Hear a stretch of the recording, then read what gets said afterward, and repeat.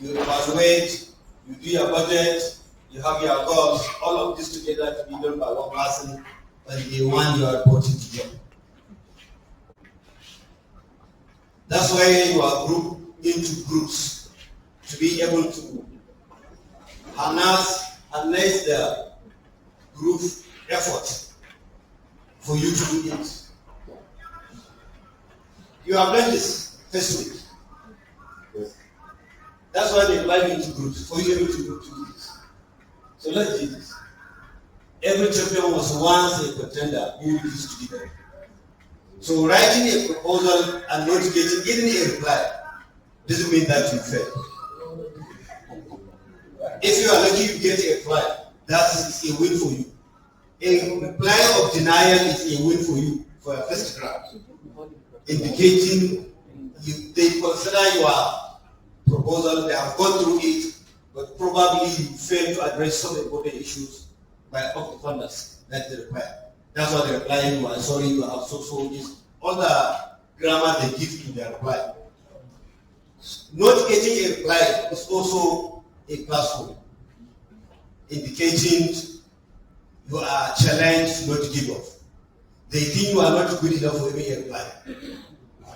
So you want somebody to define you, who you are. Define yourself, don't allow anybody to define you, and take that task that you are a failure. No, I'm not a failure. I'm going to write again. Sometimes you write back to them. When the deadlines and you start hearing news around that their winners are out, you write, Sabi, I know, so that I can make corrections for the next submissions. Some will reply, some will not even reply at all. So don't allow that to deepen your spirit. For you to succeed, you must fail to succeed. When you fail to try again, that's when you actually fail. That's a book in organic chemistry. I don't know, all of you have done chemistry at one level or another. Yeah. That this book, FINA, I don't know whether it's being used. FINA. It's organic chemistry volume 1 and 2. FINA has one quotation there that I like very much, that also use that quotations to try where I fail to make sure that I won't fail again. He said, a man will do nothing if he waited until he can do it so well that no one finds fault what he has done. We did that in part 1, I think, in the early 80s or late 70s. That quotation helped me a lot. If you wait until you are so perfect, you are at the rate of failure, you are going to fail. Failure is nothing but a catalyst to succeed. And we know catalysts do nothing in reactions other than bringing reactors together. Catalyst is only facilitating a reaction because it remains unchanged at the end of the reaction. So failure is just a catalyst to facilitate your success. So that's what I think you should do. You see, grant is money, a wonderful financial assistance.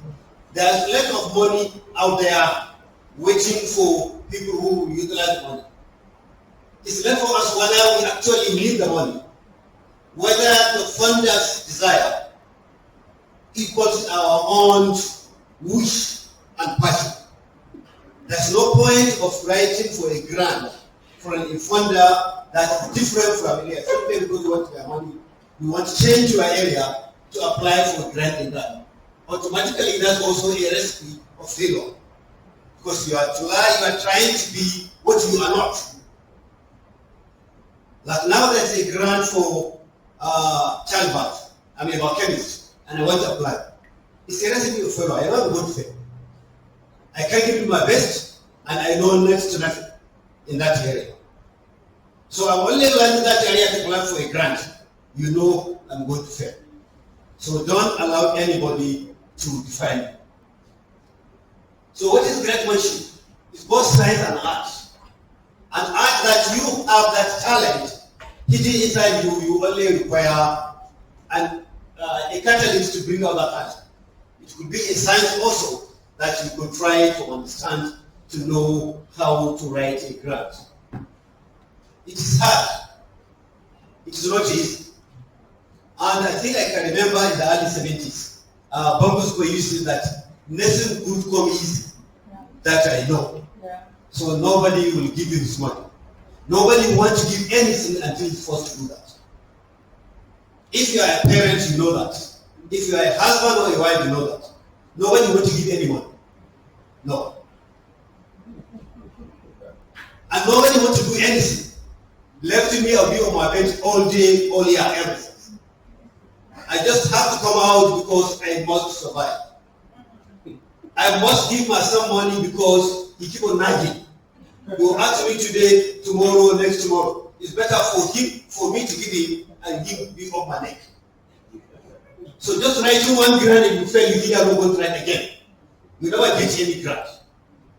What it means, you must write and write and write and write because you want other people's money. And you know they don't want to give the money. Just take a common one that we know very well. It's admission, for example. In my university, our choice is usually 30, 40,000. We have a 6,000 quota. We have 30,000 applying. In Lagos, we have about 88,000 applying for 7,000 place. So you have to come up with so many hurdles. Sometimes you even agree on go to, by the time you go through, you say, okay, 200 this course. You are taking only 50, and you have 2,000 applicants, and 50 to 200. You have to increase the hurdles. So 210, no, 220, no, 240, no, 250, 260. By the time you have 260, you have only 40 to provide. So you still have 10 positions to play around. So this is also what grant funders do. When they see so much applications, I remember less than 10% of applicants succeed in grant. Usually between 1 to 5%. So when you get a reply, you are among the first 20% that will warrant a reply or even say no, because others don't even warrant a reply. There was a grant review I was doing in a university, and somebody, I'm going to come to that, but let me say it. Somebody sent a grant. He didn't send anything but the budget. He didn't say anything but the budget. And then he said the proposal is coming. It's internal grant by a particular university. And do you know what it means? We consider such grants as additional salary. That's what the majority of our academics in the third world, that's what you consider, not only in Nigeria, a lot of others, that's additional salary. That's another recipe of failure, because the most important segment in grant writing is the budget. And if your budget is not realistic, when you are bringing your salary and other allowances inside, automatically it's a recipe of failure. So, who has the money? Government organizations. In Nigeria, we can say Jackson has the money. Unfortunately for us in Nigeria, we have little outlets where we can get grants. At the moment now, it's only Jackson. Some years back, NUC used to give. And during Peter Kobekola time, he came up with central research grants. Fortunately or unfortunately, I was the first. I was among the first to get the grant. And anytime he sees me, he called me with that name. Because by then I was working on male contraceptive. I was thinking of using at that time a corrosive inhibitor as a male contraceptive. And the question he asked is, of all the biochemistry, you don't know anything you're going to research about male contraceptive. And during my student days, I used to be a member of women in Nigeria. We are among those who are going around the campus to fight for the emancipation of the women folk. Now we require another organization, maybe in Nigeria, because the women are now educated us.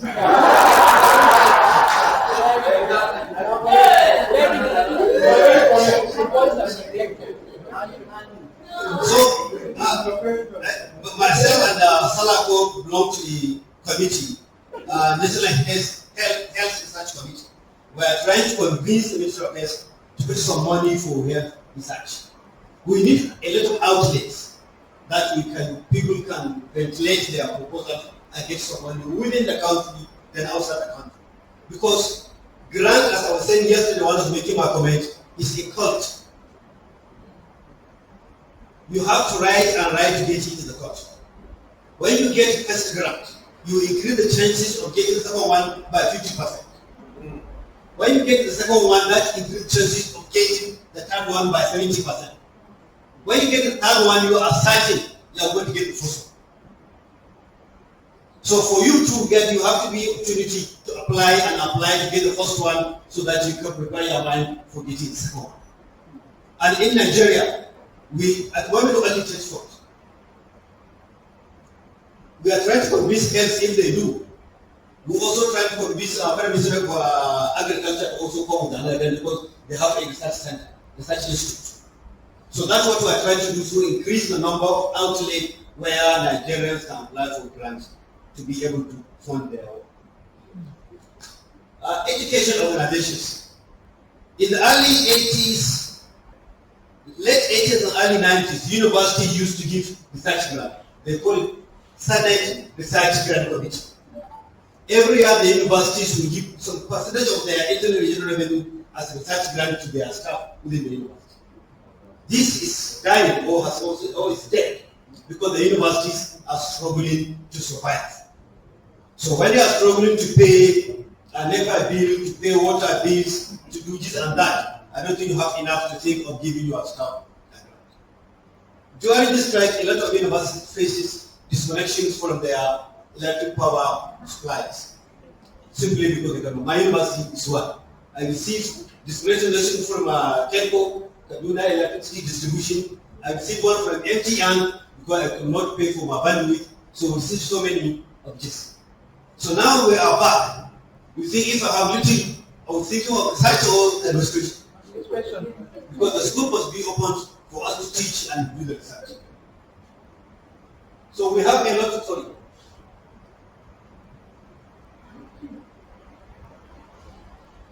we have a lot of NGOs that are also giving grants. And we have other small businesses and other individuals. Probably Berger will come before I finish. I'm sure I will say a lot on these small businesses. It's a US system where they allow other small businesses to apply for grant or for you to apply for grant to establish small businesses that will increase employment in the country and also research. It's something that I like this. The money is not much, it's about $5,000 to $10,000. To Nigerian standard, $10,000, $5,000 is something that we start into research, especially for those who are doing community, using community-based studies. It's something I just sent a mail to my director of research to see whether he can give me one or two call of proposal I can share with him. And I don't think he's going to do because he knows I'm going to be here today. And you know the Nigerian culture, everybody wants to cry himself. We end up when you don't get it, and nobody gets it, and everybody loses. That's Nigeria for it. Yeah. So let's see the steps. Let's say I'm summarizing all what you have done. I'm sure you have done this during the process of the first 2 weeks. Let's see the step. You must identify your need. What do you want to work? Which area do you want to work? Then when you know your need, then you create a project or a program, then you look for somebody who is going to fund that your need. Then identify potential funding sources, be international, federal, state agencies, foundations, or corporations. You first identify your need, not the funder to identify your need. Usually know your need before you start looking for the grant. Not to look for grant, then you tailor yourself to that grant. By the time you finish, you do grant 1 in this area, you do grant 2 in this area, and 3 in this area. By the time you go to the 4, you get nothing because you see no consistency in what you are doing. You are only pursuing the money. You are chasing the money, not chasing your dream. Grants are supposed to promote and support your dream. So when you did the other ones, you now look for the request for proposal, FRP. There are going to be a call. Sometimes I think 2000, during Obasanjo time, that was 1999. No, sorry, not Obasanjo. Obasanjo era. Nigerian university system will have, no, Nigerian tertiary education system and higher education will have what we call step B, science, technical, post-basic program. It's a World Bank 150 million naira dollar facility to Nigerian education system. To access free, you write a proposal, either individual or institutions, either in universities, polytechnics, college educations, and community federal colleges in science, technology, and mathematics. Well, because I happen to be, I was an accidental chairman. Accidental, they were going around the universities with their team leader from the World Bank and the NUC. At that time, they don't know even where to house the program. They don't know where to house it. So I made a suggestion to the World Bank. Why not to do this and this and this and this? So they called me for a meeting. I went to the meeting and they asked me to chair. And I chaired the meeting, then the next meeting they asked me to chair, and the next one they asked me to chair. Then I become the chairman. That was the accidental. So when it was moved to a ministry, another ministry, the ministry put their own chairman. One said, I'll either be a chairman or they will take their money away. So I was supposed to be chairman there. So that's why I say my chairmanship was accidental. And unfortunately for me, again, after that, I was also invited to be a technical advisor to the minister when Obi was Minister of Education on that particular project. I survived only 2 weeks and I ran out. I can't work in government other than teaching. 2 weeks I ran out. So we asked for proposals. After 6 weeks, we received 150. 150 only. And only 2 were fundable. Unfortunately, one from my university, one from University of Ibadan. And I said, no, we have to accept. Because nobody ever will think simply because I'm chairman there, that's all my university. We were literally calling people to apply. If I know anybody in Lagos, to call them, please apply. Not because we don't want to apply. Because we are so traumatized in the system that we think it's not true that everybody can give such. We are so traumatized that we think it's not true. We couldn't finish the money within the 5 years and all of them took the money back. Wow. So there's a lot of money there. And this, what you need to do, I'm sure you have gone through this during your last 2 weeks. Get where the money is, read their guidelines. This is actually important. Majority miss their grant simply because they didn't read the guidelines and in between the lines of the guideline. Not on the lines, in between the lines. This is very important. Remember, when you have so many people who are looking away, for those who have applied for church fund, I'm sure you know what I'm talking about.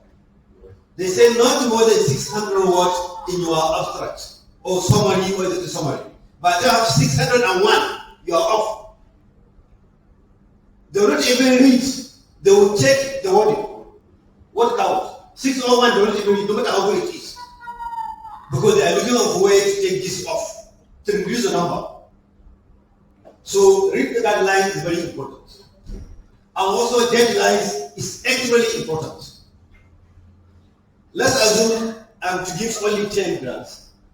I give a deadline of 2 months. And I've collected 2,000. And one comes on the close of the day. Just 2 minutes after the day. Automatically that is out, no matter how good you did. So reading the deadlines is very important and submitting well before the deadline. especially if you are applying online. On the deadline, for those who have experienced text one, on the deadline, that day the data will be very, very soon. Yes. Because everybody is applying on that day. Everybody is uploading that day. You end up nobody upload on that day. So reading the deadline is extremely important. Then what is the rate of funding? How much are they going to give? There's a maximum of $20,000. And you have 20,001 cents. You are out. 20,001 cents you are out. So know the range of the funders. They have their money, they set their rules. You want their money, you follow their rules. Then also, what is the focus of the funders? What are the economical, community needs, or whatever? I was just reading here one of the grants that we are going to apply. We have not applied, we are going to apply. It's a community-based service to address one of the SDGs. And they are going to give between 50 to 200,000 euro to address one SDG in community-based sector. So if I'm doing this in the whole of Sokoto State or Lagos State, this means effect. Lagos State is a community, but the focus is not that. I can pick Yaba community, or Muslim community, or Ikiti. By the time you say Lagos, you are involved so many communities together. Automatically that effect. So read the focus of the funders. This is also very, very important. So, the first slide I show you, where you have all things need to be done. And if you are to be alone, how long it will take you to assemble all what you need in the grant. So the first thing you do, as what this program did, is the assembly. That's why you now assemble the grant team, grant writing team. Each group here is a team. Because each one of you has his ideas and experiences to share or contribute to coming up with a fundable proposals. Then who should be on that team? You need the team leader, or the project coordinator, or the principal investigator. You need that. The academics, administrators. These are the area where the tertiary institutions will miss. We are doing it only we know how to ask. The grant administration is just to do the academic, it's to do the administrations. That's why in my university we have now a grant administrator. Because you need somebody who will administer the grant. Most grant fails because we, the researchers, we thought we know everything, we can do everything. And we ended up failing. Simply even to write a report, financial report, because you must write both technical report and financial report. If you are getting grant from outside, already you are a suspect that you are going to eat their money. So any mistake in your financial reporting system, automatically you have proved their fear that you are a cheat. So you need also the grant administrator. You know we have original grant writers. Remember from the beginning I say grant writing is an art and a science. There are those who are very good at it. They do write for pay. I worked briefly for 3 years in Saudi Arabia. I was doing any work that I was employed for a meeting to go and do. It's a project, research project. I wrote a grant, I won the grant. After that 2 years I stayed behind doing contract writing. I realized I make more money than you working. If somebody comes and says, there's a grant in this country and we want to write. They'll give me the ideas, I give them the skeleton, they fit in the technicals.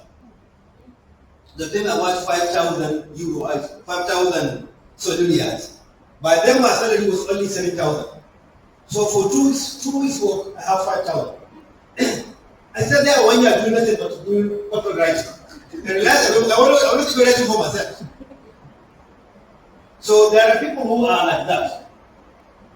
In my university, what we did is we just basically constituted our teams.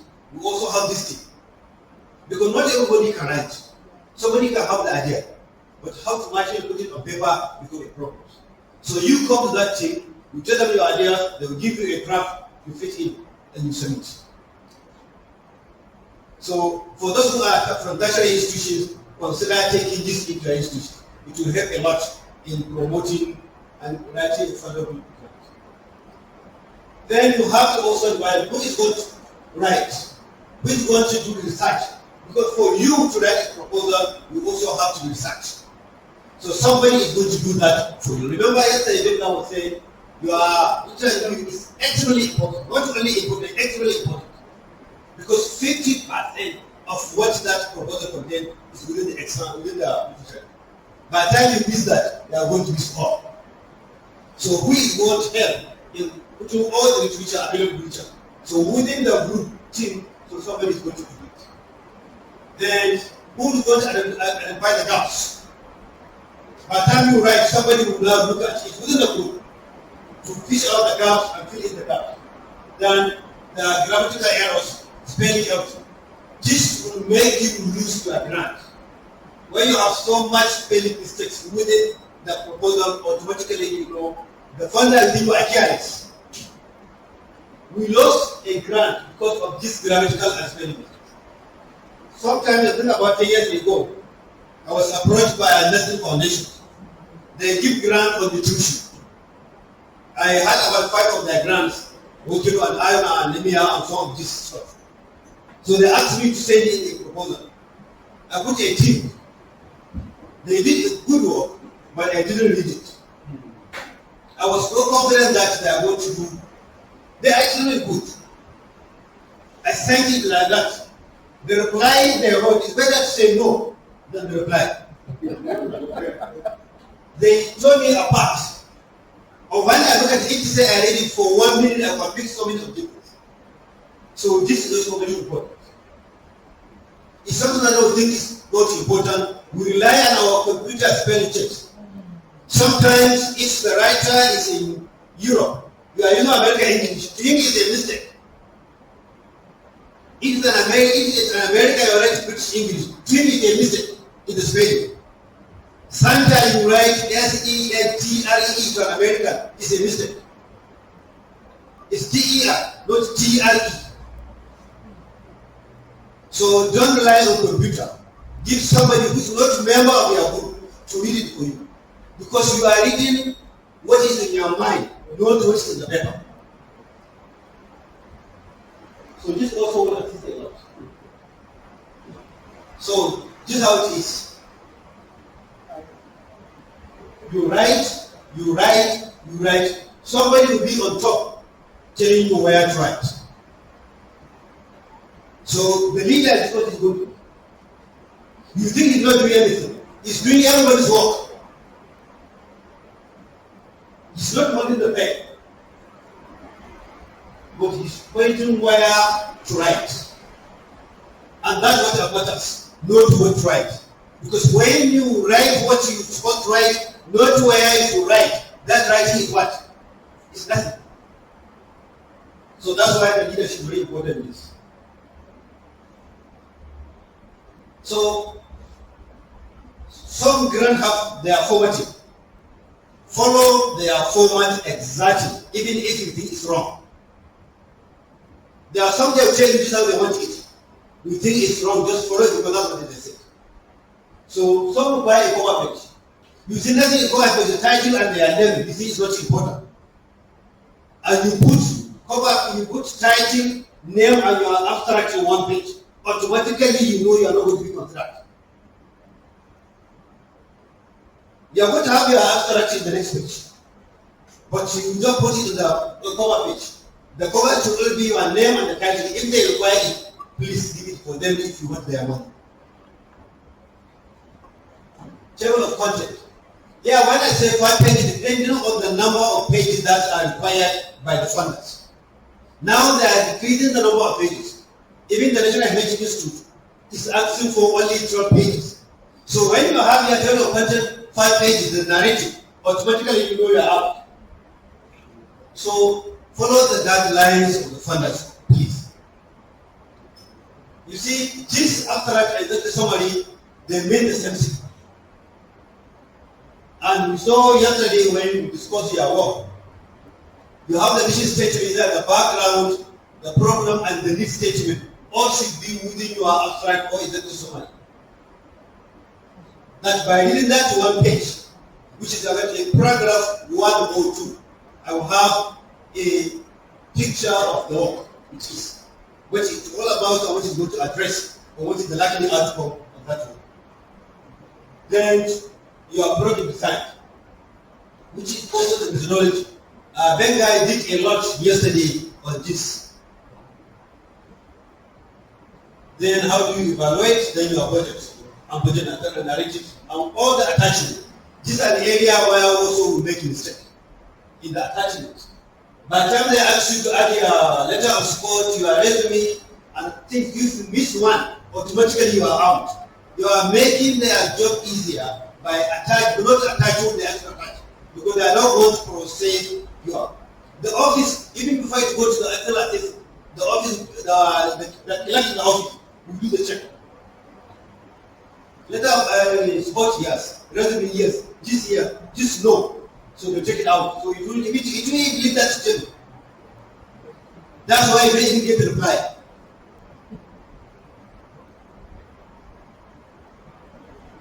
So this also we discussed yesterday.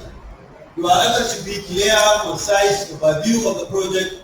Avoid the use of personal in this person. Then personalize each life. You are the only one who knows it.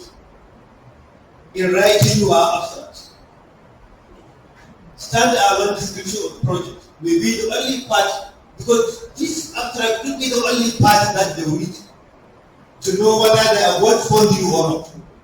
So when you miss that, remember I said that page, one page, is the most important page in the whole proposal.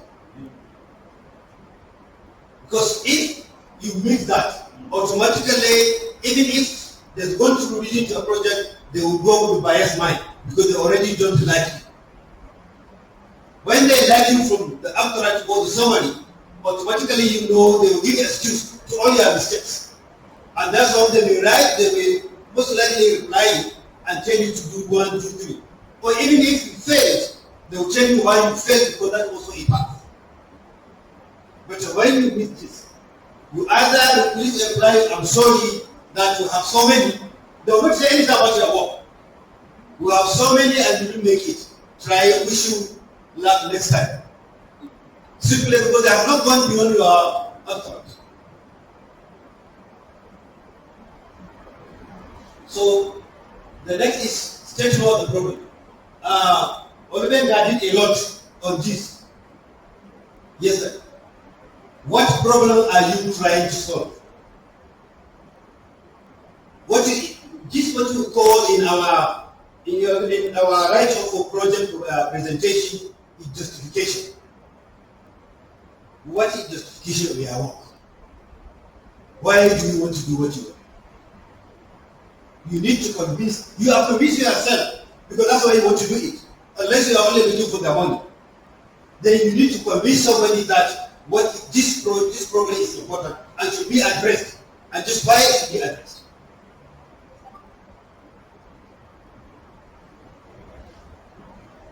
Again, you use active voice. Avoid, as I said earlier, this also was fully discussed by Benga yesterday about the goals and objectives of a project.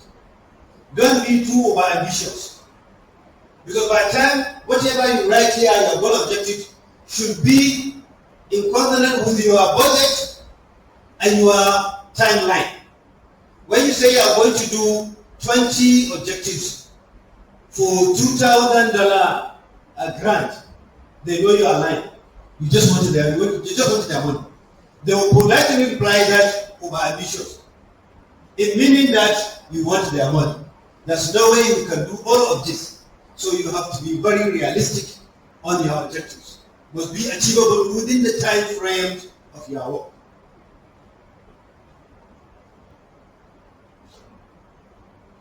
I had Benga telling you we need to break those objectives into multiple task-oriented activities, and that will follow logically from one objective to another. We don't want the objective to be disconnected. Remember, we after the attempt which was actually was seen, a bad guy is speaking disjointing among within that abstract. So it must follow similarly from one objective to another. So this is another area of evaluation. How will you measure your success? And who is responsible in evaluating and reporting? So all this I had been discussing. That's why I said it's just a summary of what you have done since last week you arrived here. This is an area also where we miss a lot of grants simply because our greediness that we want more money to fix my car, to go for holiday, to buy chemical for another work, not this work. So many other reasons why we bloated our budget and we end up not getting the money we asked for. So we have to be very, very careful in budget. This used to be when I no longer write. I'm becoming very, very lazy now. When I was writing, this is my area of expertise, budget.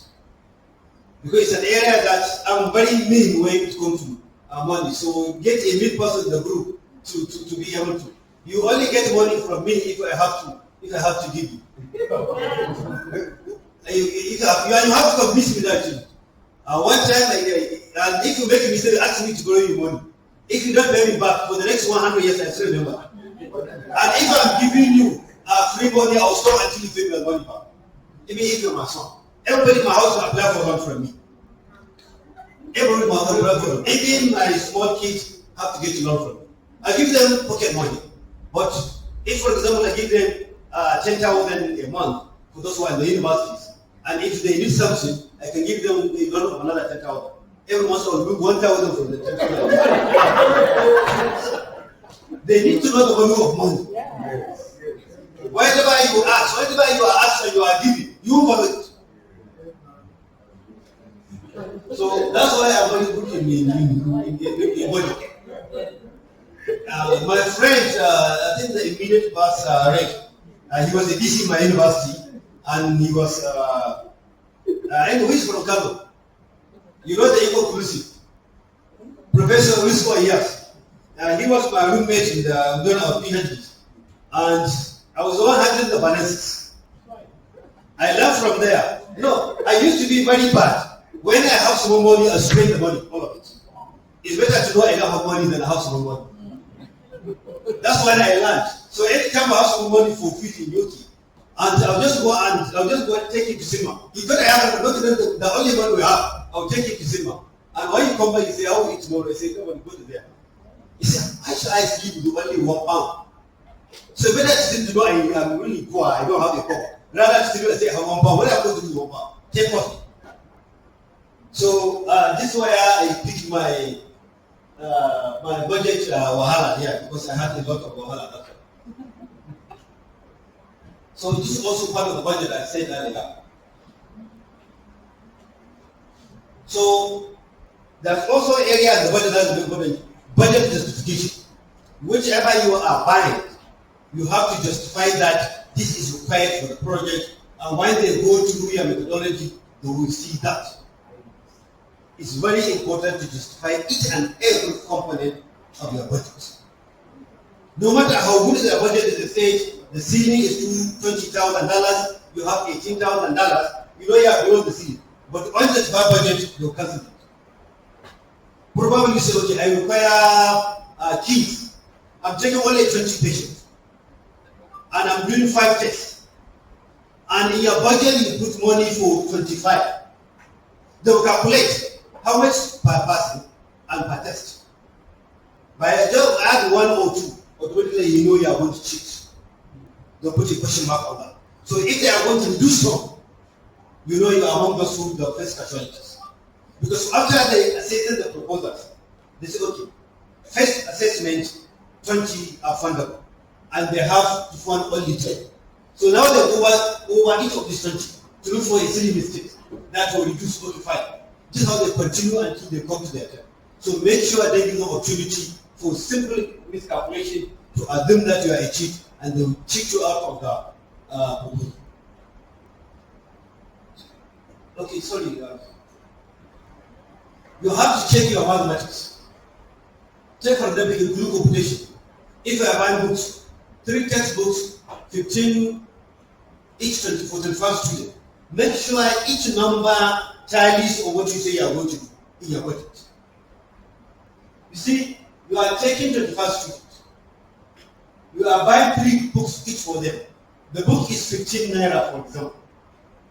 So whatever you are going to do should be multiplication of this. Then I'll do, okay, books, 10,000 naira. If the total could be less than this, it's also a negative, indicating you have not done your arithmetic. So you have to be careful on this. And you have to check and recheck the total.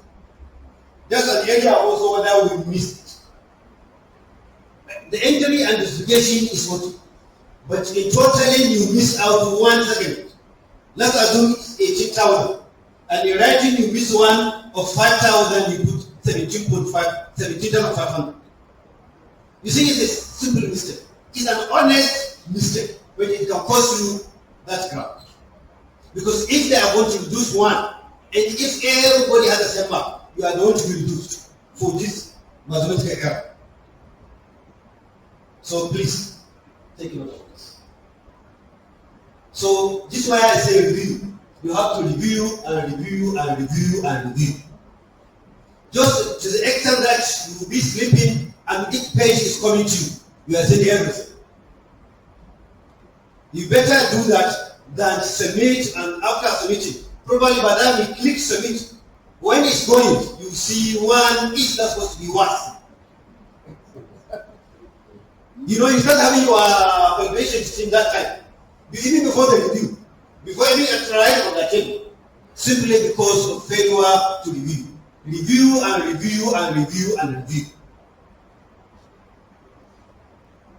Then when it comes to implementations, so remember in your submissions, make sure you do an early submission. Especially for those who are doing test fund grant, because some of you are professional institutions. Early submission better for you because when you submit it, you remain there until the last day. So you can revisit it and do some changes.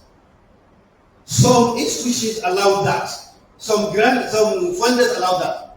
You submit and you have access to it until the last day. So do an early submission rather than submitting on the last day, and in the morning you remember that you missed out something. Or you ask a member of the group to do that, and it's forgotten to do that and you have not reviewed. So it's better to submit early. And after submitting early, if the funders have opportunity for you to revisit, go every day, go there, fish it out and read it and send it back again. To make sure that all the dots and crosses have already been done and you are good to go. Then you also continue to pray. So where do you get the money? You see, this is an opportunity for you going together. You need to network. Most of the vendors work request collaborations with the Nigerian institutions. Pick his number. Remain in touch. Write him even if he doesn't want to reply. And sometimes you'll be so busy to even see your mail. Write again. Don't allow that to worry you. You force him to reply you. You see, and when I say nobody wants to do anything until he's forced to do it. So by the time he sends mails, he has mails from his student, from his patient, from his funder, and so many things. The least person for him to even reply is somebody he met here. So when you see 1, 2, let me reply this here, let me let this one. So go on my neck. By the time he replies 1, how you thank you, and so I met. The next side, if anything coming your way, you are available. Then probably has a grant that require a collaboration from northern Nigeria or from eastern Nigeria or Nigeria. Oh yes, I remember I met a man in that place. You start taking his mails to get your mail of protection. It happened to me. So that's what you need to also inculcate. I just received a mail on my way to this place. There's a lady I met, Jennifer Dent. We met at NUC in the lobby. And we started discussing what she's doing. She's promoting networking between Africa and America, especially in health. Bio Ventures, that's the name of their NGO, not NGO, but a not-for-profit. I just received a mail that she is in Germany and somebody is working on infectious disease and is looking for collaborators from Nigeria. So she thinks she can set up a virtual meeting with us. So just how connections. I just reply her that, well, I'm in transit, I will talk my DVC research innovation to set up a meeting with her and the person in job.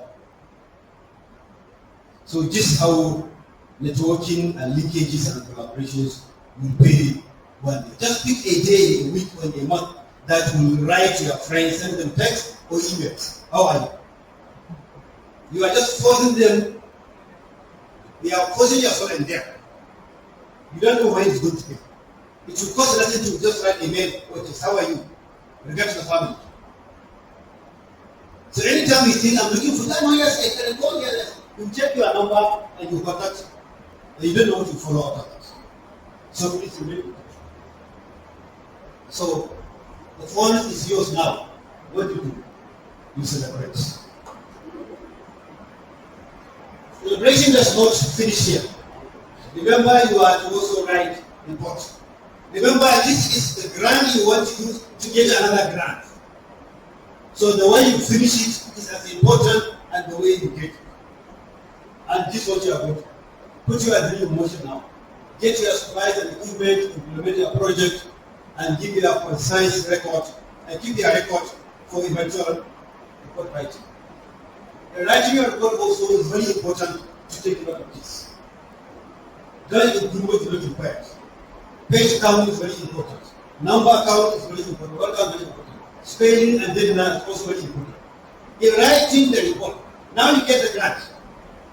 Because you want them to either give you, call you to write a grant, or when you next you apply the people.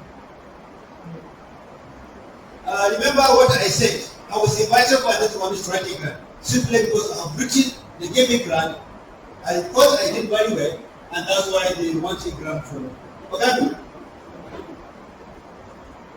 This is the boss of the bosses.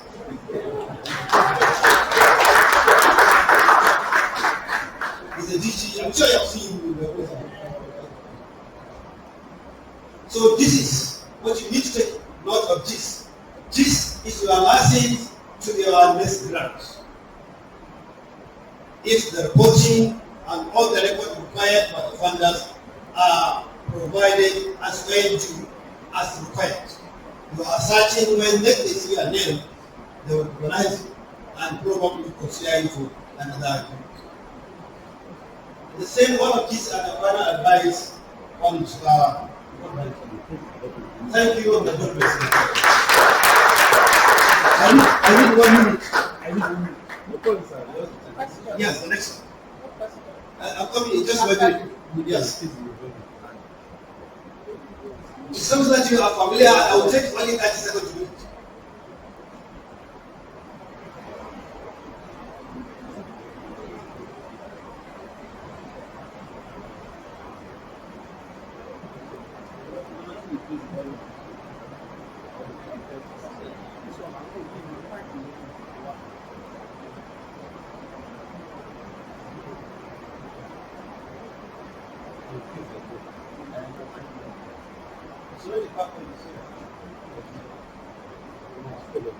You see, for those who are from the tertiary institutions, I'm sure you are aware of this. This is a TED Fund, National Research Fund grant application. This is where somebody will start. There's a lot of money here. There's a lot of money, and Salako is among those who are giving out the money, who also are holding back the money. So I hope you are going to use what you learn here. I think very soon there are going to be a release of the last one, and there are going to be a call or proposal for the next grant. So I hope you are going to use the knowledge you get in this to make it better for you in the next out. Can you move it up, please? So these are the areas where the money is. And it covers almost all of us here. Whether you are in science, whether you are in humanities, whether you are in technology, there's also this certificate. It goes across all the disciplines. Something that is so unique that will change the fortune of the country for the better. That fund will give money for that. It has a maximum of 50 million naira. This is a national reserve. There's ABI and institutional, which is within our institutions and it's not more than 2 million. So this is where they use that budget to knock out a lot of you in this. One kobo above 50 million, they will not even into it. Your abstract is 6,000 words. One word after that, they won't even read the abstract. As they open it to give them word count. By the time it's 601, they'll be happy. Remember yesterday I told you to write 0 is require less energy than just write less. Speak. Because 0 is to this, you require about 1/4 of the HP. You want to pick right, you have to put your pen, bring it down about 1/4 of HP, the small up about 1/4 HP, and the middle up again is about 1 HP. So don't allow anybody to be lazy. Make them work by giving them what they want you to give them. So let me go up.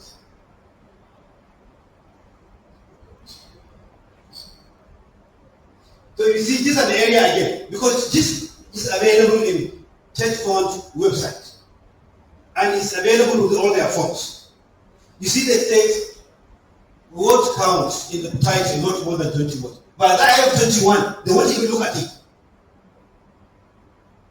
When Church Fund started this project, just like the Step B project, within the first year, I think only 30 were fundable.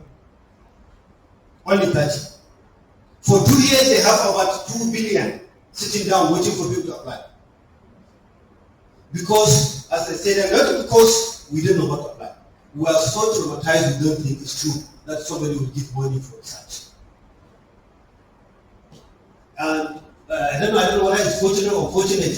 I was among to also give the first grant there. And from there, I don't know how Salaku and his school did and made me a member and disqualify me from applying again.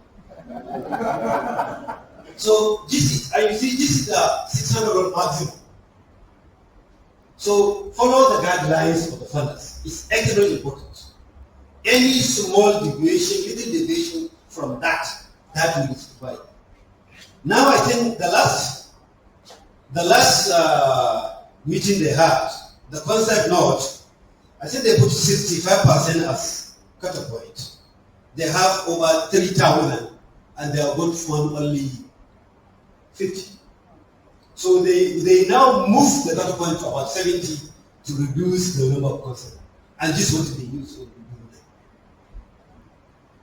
Now the concept has gone and people are setting their proposal. I think they made very soon they are going to release the lucky winners and now call for proposal for another one. And you see, you can also use your stay here to also network among yourselves because they also support collaboration research, especially inter-institutions collaboration research. And you also make use of your senior colleagues because sometimes you are a lecturer 1 or assistant lecturer and you write a proposal of 50 million. And you alone.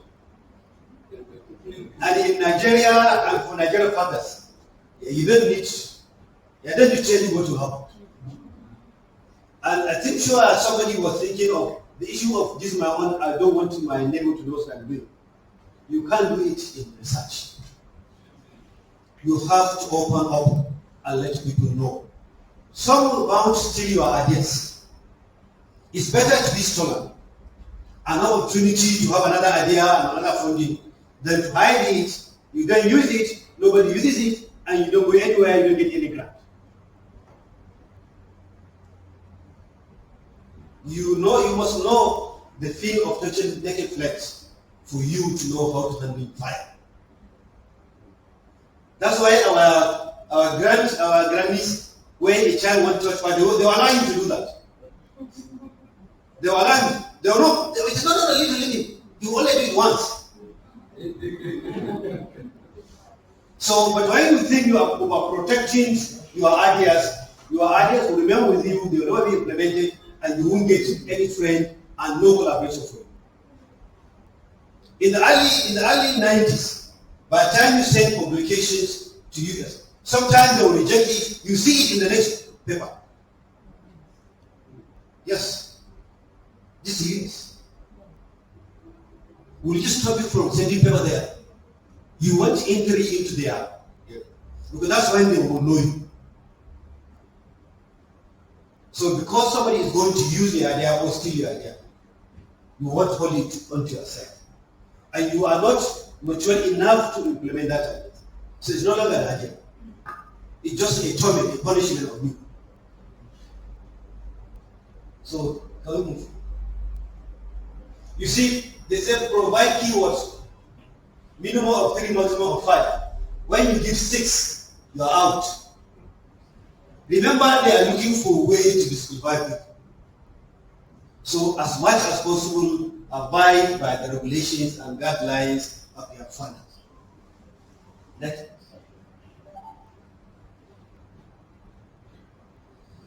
You see, this is exactly what we discussed yesterday with the Olympic. And you are stating of problems or background or justifications. So the reason why I brought this is for you to know you are giving enough to start navigating into the waters of fund seeking or grant writing. I look through what you are giving to other things, you are giving enough. This is an innovation that I think NIMR should continue, and if possible, you can ask other regional bodies to do something like that. It's really, I'm sure you come in and you go out different than you come in. You can now have the confidence of writing a proposal or approach a senior colleague. Say, I have an idea. How can you assist? Or you just write a draft. Say, I have it. Can you look at it? If you are working in an area of the senior people you met here, you can just make them a draft. Say, I have this idea. I don't know whether you can assist me, whether it's a publication or a grant. Or I heard something is happening in this place. Do you know anybody in that area who you can link me up with? This networking is gone beyond the grant. The first time, I think about 10, 15 years ago, that's when I met Salako when he was president of Nigerian Center Nephrology. So when my member of the committee, I was giving his number, I put his number, I said, I just called him. He said, allow what I said. So you will have my number, I will continue from there. So just how networking, how you put it. I want to concentrate from committee that. So this is a platform that NIMR provided for you, for your lifelong experience and networking and development. May God be with us. Thank you.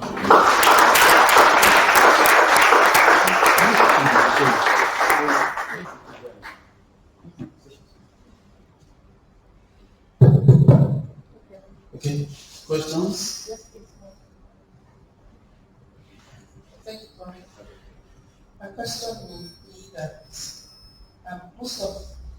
must the budget be the amount be exactly the same as the call on MRFA? My total say the call is for $100,000. Must my budget in presentation be equal to $100,000? And then again, when you say proposal should not be more than 5,000 words. If I present 4,500 words, what does that leave me? Thank you. Our budget should not be more than, it could be less. No one will penalize you for that. And the word is also, no one will disqualify for less. But when you have more than, that's when you be disqualified.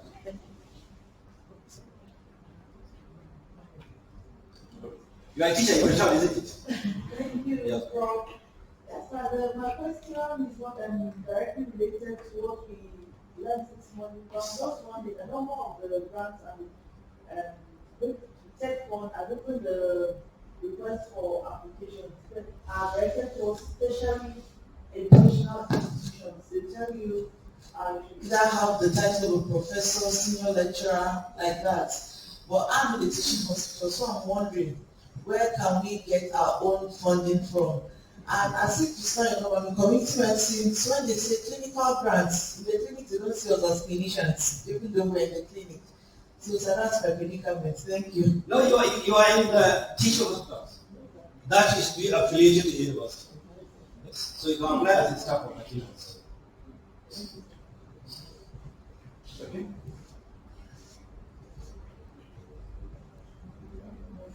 Thank you very much. My own concern is close to worship justice. For those of us working in private universities, we have been, okay, she's saying that research institute. We have been totally cut off from technology. And maybe it is an opportunity since we already have two. No, sorry, I'm not a member of this one. Not a member of this one. How do you say this? I can stand on your shoulder because the shoulder is like that, and your voice will be emotional. So maybe going forward in the future, if there's anything that you can use your influence to do, especially in the area of research, because from some of the things that we have learned here is that output of research is not selective. It's not going to be because it's coming from government or private. It's to impact the populace, and nobody knows where the innovations can come from. Thank you very much, sir. Thank you. You see, research institutes can affiliate with universities. At the moment, we are having a grant, a big one, that matter, from Usman Nahor University, NIMR, VOM, Better Research Institute, and University of Jos, and Chemical Research Institute in Zaire. The 5 consortium are working on coronavirus vaccines and Lassa fever vaccines, and probably in the next few weeks, we'll be ready to roll out pre-clinical trial. So, only 2 universities, 3 are research institutes. So, it's how that's the end of this meeting. You are networking between those in the research institute and those in the university. That's why I say what Salako did here, or and is doing now, is an innovation that should be copied across the country. Give platform for people to network. You see, this grant we have is through the networking. They just call him, what can you do something? Just call him. I said, let's put the young people. We know we are probably better to go so. And we just tax them, and they are doing it. So it's you to network with the universities. A lot of professors from University of Lagos are in that. And professors from here and staff are also teaching, also supervising in Lagos and last. So it's better how we make ourselves a system and also approach the institution close to the institute and see how you can work together. Okay. And again, money is not only from telephone. There are a lot of research money across, and all they are after is your proposals and your affiliation. In which, if it's not a government money, it's not a for money, it doesn't discriminate between universities, colleges of polytechnic, and research institutes. Thank you so much, sir, for this enlightenment. I've been lucky to have secured the TEDFund IBR, and then myself and my team have also gotten the last NIF, which we are working on. And looking for us also, 2 of our concept notes have scaled this one now that we're waiting for the approval of the full proposal. So I'm quite excited about this TEDFund thing. Even though some of our ideas are actually bigger than 50 million. I mean, we've shredded them, see how we can take them in bits. Now, what I noticed is that, for example, 2019, we submitted 4 concept notes. 1 step through we're implementing. 2020, we submitted 7 concept notes. 2 have scaled through, and we're expecting the approval of the final or the full proposal. I'm not so sure about the requirements. You have talked about these guidelines. Thank God I'm somebody that loves guidelines. We follow the guidelines. But what I noticed is that these ones that didn't scale through, among the ones that just scaled through, were submitted in 2019. They didn't scale through. We didn't do much work. Probably just modified the topic and we submitted and they are scaled through. What else, other than following these guidelines strictly, qualifies for,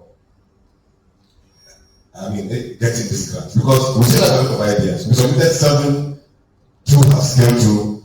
Next year, we intend to submit the remaining ones and things like that. So we really want to find a way to improve our chances. And thank God, as I said, we are lucky that we've met 2 people that are involved in the process. Maybe we'll get lucky. Thank you. You see, IPR are supposed to provide small amount of money to allow you to do preliminary work, to be able to use the data to get the national assessment.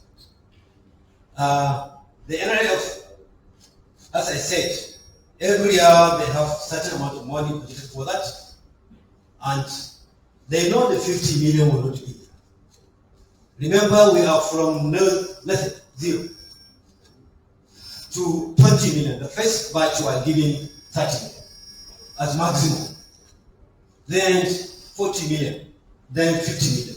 So probably next year is the way the value of our currency actually is that is, because if you say our currency is as used to be 160 to a dollar, 50 million naira is chunk of money that will do serious work for that.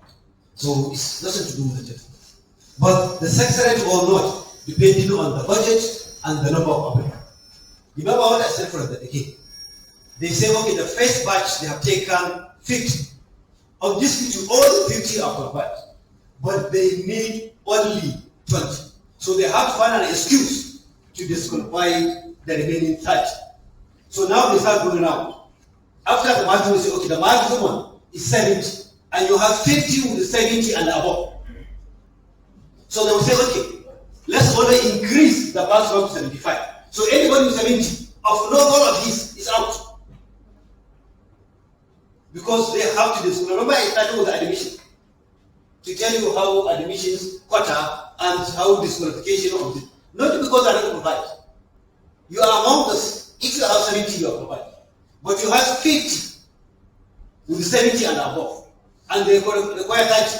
So they will probably say, okay, we're not going to do anything. Let's move it to 75. So if you are 70, 71, 72, 74, you are not out. So the real completion will be 30. Okay, let's now make it to 80. So they say 80 will have only 8. They say, okay, no. This is how they break down this. It's something that nobody wants to be in that committee. You see an excellent proposal, but you can't fund it. Simply because the money is not enough. They have actually tried. I think this year they have even doubled the budget for that. So probably the next we'll see more people. And use your statement is something which the group, because this is what I heard yesterday, and I'm sure last 2 weeks that you must apply, continue to apply, and apply, and apply. From one IBR to 2 NRF, and sending another, and he's going to be sending. So I'm sure his group is busy. So this we should learn from him to apply and apply and apply until. Let's continue to knock and knock and knock until the door is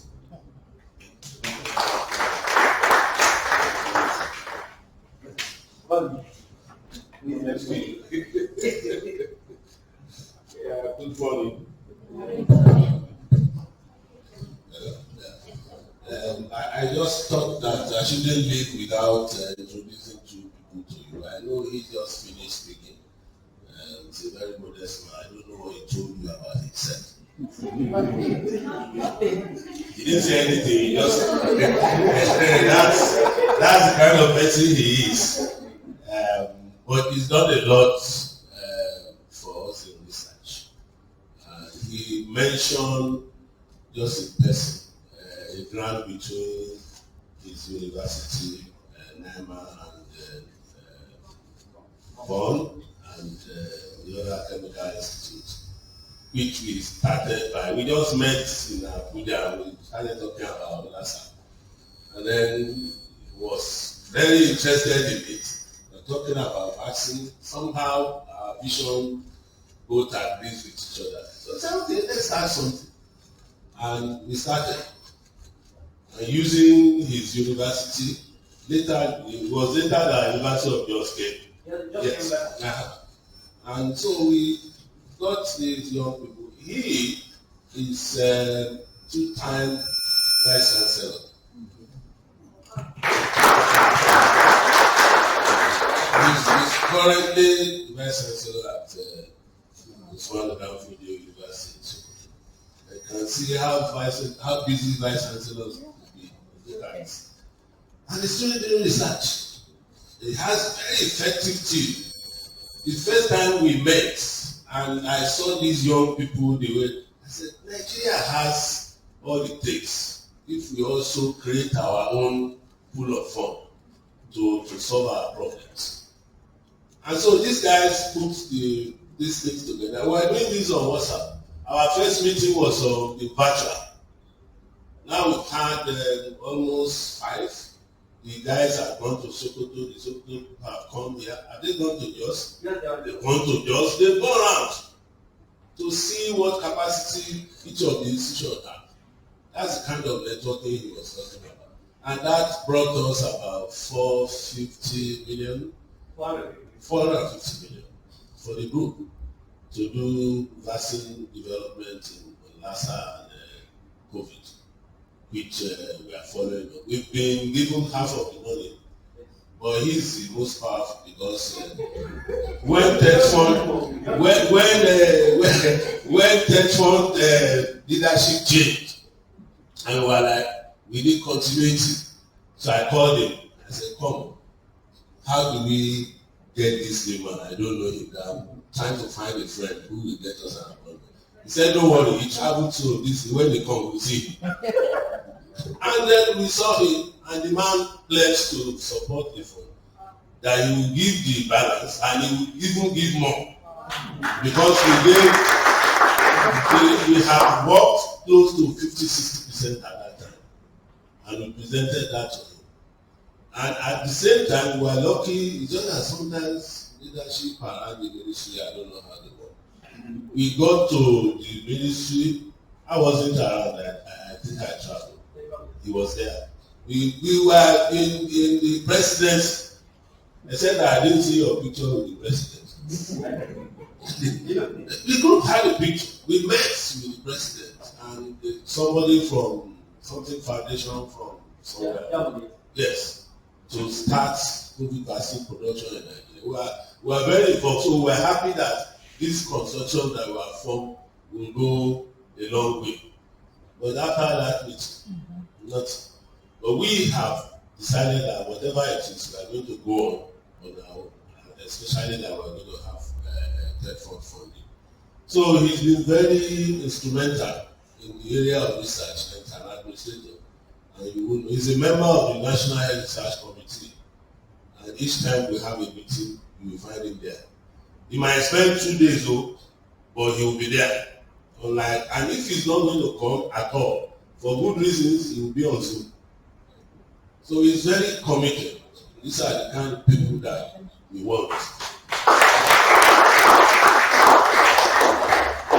So thank you very much, Professor Babies. We appreciate it. I didn't even know that you would be able to come to Lagos. So when I came in this morning, I saw you talking. I said, Now, the second person I want to introduce to you is Professor Richard Adekola. I think you'll be listening to him next. Again, people who are committed to the cause of the place, it wouldn't be difficult for you to find them. Somebody in NIMR went to a meeting to represent me. He started talking, they met at the meeting, maybe in Accra or somewhere. And came back, I said, no, we must meet that man. I didn't even know that he had an antecedent in Nigeria. But what we know is abroad. So it's gone everywhere. It's been in industry, it's been in research, it's been in the university. There's nothing we want to talk about grant that you won't hear from him. So he will talk to you from a point of view of reviewer, funder, teacher, everything. And I think you are lucky to have them to talk to you this level. Rob has been helping since he retired, but not tired. We forced him to come to NIMR. And he said, look, I do not have time to be here every day. I said, I don't care. What I want is, get an office here. Anytime you want to come to office, come. What I want these young people to have access to you. So that you can use your network, and since then, we can't count how many networks or grants that he has helped the people to build. They write a grant and somebody is bothering me and say, look, me I'm an administrator, go and meet prof. And then if the institute is writing a joint one, I'll call him and say, we are sending this to you. We want you to read it before tomorrow. Say, I'll try. And he will get it and get his comments. So, even we as an institution sees him as a mentor. Today we have a number of foreign grants, many of which before we got them, he has had a look and made suggestions to it. And he has brought so many things for us that we are also working on. So I want to also thank Prof for that. So I hope that you are not bored. Even if you are, this is the last week. But when we created the curriculum, some people thought it was too long. They felt that we should shorten it, that the first week should be virtual. But I have this conviction that it should be like a school. Not 5 days, people come and talk theory. Everybody goes. You don't know what to do after that. So stylishly, I insisted that let's have something. Let it be like a school in NIMR. Go to 3-week school in NIMR of research academic school. That's where we are going to. So people will know that, look, if you want a change, try to get into that school. And for you, there is no evaluation there. What I mean by that is, please help me. No, they just, I don't even know how they did your score. But there are 130 something applications. And 30 something of you are here. So it's purely by merit. Every person who has spoken to you have explained that this set of people are well motivated. And they think they will do this. And I thought it was because we didn't do, then they will help me put. But if we did that, it will show. So I want to encourage you to raise the last race. So that when you get back, like they used to say, you will not be the same again. Good morning.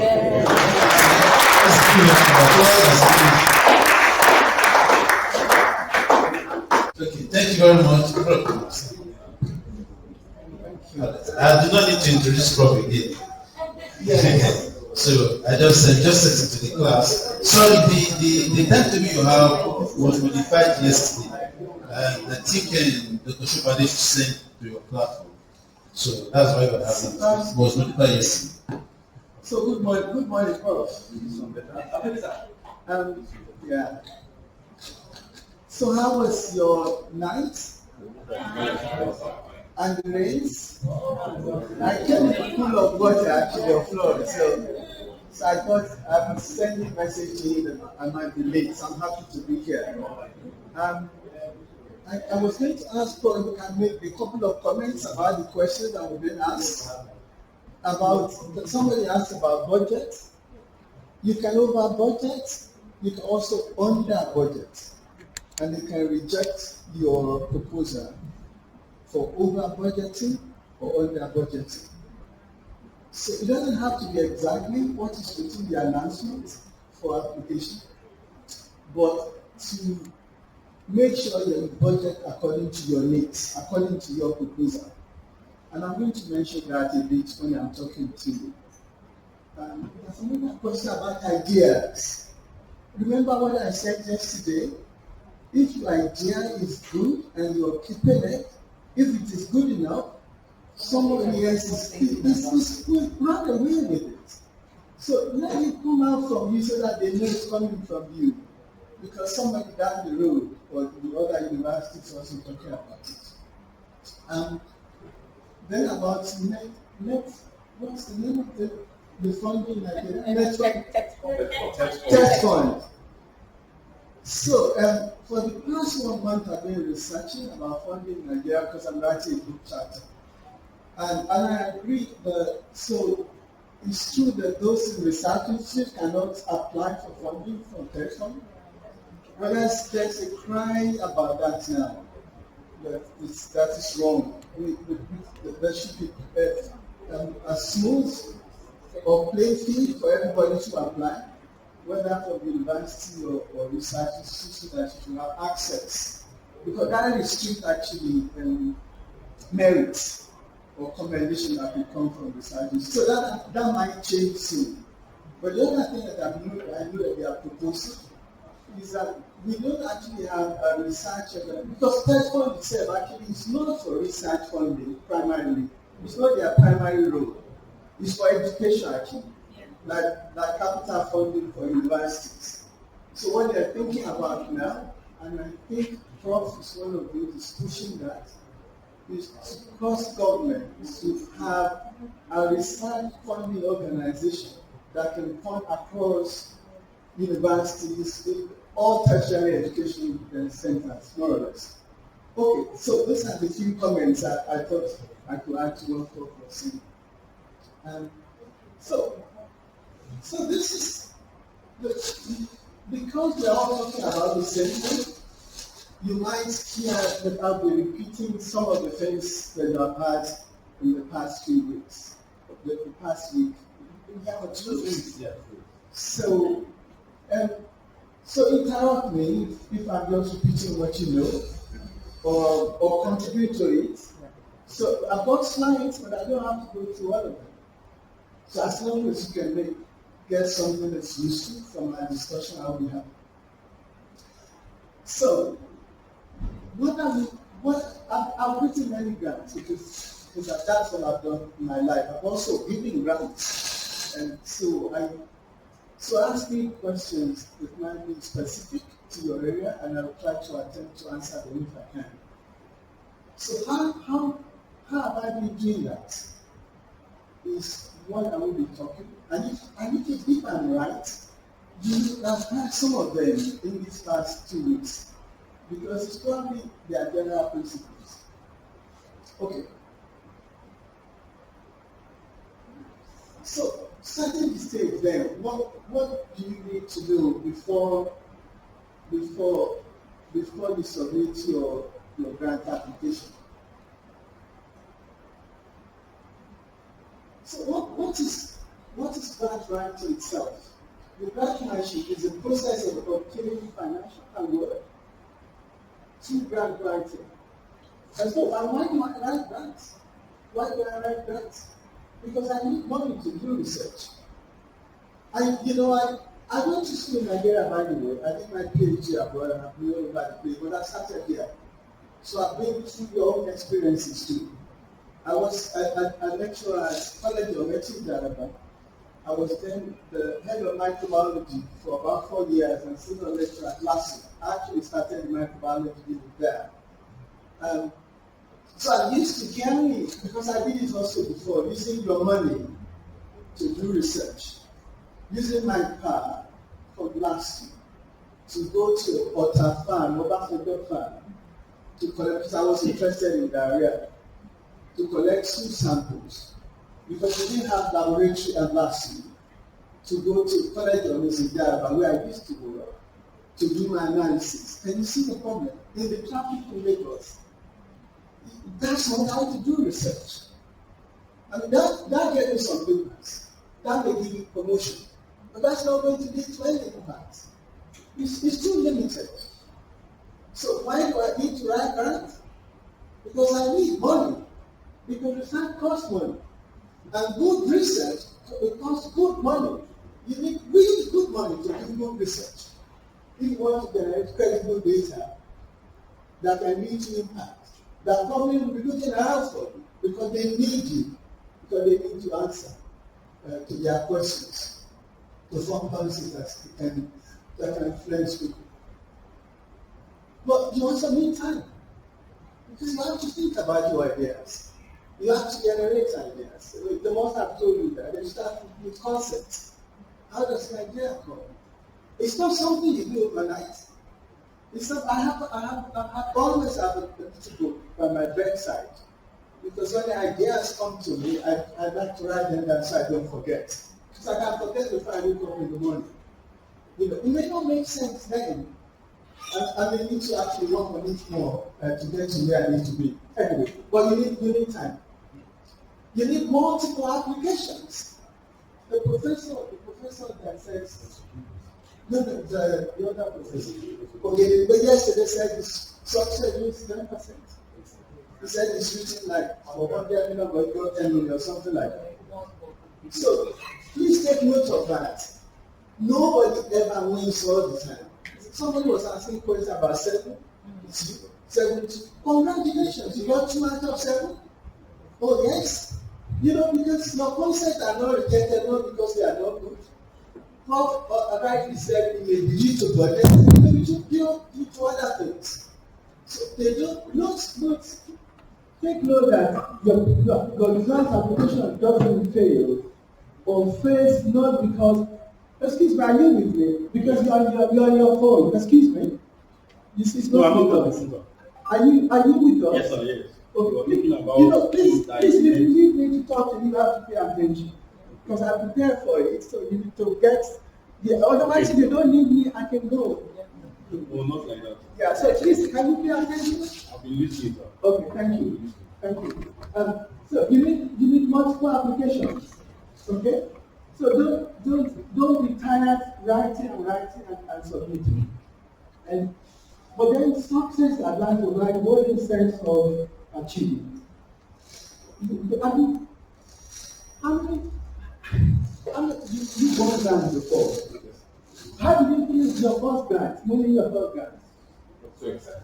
On top of the world, you feel as if how many people have won grants here? Individual grants? How did you feel?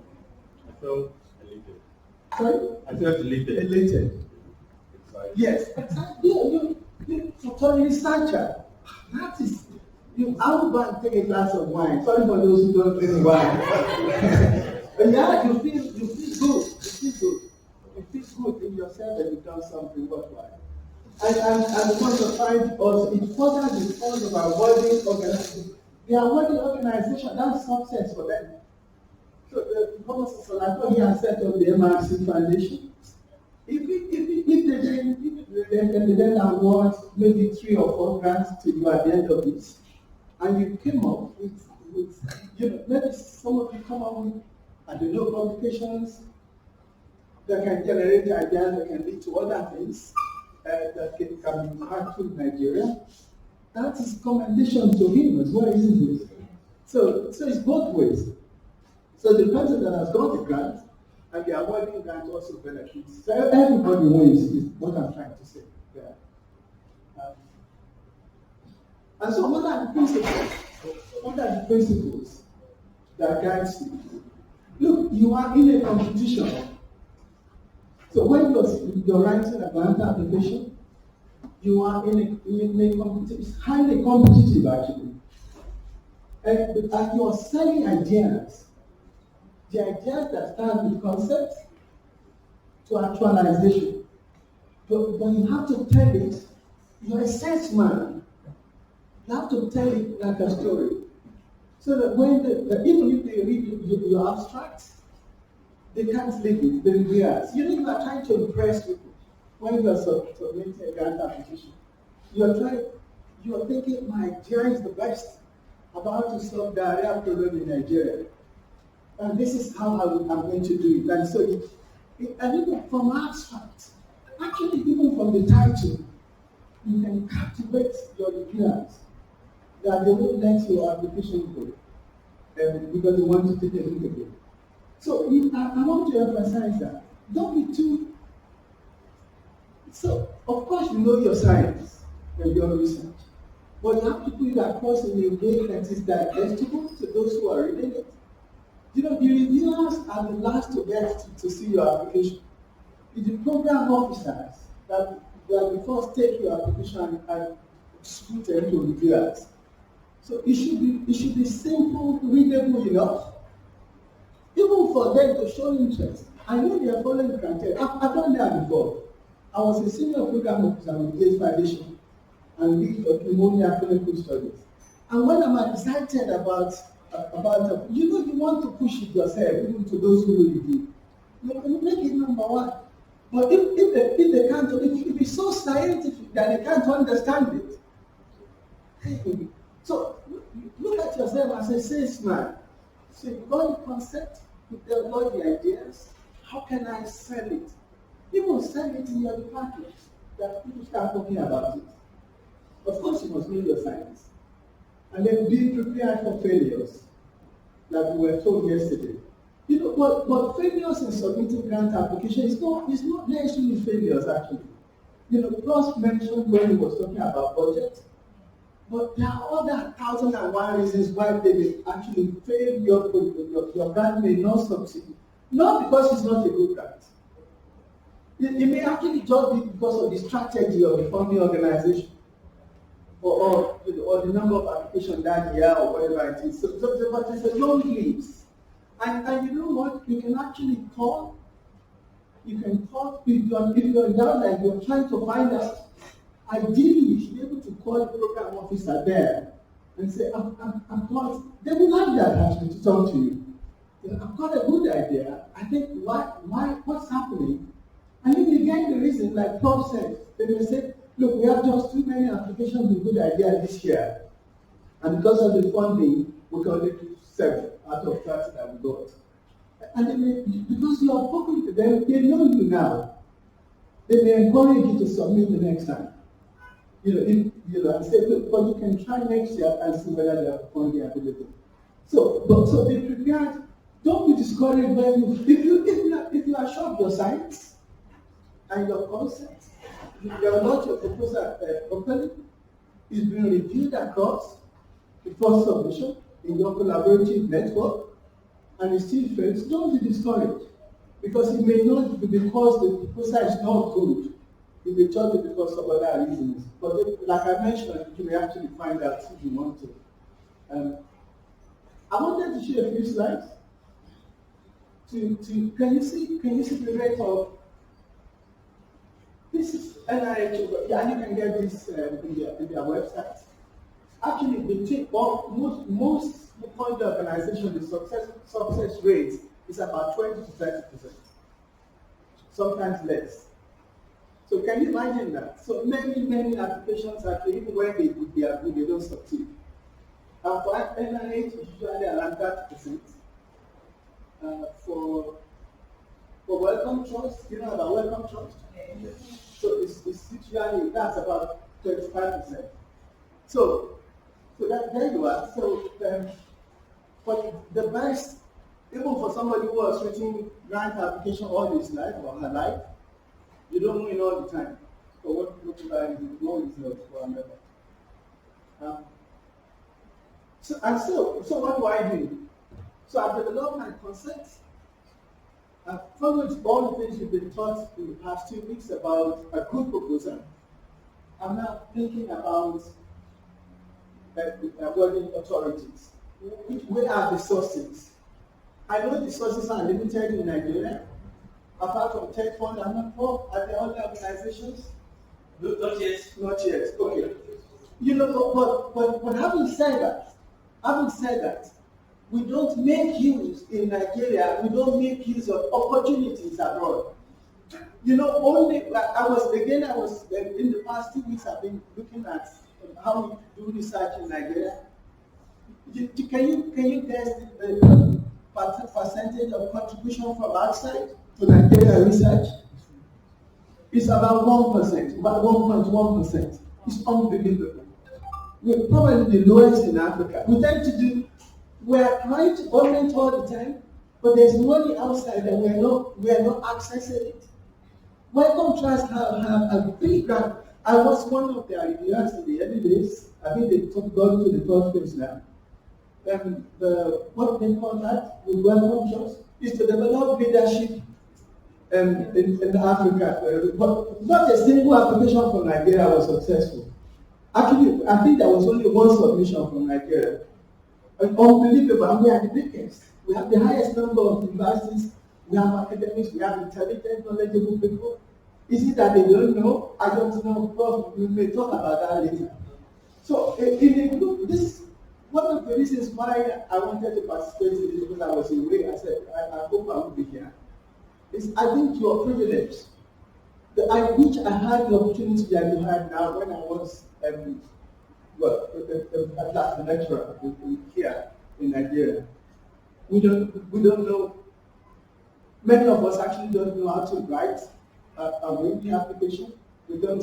It's like love letters that I get when I was at the Gates Foundation from Nigeria. Nobody's yes, and you are competing. Do you know why that happens? Some people will apply from their department, the head of the department will not know.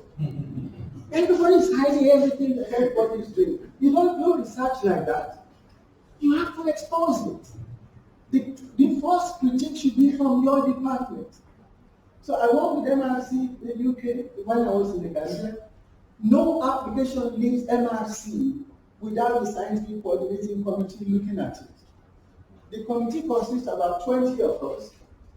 All head of departments, even those who have no knowledge about what you are doing, they will look at it. Can they understand it? Can a sociologist understand what you are trying to do about genomics? Because he needs to understand it. He doesn't need to know the intricacies about how to do it. But if it's not readable. And they're going to ask you to go and do it again. They are not going to be part of your team, but they critique the thing so that what is actually living there has a chance of competing outside. When I sat at the Gates Foundation, many applications I received from Nigeria, by the time they get to me, it's the first critique. You just feel that certainly nobody has seen this application before. If even the title is wrong, they're not following the announcement. They say submit 20 pages, they're submitting 30 pages. So you just wonder, has anybody seen this? Then you compare that, and then you have 20 applications from South Africa. And then you see that all of them, you hardly can find any error. Without asking anybody, you know that other people have had input in what you are looking at. And so they have a higher success rate. I don't think I have a slide here. You see that most funding, external funding that comes to Africa now, 80% of them go to South Africa. I'm sure you know that. Yes? So we are crying here that government is not giving us money, but we are not accessing opportunities that's outside here. So I think that's one of the exposures that you are having here that you should. When am I exposure? Okay. But I talk too much so that's so I think about I'm talking about how do I do it. I think about my concept. I develop the proposal and I'm going to show you how do I develop that.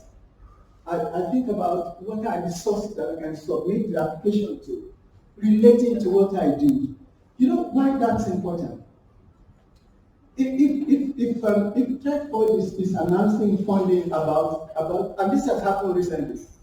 I was part of an expert group in Nigeria during COVID that we have been asked to repeat. I think Central Bank gave, I don't know how many, big money. The big money, 500 million. Well, the success rate was like 5%. Many applications that I look at some of us. You saw some of them. Completely unrelated to the announcement. It's unbelievable. They didn't get a window. So Central Bank was trying to do something quickly for COVID, And they said you must have done preliminary study, animal studies. They want to fund people who are ready to go into clinical trial. And then you see somebody who are still talking about concept. So I don't know. So we need more of this. More of this. Because these are from professors. They are knowledgeable people, but clearly they don't have idea about how do you process, how do you do. So this is important. Okay. So setting the stage. You need to give yourself time. Ideas don't come overnight. Ideas that will win grants, that will have impact, they don't come overnight. They may strike you overnight, but they will take some time to develop, to polish it to something that is fundable. In my own experience, it takes between 6 months to 1 year. Some people will be smarter than me, so that doesn't mean somebody cannot do it in 3 months. I'm not very smart. But you will need time, just what I'm trying to say. Generate research ideas, you must be on top of the literature. You must know the field in and out. Because there's no point repeating what somebody else has done. Or if you want to repeat, and you try to introduce something that was missing, so that you're actually contributing new information or new idea. God must be driven by curiosity. If you're this year, you are still sitting here with us here, it means you want to know, and you need curiosity to do research. Because some people are not meant to do research. So if you think you don't have the curiosity to drive to do that, don't do it. Do what you learn. I enjoy research. You must have the passion. My wife thinks I'm crazy. This morning, because I'm retired, and this morning I came from making floors everywhere, honestly, on the road. I sent him a message. He said, the floor, but I'm coming. Because I want to be here. And that's why I'm speaking to you. Please, because I'm excited. Be excited with me. So a researcher, you have to be excited. When I think about an idea of going on my plate, I like it. And for me, yeah, anyway. But you need that. So want to spend the time. It may come from observations. It may come from, an idea comes from observations. So you are going to your village. All of us come from villages. There's no health center there. And the child has fever in the night. And so you start thinking, what can we do in a village in the night where there's no hospital with fever? Can I think about something that is simple that they can do, that can hold the child until the following morning when they can go to hospital? That's something, an idea, isn't it? And then you want to take it further. How do I turn that into something concrete that can do, that can investigate and analyze? So consider, number 4 is important. Number 4 is consider what is novel. If you want to win grants, what is innovative, and what is going to be the impact? I know they were talking to you about that yesterday when we were speaking. Because, like I said, equally, I've examined. Well, we are not in the same field, but if you were microbiology here, you know that many theses from MSc to PhD in Nigeria is from E. coli. Urinary tract infections, E. coli, antibiotics, Zika. There's nothing you want. So if you want to do something, so what is novel? So when I'm reviewing a proposal, I'm going to look at what is new here. What are you trying to contribute? Are you going to just say the same thing again, but increasing the number of E. coli strains that you are looking at? Or you are looking at the genomics of resistance? Or something, are you using a new methodology to discover something new, to make a new contribution? What is innovative? Innovation doesn't mean it has to be new. You may be looking at something that is old with a new pair of eyes, or new technology or something, to generate new ideas. And then, of course, impact is important. And I think we mentioned that briefly yesterday. You cannot, to get impact with your research, you need to think bigger. You need to have a bigger vision, honestly.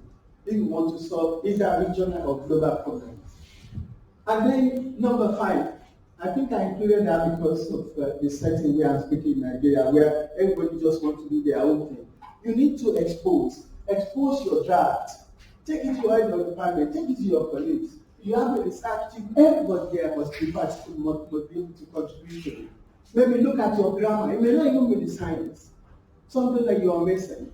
You know, sometimes I give my paper to my wife, she's an accountant, she doesn't know any science. And sometimes she corrects me. So, you know, so I get the critique from home instead of where they're going to fail me. Is it not better to expose it at home or to your colleagues in the department? Why do you want it to come from, I don't know, from tech fund? So, when I write a graph, what are the basic concepts? I'm sure you've heard this before. It must be readable, make the level of details appropriate. Professors think that they have to speak big grammar or make it complicated to be a professor. I think it's the other way around. I hope Prof will agree with me. If you're a professor and you know your subject, you should be able to simplify it that a primary school child can understand what is malaria. If you're a professor of malariology, and you cannot tell the primary school you're speaking grammar plasmodium, come on. That means you are probably hiding, you don't understand it. If you know the subject, you should be able to break it down. The reason, if it is not simple, you cannot do it, you cannot implement it.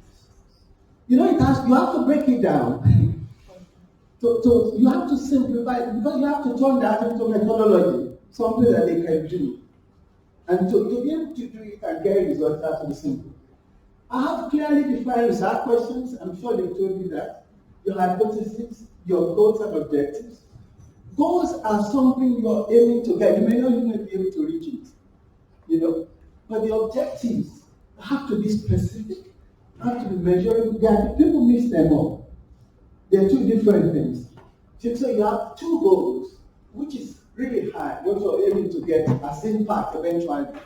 You may not get it with 1 or 2 proposals. But this proposal must have specific objectives, the one that we want to fund. 1, 2, 3. This is my primary objective. This is what I'm going to do 1, 2, 3 to get it.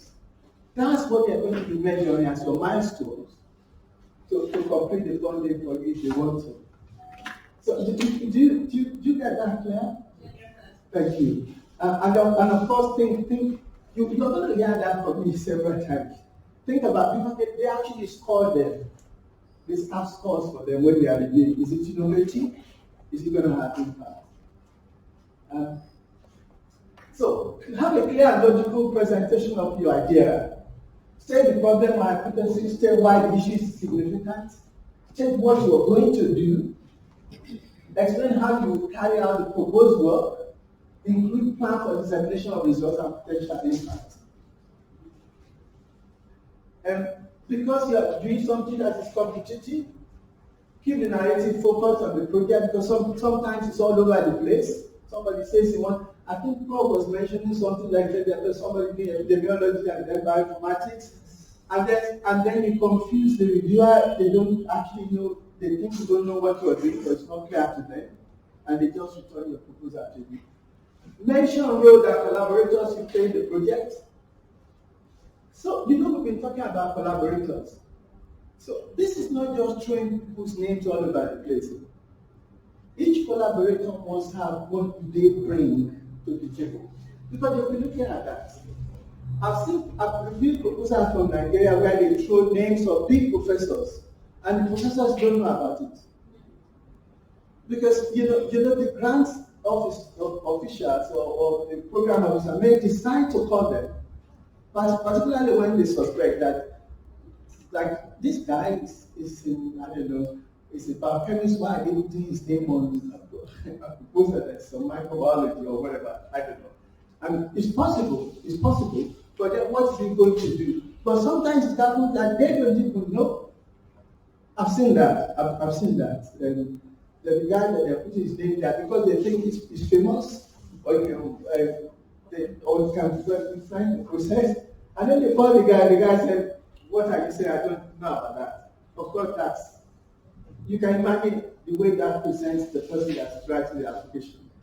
The last bullet point is important actually.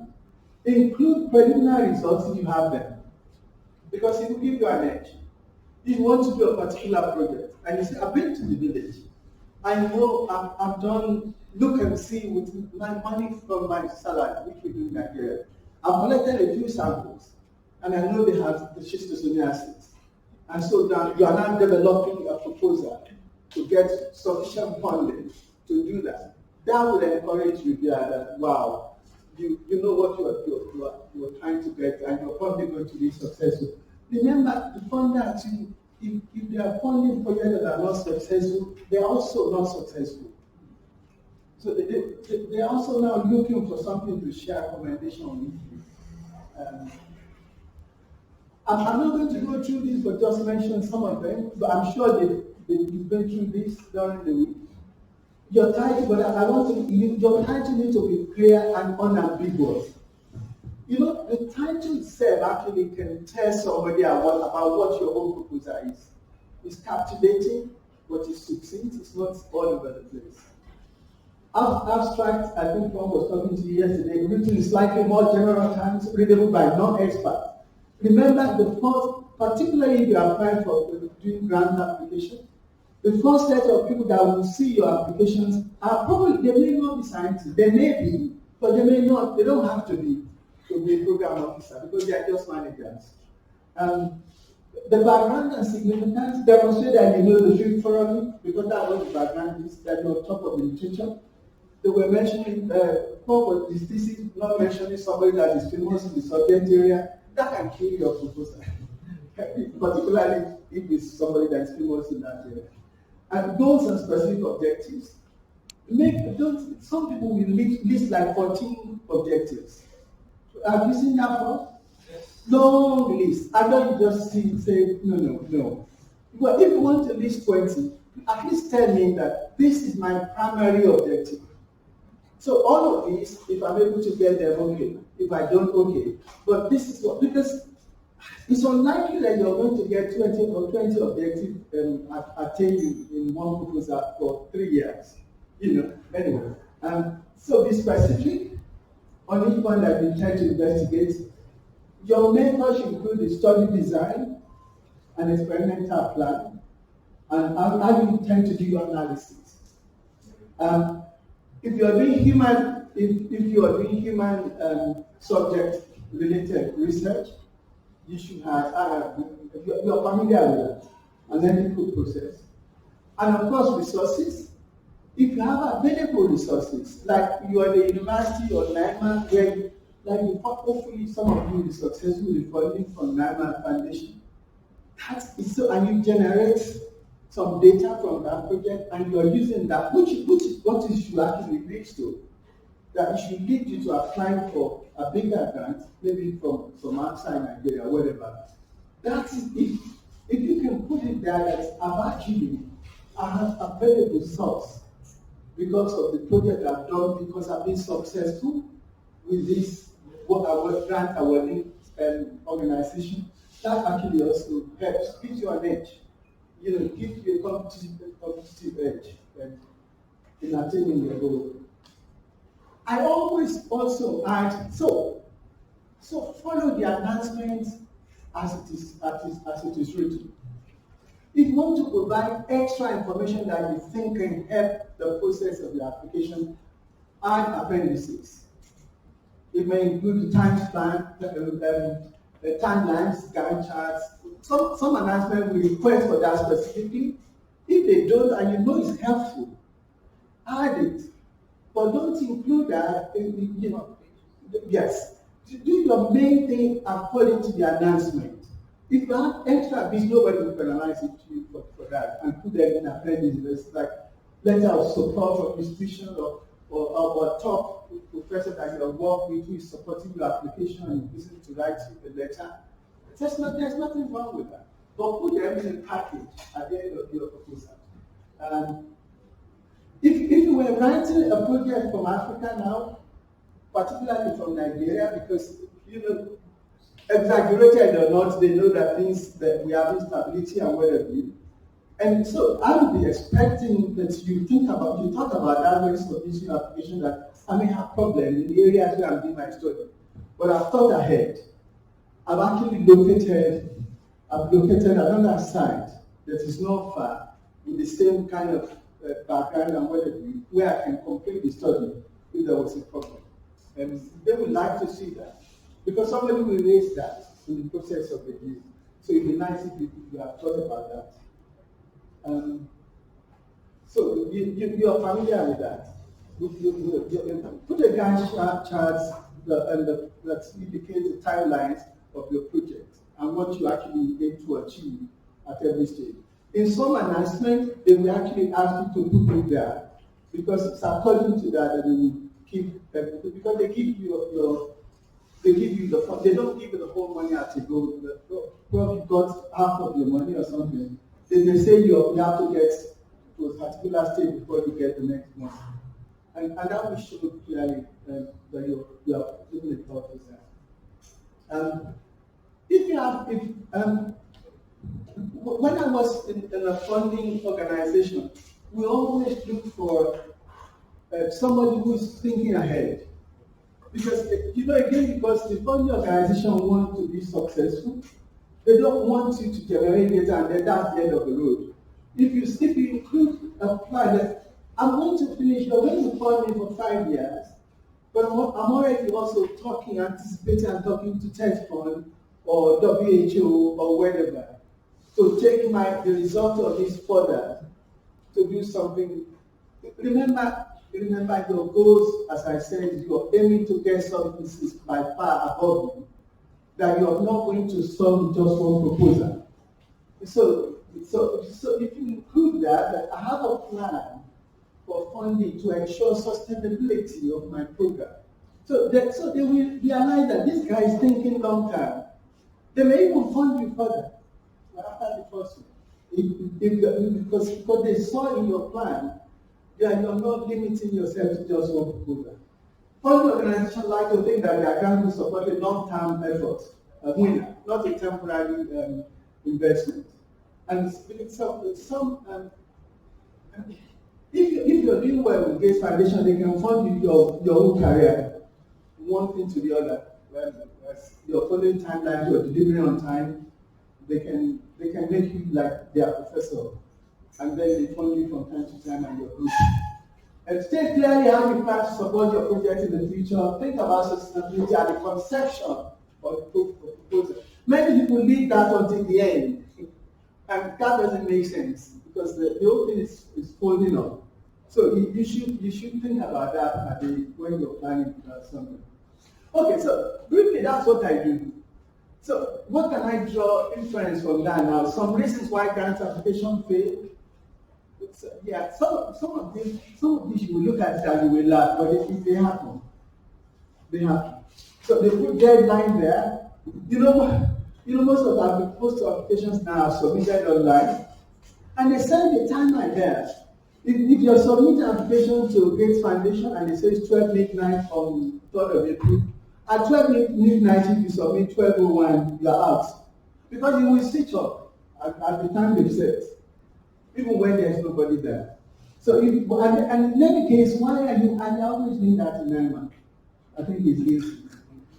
And so I said to him, get that thing ready 1 week before, so that you can review again, and the day before go and so. Why do you want to wait until the last minute? People do. Do you? Okay. Some people don't follow the guidelines. This is actually funny. If they say 2 pages of abstract, don't write 3. Don't, because it means you cannot do summary. It will give them a wrong impression of you. Don't impress them more than they're asking. If they say use 11 fonts, don't use 10 so that you can increase the number of pages you can write. They will know you are playing a trick. All these things are specified. If they specify, please follow what they specify. But they are going to look at it. Do you know what it tells about the applicant? that you don't follow details. So why should we give him money? He's asking for 1 million? Why should we give him 1 million when he cannot even just follow simple instructions that we have put in the announcement? And well, if nobody gets excited by your application, nothing intriguing, it's not going to generate anything new. It's something that people have done all over the place. Did not mean priorities. Like if you want to apply for the WHO and grants, there are priorities. If you're doing antimicrobial resistance, the microbiome for the WHO, they have listed the organisms that they want that done. And you're writing something outside of that you're submitting to them, they just throw your something to the bin. Because it doesn't fit into their priorities, even if it's a good proposal. Incomplete submission. So if they say add better of your collaborators, and then you submit without their letters, or something like that. Poor literature review, that would be obvious if you are not mentioning all the important areas in your subject area. Beyond capacity of peer. So if you see a student, a PhD student, who maybe the person that has the idea, and then he lists himself as peer, but he's on the first year or second year of his program, and then he's describing intricate methodology of bioinformatics or whatever that's going to do, they will wonder that what is he trying to do? I mean, is there no this guy should be learning from somebody else? So that can actually, because they know you can be more clear, or maybe you are not ready, because they are thinking about their funding as investment, and they don't have sufficient background for them to put their money on. If the methodology is weak or realistic budget, under budget, over, do you know how I can easily know you are under budgeting? If I see the list of equipment, if you are asking for 50,000, for example, for 50 or 1 million naira, and then I see the kind of study that you want to do in microbiology, you need incubator, you need refrigerator, and I calculate all of those equipment already. They are more than 1 million. It means that you probably don't know what you are doing, or you are not calculating well or something. So they can easily, be truthful. After all, people who do research, people of integrity, and actually go out and find the cost, because sometimes they do. So just have an idea about what it might be. And if you're sincere with your write-up, they may actually ask you that you're under budgeting, because the equipment you are listing will cost more than that. But I guess the thing is to be show integrity, show accountability. And that's on the so and cost greater than benefits. That's cost effectiveness kind of thing. The project you want to do is a good idea, but we can do something simpler to get the same result, the same impact. And of course, if it is poorly written, I think that's my talk. But this is an appeal actually. So all is not well with the status of research in Africa, including Nigeria. This is one of the statements I wrote in my research listed from my book chapter. And because you see that I'm actually quoting that, just 1.1% of global, which is what I said before, scientific knowledge are produced in Africa, while contributing 70% of global population, 25% of global disease volume. Just think about that for a moment. You must be in trouble. So the people that are always at the forefront of solving the problems are not the people that are involved in the issues. So it's my appeal to you that and Paul just said that I was also told yesterday that you have been selected in the most appropriate way.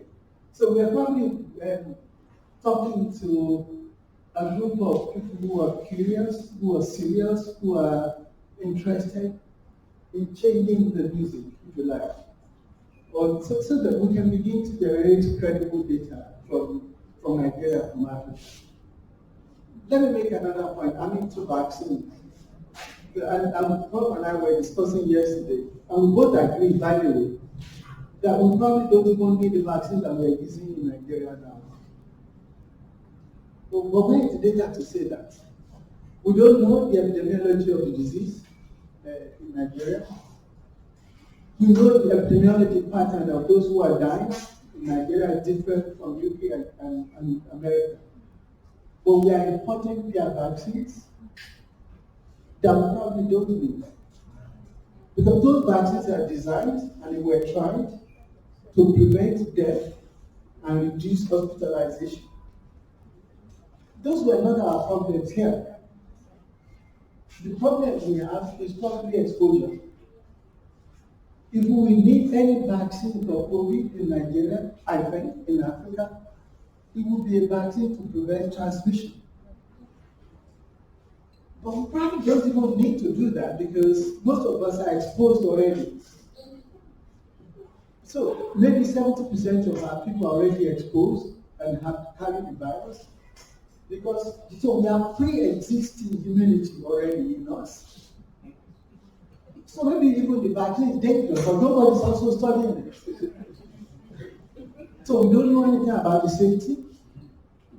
We don't know anything about immunogenicity. Not a single one of over 200 COVID-19 vaccines being tried in Nigeria. In fact, in the whole of West Africa. And we are just missing it. So I want you to think about that. But who are the people to change that? You are. You know, we are all complaining. We are always complaining. Complaints will not solve problems. Except you begin now to form the network and collaboration and whatever you have to begin somewhere. Hopefully some of you as groups will get grants from here and you're going to build on that. And there's no reason why you're capable, why you should not be able to compete like others to get those grants and increase that 1.1% something to something that is much more reasonable. But we can. But we're not going to, like everything with us as Nigerians, we complain too much. Nobody wants to complain, and excuses they don't solve any problem, except we begin to tackle them. So if we say, and that's why I like the DG here, if we say there is no funding, general funding, believe me honestly, but the first thing I suggested to him, well, thanks to him, that's why I'm here. I mean, he doesn't even know me. We didn't know each other. But he wanted me to come and assist here. That's why I'm here.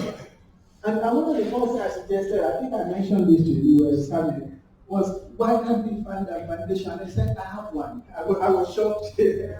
So he has good ideas. I hope if you continue when you this good, you know the government thing because it's going to be replaced by somebody else. But while he's here, and that is innovative, isn't it? So you can be complaining that net fund will not fund the research institute. He found his friend in the university. They collaborated. University, institute, the university that can submit application, but I'm collaborating with this. Can you see you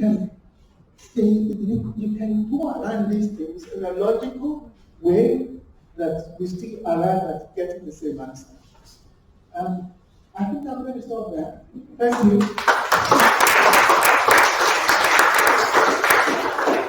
But so if you have questions or contributions or comments, Did you time yourself, sir?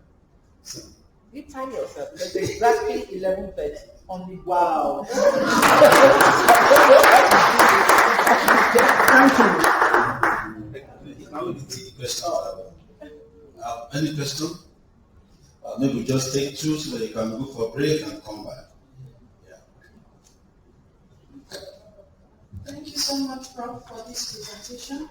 It's very enlightening. Added to our knowledge over the past few weeks we've been here.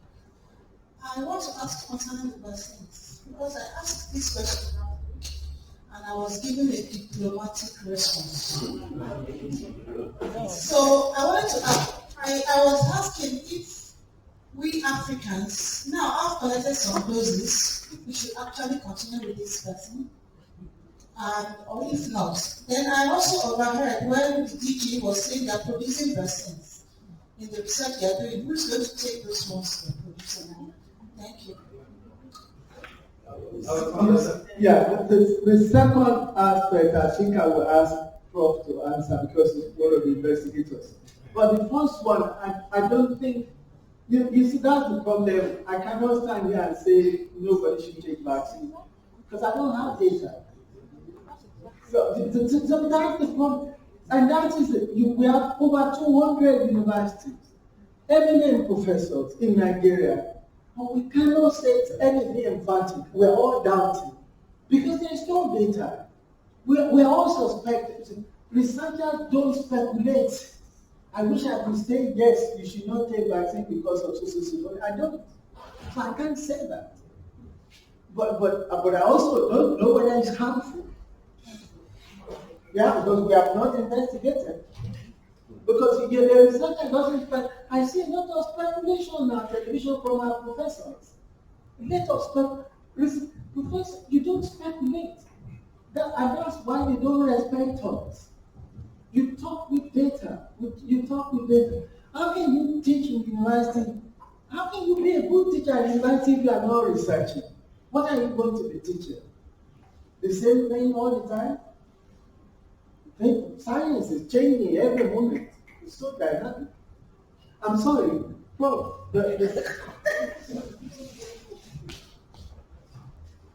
Prof has given you a diplomatic answer.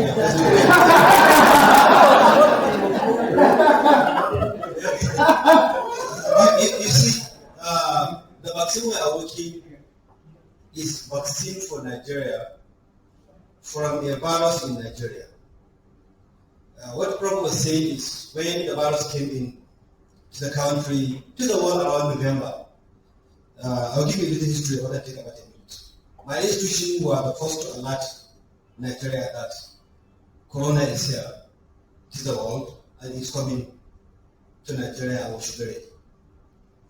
We did a one-day symposium that we titled Imagine and Reimagine Viral Diseases. Story of coronavirus and Lassa fever. The reason why we picked that, when you mentioned Lassa, the last 5 years, we are talking about North Central of Nigeria. That's why I decided. Now Lassa is 30 states in Nigeria, and it's going over. 30 states in Nigeria. 5 years ago, it was just localized in one particular location. So when we had virus in China, the recent mobility in the world, we know it's just a matter of weeks before it arrives in the shore of Nigeria. And actually it did. So that's why we alerted. When I called the DG, NCPC, I said, we are going to do this, I want to be there. I said, oh, we should be the one to do it, not you. They said, yes, since you have not done that, we are in the university and we do research. So we want to alert you. Because that comes from the university to alert the community that this is what is coming. What are we going to do about it? So I quickly called Salam.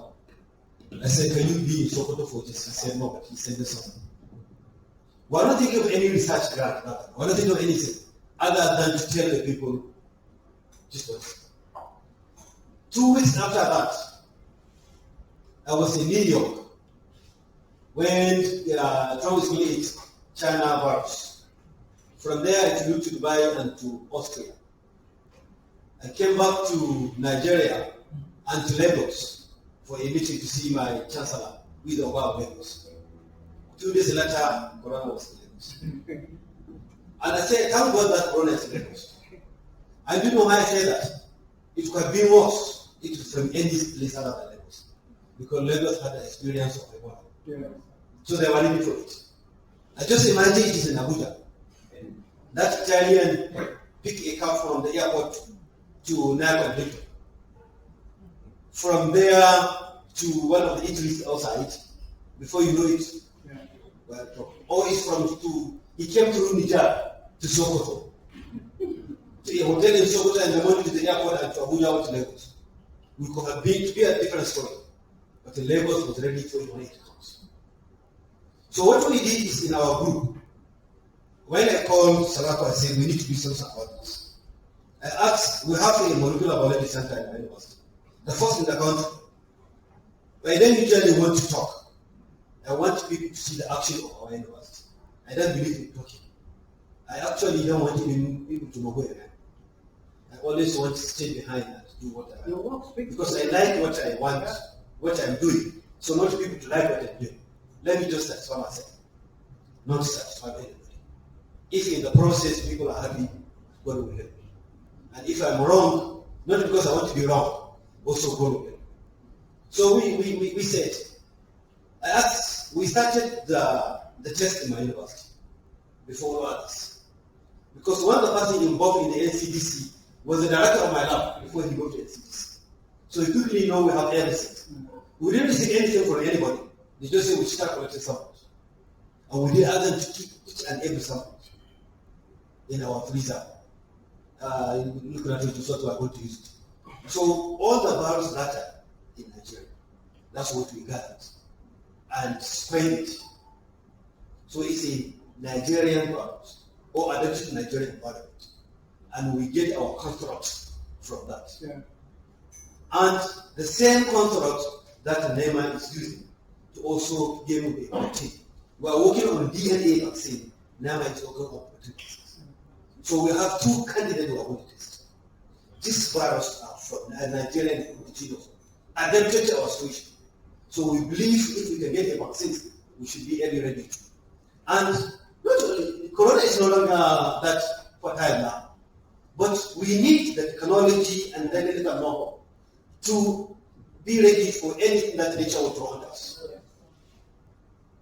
So we are 5 consortium. Now Folio is working on 2 candidate DNA, NIMR protein, that antigen, and just have the capacity to produce vaccines. You see, when National Better Research Institute just were established in the 50s, early 50s, they are to produce animal vaccine for the whole of West Africa. NIMR is to produce human vaccine for the whole of Nigeria. And NIMR was producing vaccine. And all this has gone simply because we just want to do research for promotion's sake, not research for the government. So we said, okay, since just VOM is already producing animal vaccines, why can't they convert their facilities for human vaccine production? There's no point for us to come with a vaccine that you have to take to China or London to produce. What I told the group is, we either produce our vaccines or we die. We should not bring any vaccine. I told them. So let's produce our vaccines. The construct, do our test, and be mass production in Nigeria. We say, okay, just, you have the facilities, do it. You know, when you need a vaccine, you need a vehicle to carry it. We say chemical research institute in Zaria are in nanoparticles. So produce a nanoparticle for us. You see, we say each member of the consortium of the collaboration should have a specific role that is good. So when vaccine is produced by Usman University or NIMR, it should be taken to Zaria to be encapsulated in the nanoparticles. The faculty university just to do the preclinical animal trial of that. So that's also their role in the consortium. By the time they do preclinical animal trial, if it's passed, then we need a mass productions and clinical. VOM will do the mass productions. NIMR have clinical trial facilities will do the clinical.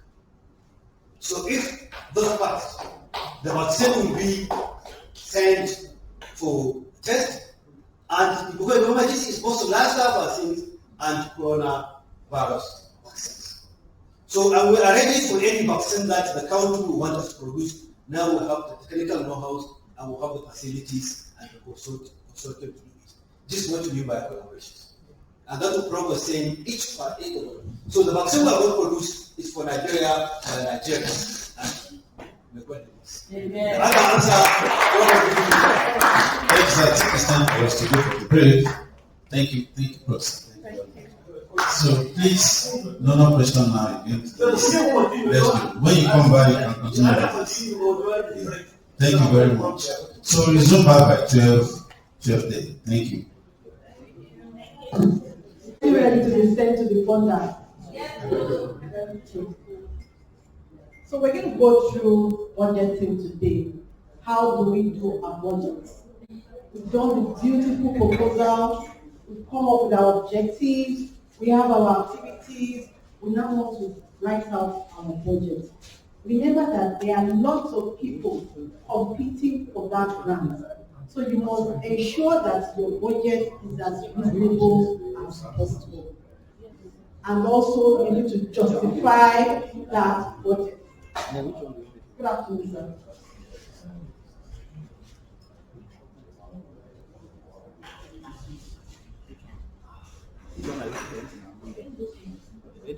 Yes, the PowerPoint.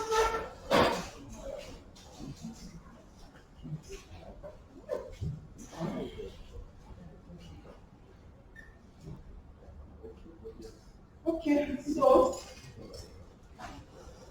budget. What is the budget? I define the budget as the best estimate of financial resources needed to accomplish your project. The best possible financing you will need to be able to accomplish this beautiful proposal you are coming up with. And it must come with a budget justification. And this budget justification explains the cost outline, all your cost activities.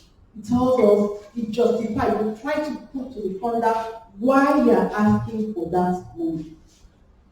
So there are two components of the budget. We have the direct costs. Those are costs that are allowable and are directly related to your project. And we have the indirect costs. They are also allowable and they are like the admin charge for your institution on that budget. Everything together makes your total project cost. We know that, was it last Saturday or 2 Saturdays ago, Mr. Sheyi had a lecture with us. He told us about reasonable costs, allowable costs, consistently applying those costs, and agreeable with the sponsor specification. So it's important. You don't just come up with cost lines. You must ensure that it's aligned with the specification or the guideline of the sponsor. So where do we begin? We start from the funding solicitation. What is the call saying? You have to read that call line for line, line by line, in between lines, to ensure that whatever you're doing aligns with the guideline of the funders. So if it's an RFA, with the site funding announcements, you have to read everything. If it's RFP, that's the request for proposals, you read. PA, program announcements, and FOA, funding opportunity announcements. You will see these abbreviations in those call for proposals when you see them. Then the solicitation will provide the proposal guidelines. Type of budget to use. There are some funders that will, along with the proposal, the call for proposal and the guideline, they will also send a template for the budget. Some funders do that, some don't do it. But quite a number of funders will send you the template they want for their budgets. Then cost limitations, direct versus indirect cost. Some would say a cap of 8%, like NIH. For institutions outside USA, the cap is 8%. You can't go beyond 8% as indirect costs. For some people, like Gates Foundation, I think it's 15.6%. So different funders have different percentages for their indirect costs. Then budgetary restrictions. Some will say that you can't buy equipment. Or you can buy equipment but not not greater than 25,000 US dollars. So you have to read those guidelines to be sure that whatever you are putting there is what the sponsor wants. So in creating a budget, like I said, the first thing you need to do is review the solicitation and guidelines from the sponsor. That's very important. It's non-negotiable. You have to do that before you start. Determine and compute the allowable direct costs, and that's where our objectives come in. And I'm sure they would have taught us how to come up with activities from our budget and from our objectives. Have we done that? For every objective, you must write out the activities. It's like the breakdown structure. Everything that you want to do. And that is the only way you can cost effectively. If you do not break down those activities one by one by your objective, then you will miss out some of those activities that you're supposed to have budgeted for. So you have to determine and compute the direct cost. So, and by doing that, go through your objectives, go through the activities that you're going to do, and outline all those things and budget for each activity. Calculate the allowable indirect cost. So what is allowable in that from the sponsor in terms of indirect cost? Is it 8%? Is it 10%? There are some funders that don't even allow indirect cost at all. What do you do? There's nothing you can do about it. That's the regulation of the funder. Then develop and format your budget. So you get the budget template, develop the budget, and you format it as you're supposed to do. Then create a budget justification. For every dollar or naira you ask for, you have to justify it. You have to justify it.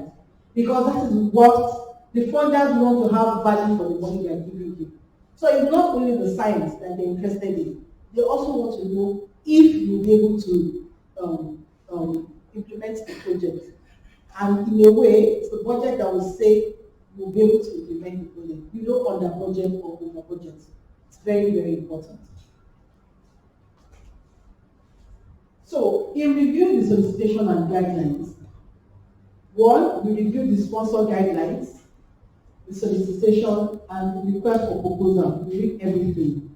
And in doing that, you'll be able to know your objectives, you know your activities, you know the budget cap, you know the limits, and you know how you're going to carve out your budget. So when you are reading these guidelines, what are the things that you look out for? One, the minimum and the maximum duration of the project. So you'll be able to budget appropriately. If you have a program, a project that is 2 years, you know the activities you will do in the first year, you know the ones you will do in the second year. If it's a 2-year project, you know that all the capital intensive things, like the equipment that you will need, the reagents, you probably buy them in year 1. So that guides the way you are going to do your budget. Then the flux proceeding from the budget, you have to look out for that. What is the maximum? Is it $1 million US? Is it $2 million US? Look out for that ceiling. Then budget limitations and restrictions. What are the limitations in that budget? There are some that will tell you, like I said earlier, you can't use the money to buy equipment. You look for all those things. Because once they see that they throw out the budget, that can also affect the review of your proposal. And it is useful to know that specific proposals are applied in when you are doing your budget, and we'll come to this, the internal budget. Then you also have to keep in mind, you need to create and submit anything that is necessary for the sponsor. You need to look at the format and specification of the sponsor. And like I said, there are different formats and templates. It varies from one sponsor to another. An internal budget will also need to be prepared alongside the sponsor budget. I try to do this all the time. When we develop our budget for the proposal, we now go down and develop our own internal budget. Because many a times, the template may not be flexible enough for you to line into details what you want to do by activity. So when we prepare the main budget, the template of the sponsor, and we submitted our, or even before we submit, we try to do an internal budget so that we understand better what it takes or what we put in that main budget. The internal budget is always more detailed than the sponsor budget. It's a guide, it starts as a guide for you during your implementation. An internal budget provides an opportunity to include more details than the sponsor budget may require. So many a times, your internal budget is more detailed than the sponsor budget. A budget justification will most likely need to be included in the budget. This is very key. Most funders, 99% of the funders, will expect you to submit a budget justification with your budget. You need to justify why you want that money, why you require so much money to implement your project. Then check to see if the solicitation requires mandatory cost sharing. If not, do not include cost sharing. There are times, I'm sure they would have talked to you, Mr. Shea talked about cost sharing also. There are times when you're implementing a project, the funder expects you to have a counterpart funding. They are sharing the cost with, and maybe your institution is putting some amount and they are adding the amount. For instance now, if you are doing something on, if you are sequencing your samples, for example, the funder may tell you that they don't have provision for to buy a sequencer for you. Your institution must provide that sequencer before they give you this money. So it's either you make provision that, okay, this is the amount that they're going to use to buy the sequencer and it's the cost sharing thing, or you identify a place where you're going to do use the machine and you include that in your budget and budget justification. So that's when cost sharing comes. So, but it's not all sponsors that allow cost sharing. And one of the reasons why they don't, some of them don't allow it, is that they take the credit for all the work we've done. We said earlier that most funders in your publication, they will want you to acknowledge. They will even tell you how to acknowledge them in your publication. So there are types of budgets. There are two main types of budgets. We have the modular budget and the itemized detailed budget. There are some sponsors or some calls that will just require a modular budget. And modular budget is that they are requesting this, the funds in lump sums. Maybe you just have 4-line or 5-line activities. You have the personnel, you have equipment, you have supplies and consumables, travels, other costs and indirect costs, and that's all. You just put a lump sum, and that's all. So, in this instance, we call it the modular type of budget. And for NIH, they do not allow more than $250,000 for their modular budget. And there are some specific calls that you can use this modular budget for, not all the calls. And those modules are in modules of $25,000. So the personnel will not go beyond $25,000. The equipment will not go beyond $25,000, like that. That's what we mean by modular. Even EDCTP, their work packages more or less they don't do details. They don't at the point of submitting the proposal, they don't expect the budget in details. So we expect you to provide a budget justification, but not into details, and also the budget line. Then itemize, that's when you itemize your budget line by line. All the activities you want to do, you cost them. That is what is called itemized budget. So we start with our direct costs. What are the things we need to see in our direct costs? One, determine and specify the direct expenses fit within the sponsor guidelines are necessary to complete. So that's the definition of direct. These are things that are necessary to complete the project. Without them, you cannot implement your project. And that's what we mean by direct costs. And examples of direct costs are what? Salaries and wages with the fringe benefits, travel costs, both domestic and foreign travels, equipment greater than 5,000 US dollars, materials and supplies like your lab consumables, sub-awards. For instance, if you are doing a multi-center study, you have to give sub-awards to other centers. Or you are doing a community-based study, you want to engage a community expert to do the community engagement for you, you can give a sub-award to that person because it's not your expertise. You are inviting that person to be part of your project. Then, other direct costs, they include nutrition, maybe for some EDT3 grants, they make provision for you to train students, masters and PhD level. So they allow you to include the tuition of those students in their grants.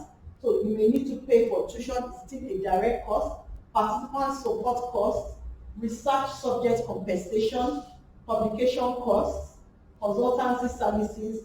There are some grants also that will require the services of consultants. So you bring them in and you pay them. Then patient care costs. If it's a clinical trial, you may need to have patient care costs. Then computer service center charges. If you are doing a big study that has to do with a great computer service, maybe you are doing something related to big data, you may need to pay for this computer service. We require that you have a big server, you buy servers, you engage an expert in that area. So you may have to incur a lot of costs that have to do with IT issues. Then we go at the cost one by one. The personnel cost. It can be the salary or wage expenses. Salary is calculated using three basic salary and wage bases. There is the first one called the calendar year, which is the CY. The calendar year is 12 months.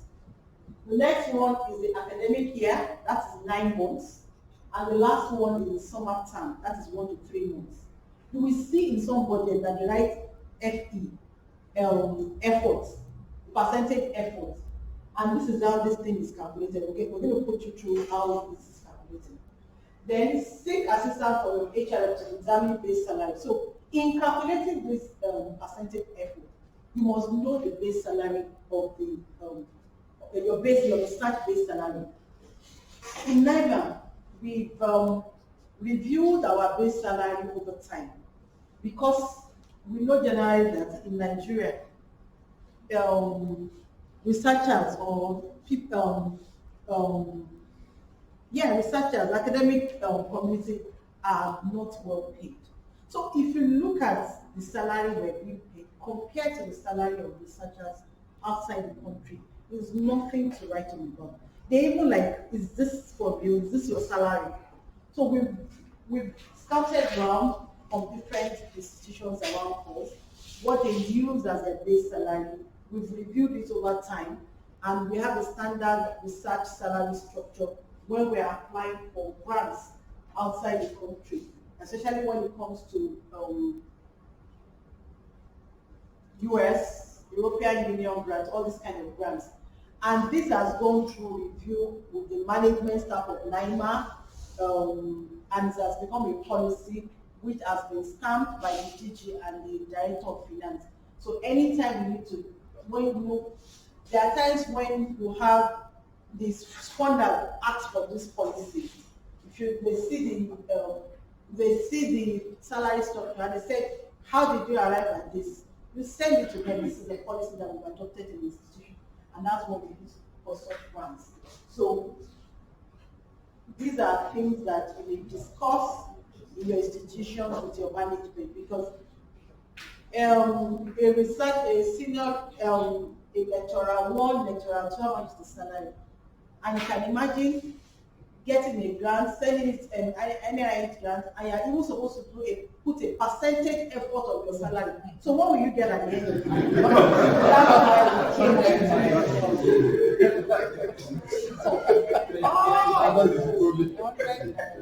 So we're going to pause here. Okay, let me just do the next slide. If you go around We ask questions. What is the base salary? Exactly. So that we can know what we'll tell them when we get home. We'll discuss that later.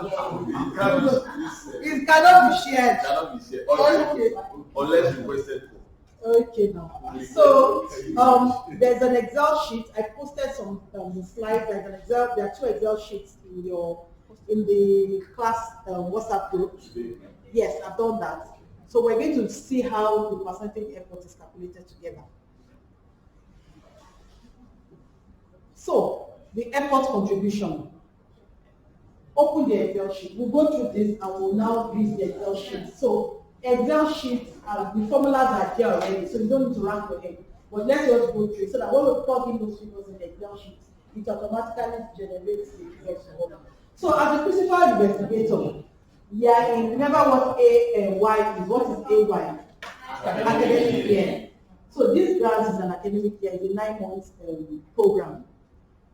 Your salary, your academic salary is $63,000. That means in 9 months you get $63,000.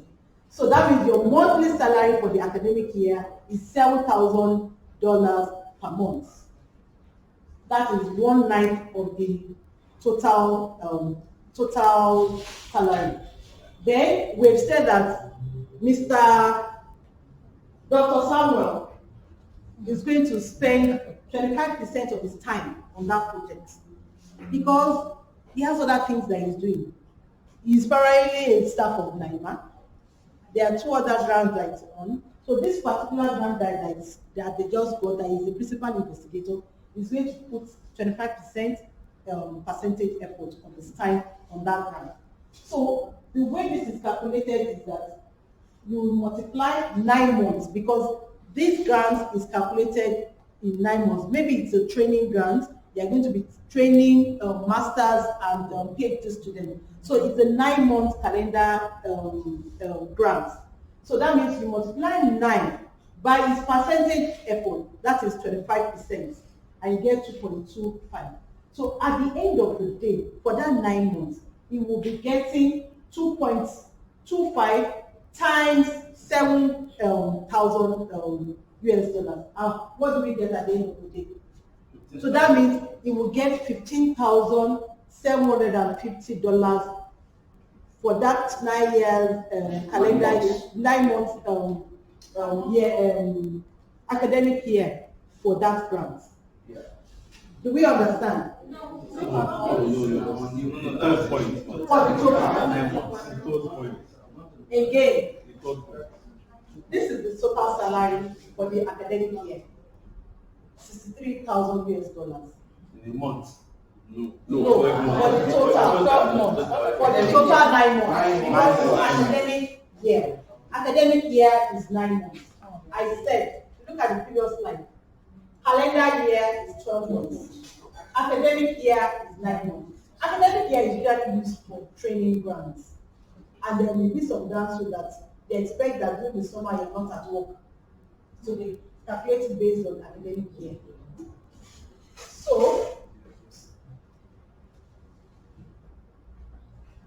if you have 63% as your total salary, $63,000 as your total salary, that means if you divide 63,000 by 9, you will have $7,000 per month. And we agreed that Dr. Sam is on 2 other grants. He's already working there. And he's primarily a NIMR staff. He has other responsibilities to do in the lab and some other research activities. So for this new grant that is a PI, he's only contributing 25% of his time. Do we understand? Yes. So 25% is the percentage effort is contributed to this new grant. So to calculate how much you will be getting from that grant, because it's 9 months grant, you multiply 9 by that 25%, and get 2.25, that is his effort on that grant. So if 2.25 is his effort on that grant, then we multiply 2.25 by 7, which is what is earning per month. Yes. That's how we get 15,750. So in all on this grant, will be getting 15,750. They can divide it by 9 if you want it to be collected every month. But in total, this is what we'll be getting from this grant. We understand. Or you want me to please again? Okay, the 25%, is it Okay. 1/4 of 100? 25%. 1/4. So you can say 10%, you can say 5%, depending on the time is prepared to put on that project. You understand? Depending on the time is ready to put on that project. Professor Eti may have like 5 grants. There are some of his grants that is just 5% or 10% percentage effort. You understand what I'm trying to say? Because he's on other grants. And remember that if you have like 3-4 NIH grants, you already have a record there. Yes. So if you go beyond 10%, they will ask you, what time do you use to do your primary assignment? So you need, this documentation is very key. And they also use it to assess you as an individual. Do you understand? And there's some grants that as a PI, they don't expect you to go beyond 25%. Because they expect that the other people, the younger faculty working with you, are the ones that are supposed to be 50% or 100% of your grant. So you need to look at those things very well when you are doing your budget. Because all these things will be assessed. Okay, the second one, principal investigator 2.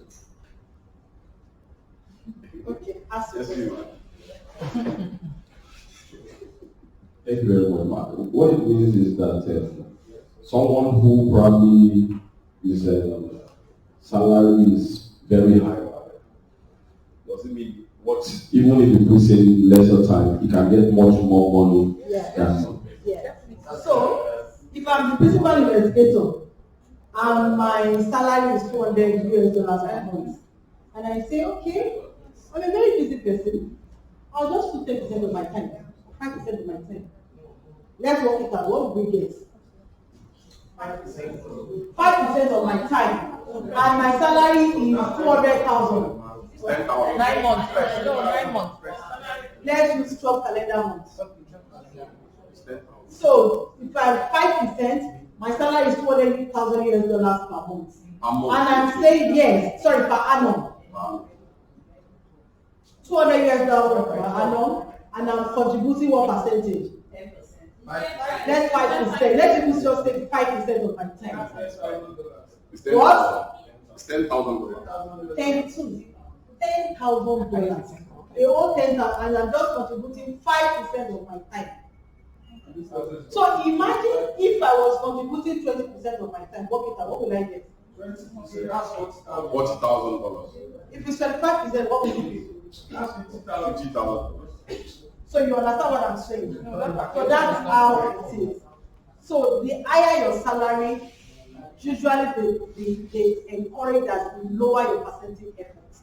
Because they know that if you are up there, you will not have the time.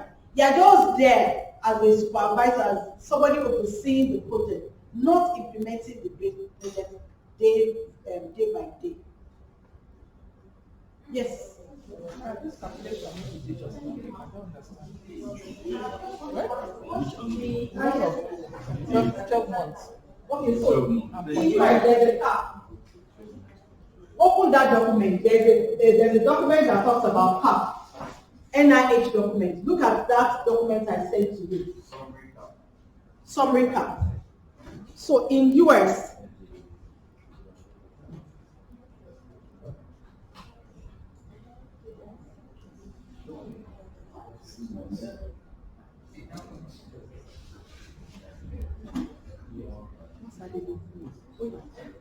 the folder. Oh, which one is it? Sorry. The folder.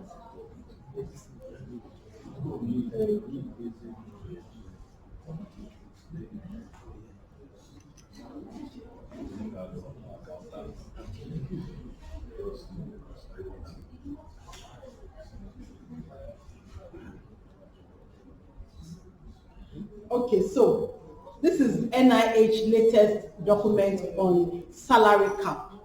So if we scroll down, this is the latest document. So from 2nd of January 2022, this document was reviewed beginning of this year. And usually they review this document every year and they tell you the period of review.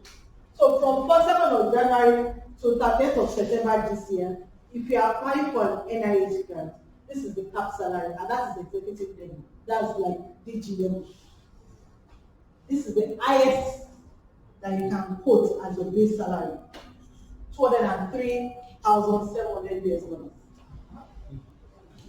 Before you work in percentage. Yes, before you work in percentage. Does it mean if you are earning more than that, you can't put more than this for the percentage? This is what this is the cap, the US government. So even if you are earning $100 million per annum, if you are applying for US dollar, your NIH grant, this is the cap. We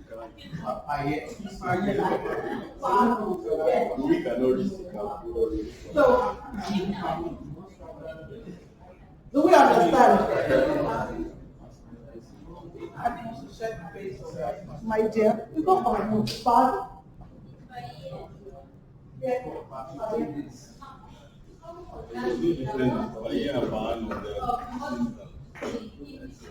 Earning, you have a small grant, let's say £5,000 grant, and how to be of us?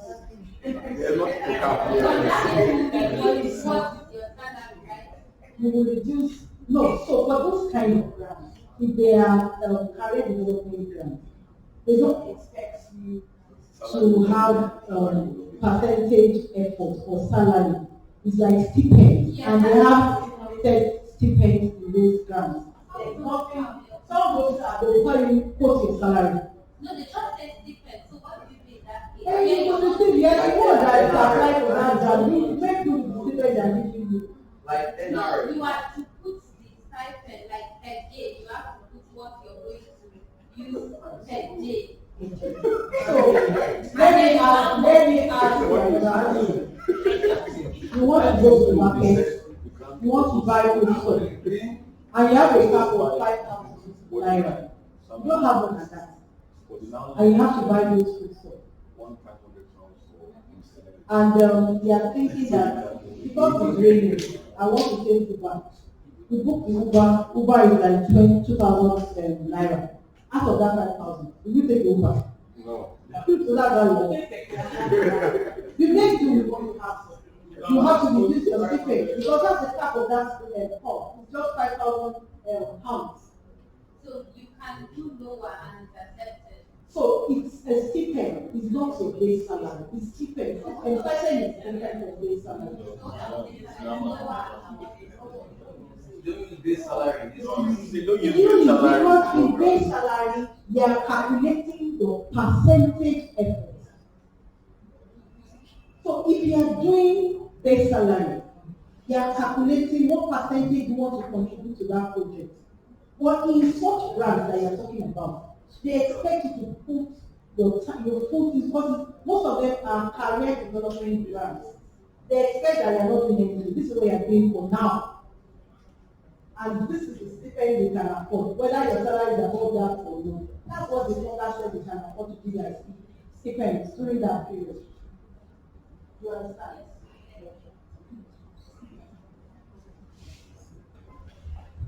Thank you, Ma. I just have a question. What determines the percentage effort? Okay, so it varies. I'm a PI. I have 3 other grants, NIA grants I'm running.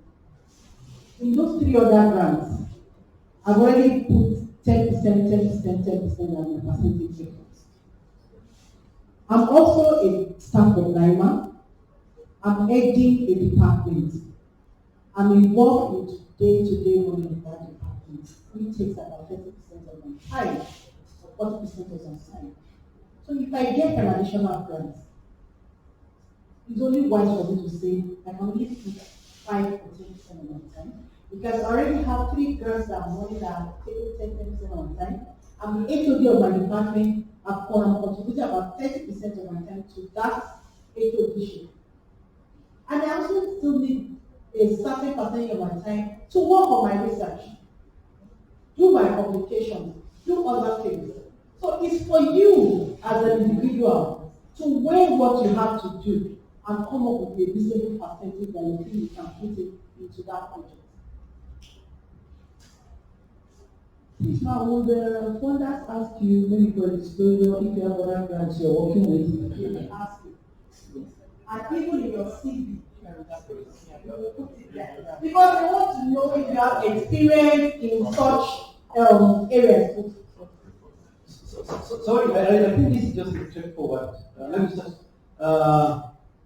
look at TEDFON, for example. Having a grant, having a grant is about 50% you get another grant. So you need to tell them that you have a grant. And the grant you are working on, probably the grant funding is there. Last year, you have to obtain 100,000 grants, and you are applying for $50,000 grant. So by telling them that grant is $100,000, we increase the chances because they know you can already handle $100,000. So $150,000 is going to be not going to be easy. You see, this is effort time considered. It's all on sincerity. And sometimes it will cause you to lose the grant. When I say I'm a professor, automatically they know I have students under me, under postdoc under me, and I say I'm going to be 50% of my time. They know it's not right. If I say I'm going to 5%, yes. I'm a postdoc, for example, I'm going to 50%. I'm working. I'm undergraduate or PG. I am spreading and I'm going to 100% of my time. That's what. Because that's what I do. I have no other work other than. This is an area where you have to be very, very careful about that. Especially if you are Nigerian, you have another disadvantage. Because the way they think that we are actually a bunch of lads, especially when you are in America, if you are doing it right now. But the most NIH usually in America, they have collaborators with American and Nigerian institutions. And I don't know whether told you, your institution must be registered. Yes. Your institution must be registered. And it's a long process. Sometimes they keep disturbing you.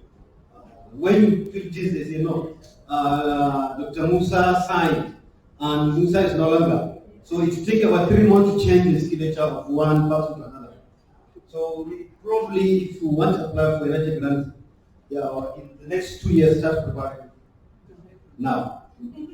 Yes. But if you get one, if you are able to get one, you continue to get. Yes. No. It's only time. And most usually more time of the head of the institution. As a staff, to get him down to do something for you is difficult. So that's what it's only time. It's only signing who is going to be answering the mails, who is going to be held responsible. You have to give, if the institution, you have to give certificate of registration of that institution. When they asked me, she gave certificate of my university, I said, you have certificate of registration. We have to even take a building or a bill where your institution is written. We have to go to NEPA. You have to get to NEPA and let them say institution from university is mandatory university. Because when we say university, they say no, university is something different from mandatory university. So all of these things are, if you have a grant management office, that's to handle that for you, not you apply for that. But if you not get that, so you have to initiate it as an individual. So it's a long process. I'm sorry for that.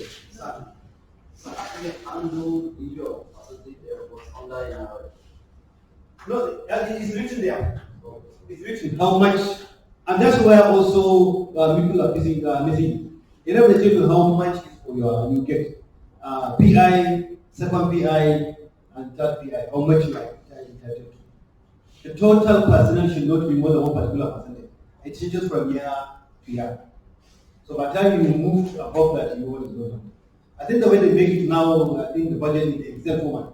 As long as you are putting in that it's calculated for you. By the time you want to give an alert that you are passing that.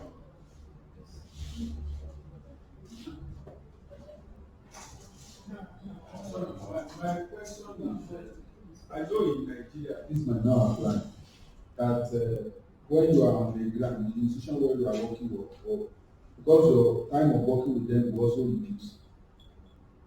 In the US, see that they will reduce what you are earning, or reduce what you are earning. There is you will do the project and do your primary assignment. You see, in Nigeria, they don't care much. Everywhere they don't care. Because the institution is also getting some percentage of their. You see, the reason why here grant and education move faster in the advanced world is simply from the grant you are bringing.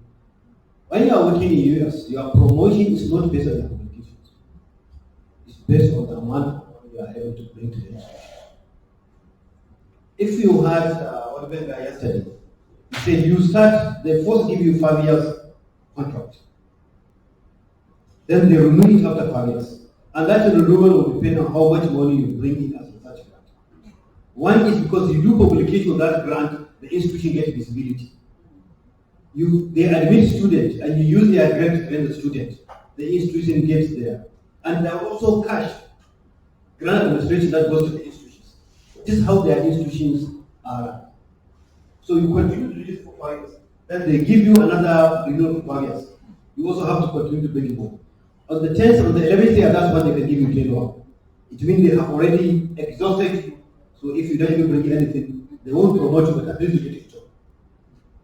You see professors living in their offices to meet the deadlines of the grant application. Because without that, their job is not guaranteed. Their promotion is not guaranteed. And Nigeria, if we also want to move, we also need to do this.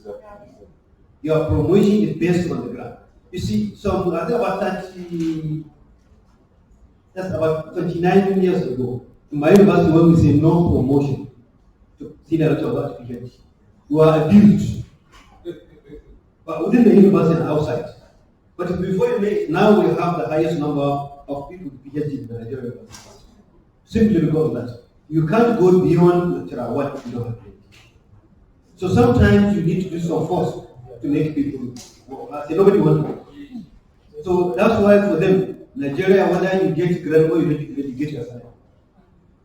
So probably I wouldn't get any grant. Nothing will happen to me if I get grant. I will use my undergraduate student and PG to population and promote, get me promoted and forth. And that's why we're very excited about it. You are lucky that you have the opportunity. That's what Professor Gola was saying. That you are lucky that we didn't have just somebody to sit me down and tell me about writing grant. All I have to learn is that. When I joined the university as a graduate assistant, I approached my editor, I want to do seminar. They were abusing me. So just how we grew to this. And I don't want anybody to start away as far to become in what you want to do. Thank you very much. In NIMR also, before you can move from research fellow 2 to research fellow 1, you will have a PhD. If you have a PhD, you can't get to research fellow 1. Then, if you do not have an external grant, you cannot move from senior research fellow to chief research fellow. You must have an external grant. External grant means grants not within Nigeria. External grants. Not you may be a collaborator, but you must be a significant collaborator.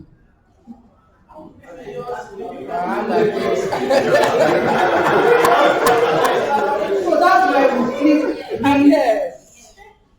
and grants management or grants proposal writing. You see the way we write grants and then you don't wonder what do we use our time for. Okay, so yes, to the presentation.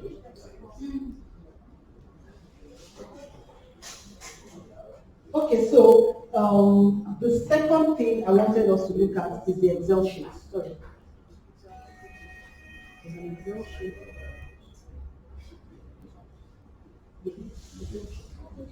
Yes. The copy of the effort conversion table. Let's open that table. So what we just learned, there is a table that you can use to compute it. So, if I say that percentage effort was 25%, right? Yes. So put 25% here. Yes.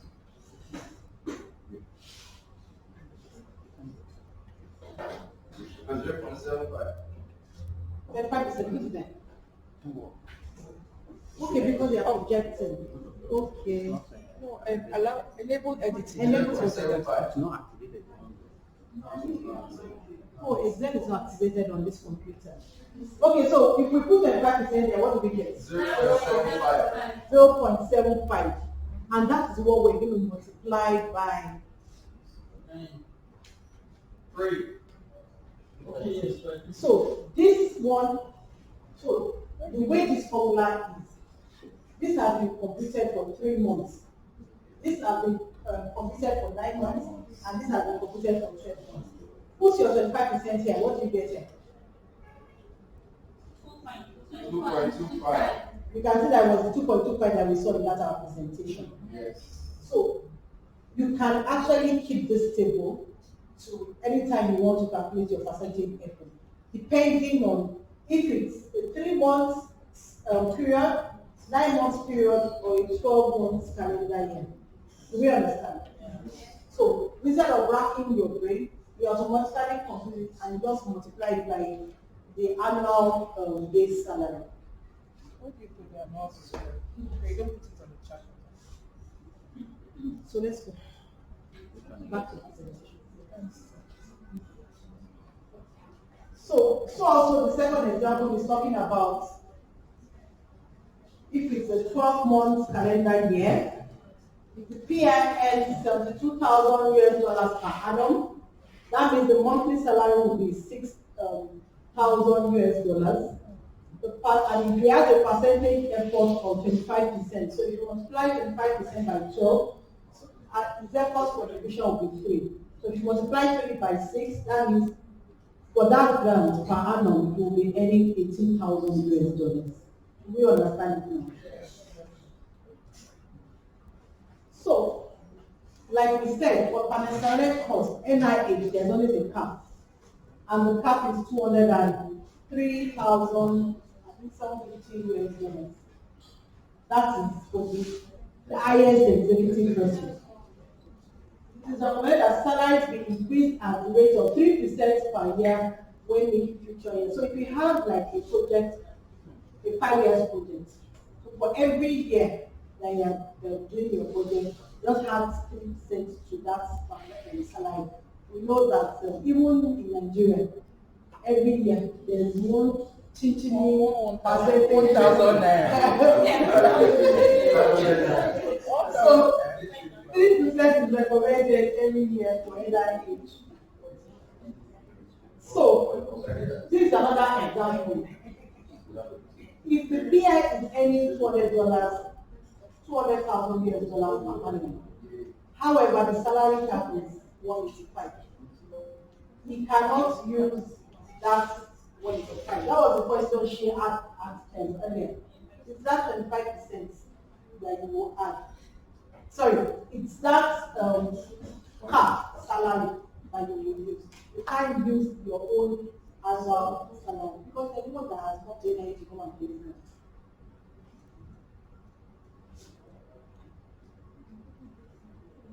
Okay, so also some don't sponsors also allow fringe benefits like NIH, but they'll tell you to justify it, and at times they will ask you for the policies from the institution that backs it up.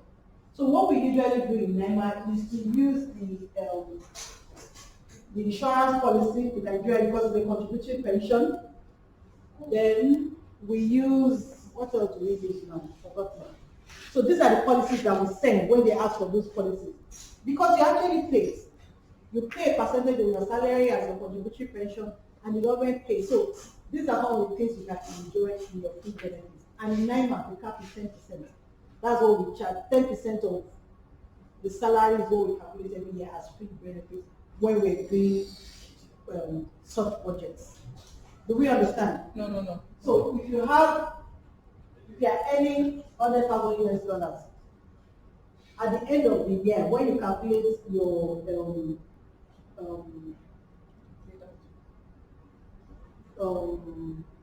salary, and when you remove the percentage efforts, if it's percentage effort is 20,000, at the end of the day, what you are going to earn is $20,000. Then 10% of that effort will be added again as the fixed benefits. Do we understand? To make the total personnel cost for that PI. 10% of the calculated or 10% of the annual? Calculated. Okay, so after doing all your calculations, the percentage effort, and you get $20,000 as the money, as the actual personnel cost for that PI. You now do 10% of that and add it to the 10%. That will be the total cost per year for that person. Do we understand? Yes. Like in US now, different category of staff, like the professors, like the students, different people have different percentage effort. I don't think, if you go to NIH website, you will see the different percentage effort that you are allowed to charge. And these are the areas where you can use what you can use the percentage effort for. Then travels. Another direct cost is your travel cost. It can be local travels, it can be foreign travel. Local travels, we have a project that you probably need to visit the sites where the multi-center study. You need to go to the site and monitor what is happening there. That's local travels. And if it's a multi-country project, you may have annual meetings that brings together all the PIs, and they may choose a particular country where those meetings will take place. That's a foreign travel. So all these are allowed when you are making your budget. You ask for the number of trips, the per diem rates. There are some that have a cap. There are some that will tell you use because of who we are in Africa. They will tell us use the rate in your local rate in your institution. So what we also have been able to do is that we try to marry both the policy of the work funder and the policy. So in our policy, what we write there is for the per diem of the local travels and the foreign travels, the policy of the funder is recommended. So grant management policy for your institution is very, very important. You will do it the way it suits you. Mm-hmm. And if anybody, and you must go through the review of the management and overstamp of the management so that they know that this is authentic, that they reviewed it, and it's an institutional policy. So the way you want it as researchers, you can actually negotiate with your management and get what you want. It's just a matter of documentation. Mm-hmm. Once the funder says that policy, they adopt it because it's the policy of the institution. The only thing is that they will not go beyond the cap, their own cap as the funder. Then the transportation, because in Nigeria, they just increased the per diem for recently for federal government. Yeah. Before, a level 7 to 12, I think was 12,000 naira or so, ridiculous money. And you go to Abuja, you come to Lagos. Where will you get a 12,000 naira hotel? It's very ridiculous. So then the transportation cost, the destination, wherever you're going, maybe the taxi or something. So in all, you need to keep in mind there are only persons participating directly in the research may travel in grants. You may have a PA as a PA. If your PA is not captured in your grants, when you are traveling, your PA will have to sit in your institution, will not coming around. Because the person is not directly involved in that grant. Unless the PA is probably your program manager for the grant, that is when the person is entitled to spend out of the money for travels. So we need to be careful with some of these things that we do. The sponsors require adequate justification on requested travel expenses, like foreign travels especially. You may say because you have money. You puts in foreign travels in your, they are allowed to do foreign travels. Why do you want to do foreign travels? Is it directly related to your project? These are some of the things that they review when they are reviewing those projects. Sponsor guidelines may establish rates for specific costs. Like I said, they may have their own stipulated appeal, and you cannot go beyond that. So, like I said, when you are developing your grant management policy in your place of work, make sure you lobby your management very well and put in the things that favor you. So, equipment. This is another direct cost that you can, so costs that $5,000 or above are considered as equipment costs. And they include expenses for equipment items useful for at least 2 years. And they should be $5,000 or above. That's when you can classify them as equipment. Then for materials and supplies, then here they said, note that for some funders, they don't allow you to put your indirect costs, like the admin charges, on direct equipment. So imagine you have a grant and in that grant, one of the things you want to buy is a sequencer. And the sequencer costs 150 to 200,000 US dollars. And you are quoting indirect costs. You are charging 10% again on that equipment. For what? They are doing a favor by giving you that equipment in the first place. They are not charging you direct costs on that. So NIMR does not allow that. Do we understand? So there is a way at the end of the day that you extract all those things and now calculate your total cost before you now remove the indirect cost. Most of those are templates. As they are inputting those figures, they've already done the calculation in such a way that it will not include those equipments because there's a budget line for equipment.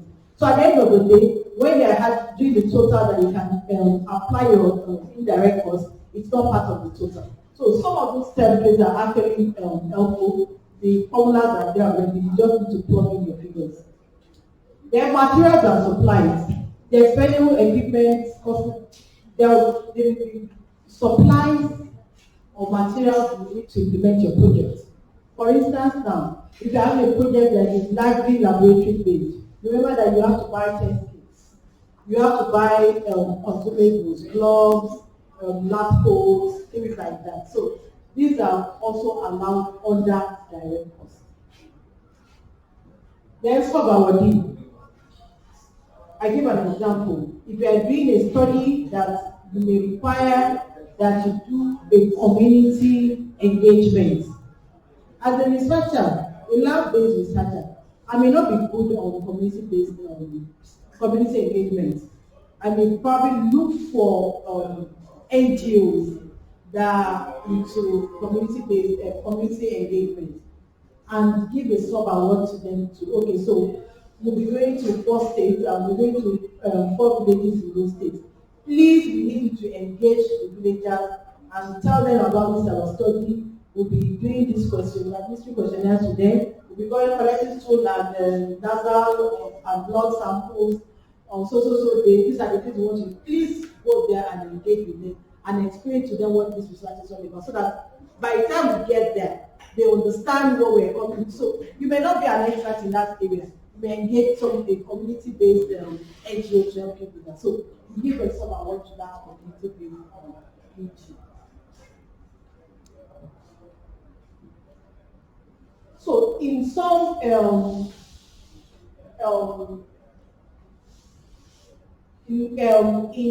some grants also, it's only the sub-awardee that can charge indirect costs.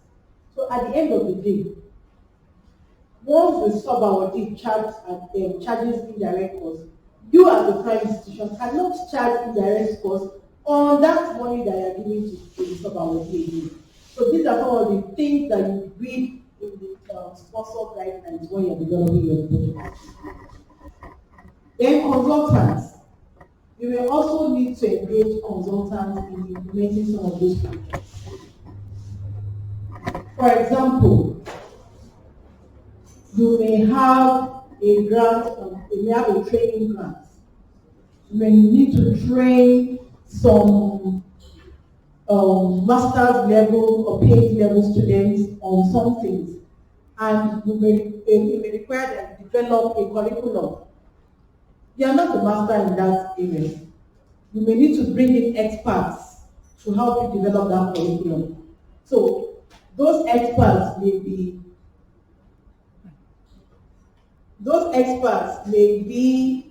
consultants that you will use to help you develop the curriculum. So this is also allowed in grants. So you can have consultants and pay consultants in those grants. But you as an employee, you cannot be considered as a consultant. So for example, in that curriculum development, if you are still an expert in that area, you can't pay yourself as a consultant because you are the prime, you are the host institution. It's the people that you bring from outside that you will classify as experts, and those are the ones that you can pay as consultants. If you are getting your colleague, for example, that person also does not receive any additional funding. Not you as a PI or part of that. You're getting somebody else. You as a PI, you will not get. Somebody else in your institution. Well, there are some institutions and some grant bodies that do not allow that. As long as the person is a member of that institution, they may not allow it. But some do allow. And even the institution may not allow it as a policy. So depending on the institution, depending on the grant, the sponsor. Then this participant support course. This course includes stipends or subsistence allowances or travel allowances for participants that are they are not members of your institution. Like you have, like the training grants we talked about, they may be students, undergraduate students that you need to pay maybe workshop allowances to. So these are participant support costs.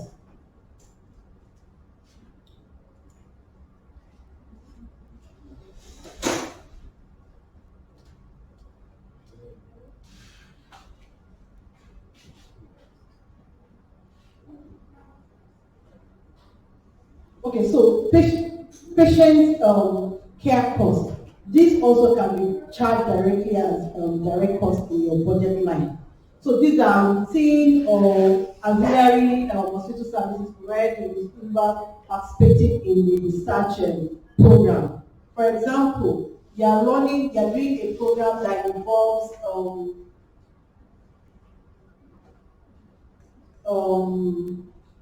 maybe HIV care. And during the course of managing the participants, maybe the participants needed psychosocial support. Maybe there's a need for you to bring in a psychiatrist and an expert to review. These are places where you can charge those costs. Then subject compensation. These are requirements due to human centers for participating in research study. For example, we have a vaccine trial that is going on. We are compensating the participants for their travels. For every time they come for review in the clinic, we pay them transportation allowance. So these are budget lines where you can charge such costs.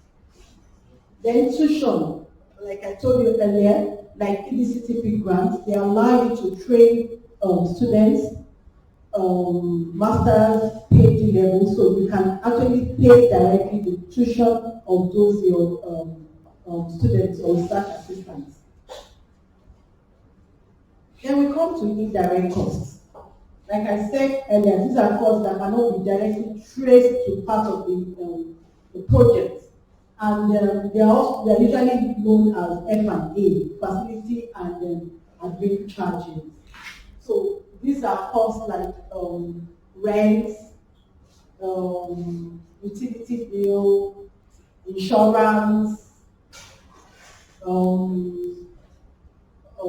audit fees.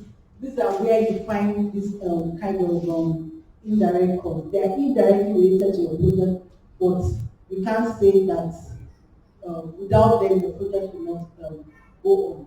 So FIA or indirect costs are real costs that an institution incurs in order to operate.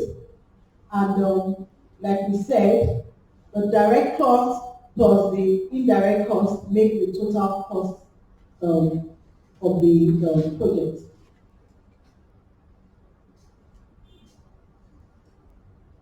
So there is something called modified total direct costs.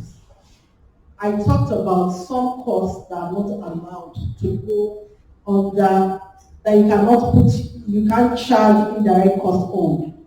For example, I talked about equipment. You have an equipment of about 200 million that you put in your budget, and you're charging your F&A again. For what? You're lucky to have that equipment. Student tuition remission, subcontract costs, participant support costs, scholarship and fellowship, patient care costs. These are examples of costs that you must exclude before you now calculate the modified total direct cost, before you now multiply that by your F&A costs. So these are things that you will find in the guidelines of those sponsors. So that's why it's important that we read those guidelines before we start developing our project.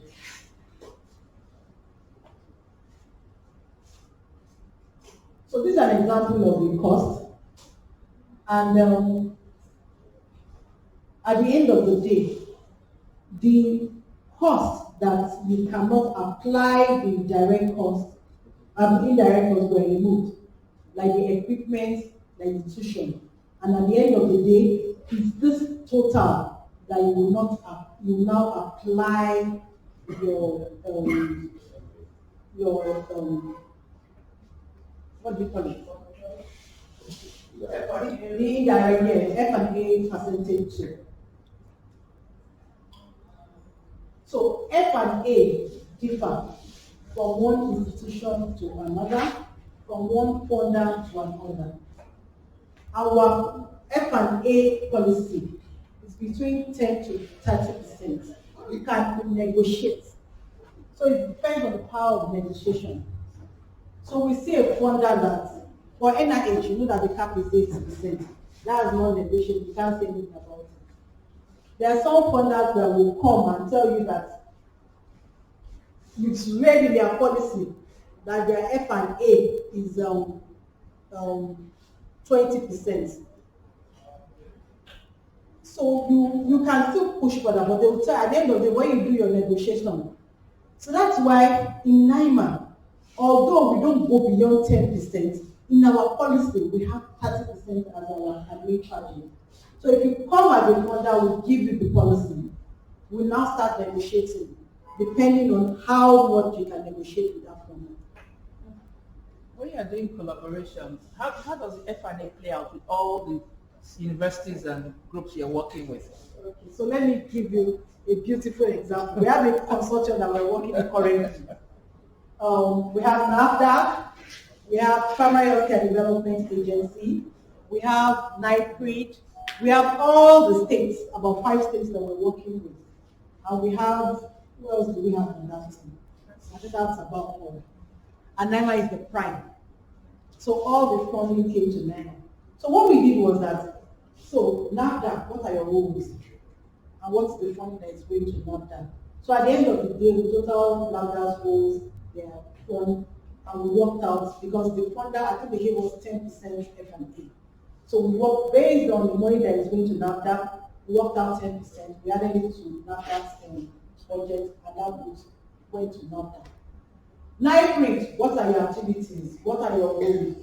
We did everything, did the budget, and applied their 10%. So that money, so that is the best way to do it, so that there is no quarrel. You people will not quarrel at all, because if you know that this is what you are doing as an institution, and they give you your budget, and they apply your 10%, makes, yeah. So at what point do you do these negotiations after the award or pre-award? There are some orders you can't even interface with them because they have a cap. And I do are negotiating with them, give you 8%. Then you take it or you don't have to apply for their grant. But if you have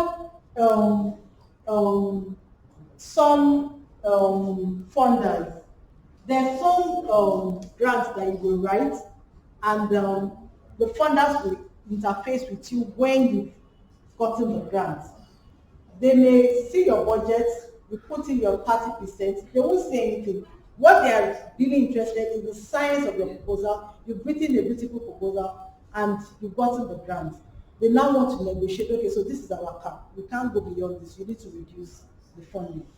Then there are times when a funder approaches you, they want you to do this study for them, and you do your budget, you do the budget, they'll tell you that we can't go beyond this, or we start negotiating. So depending on the scenario of the funder. So you see, in just as she said, this is an American concept of admin charges for grants. Europe, they just communicate before they don't even give you anything.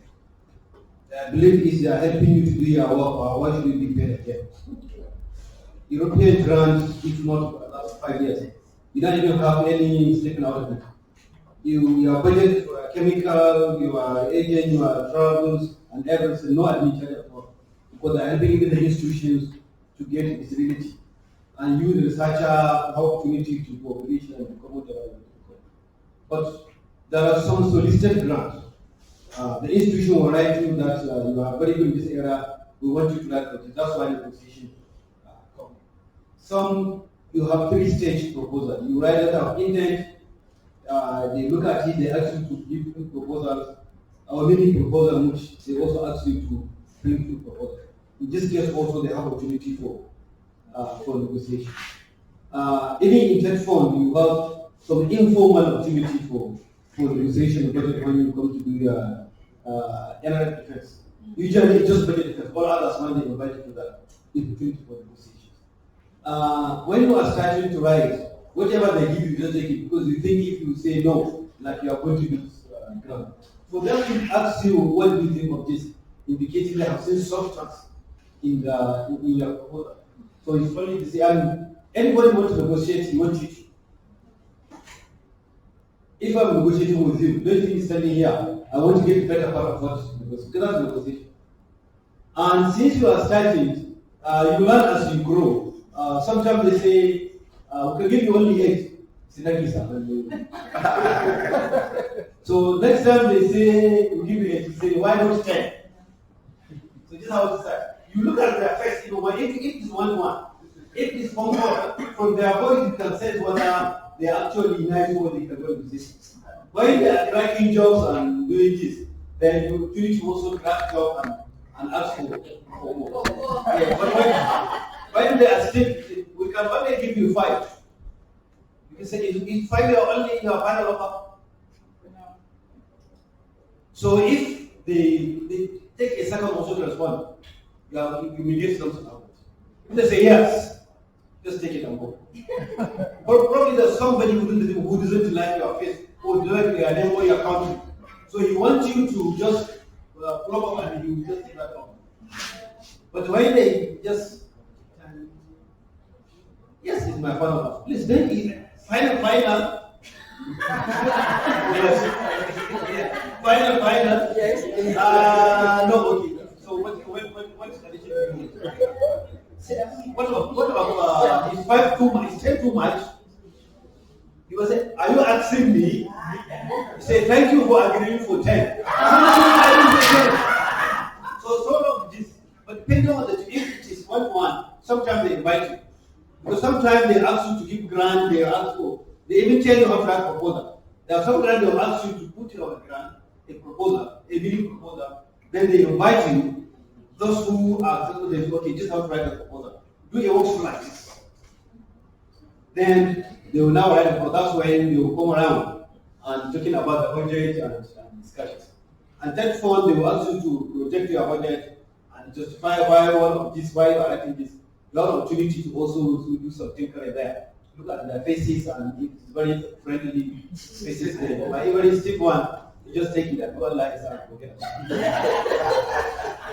Thank you very much. So that negotiation skill, very, very Thank you, ma'am. Please, since we are all here to learn and we'll be submitting a proposal to NIMR, some of these, like for our group, we'll be working at 2 places. So the PI is in another institution and we'll be doing projects in someone else's institution.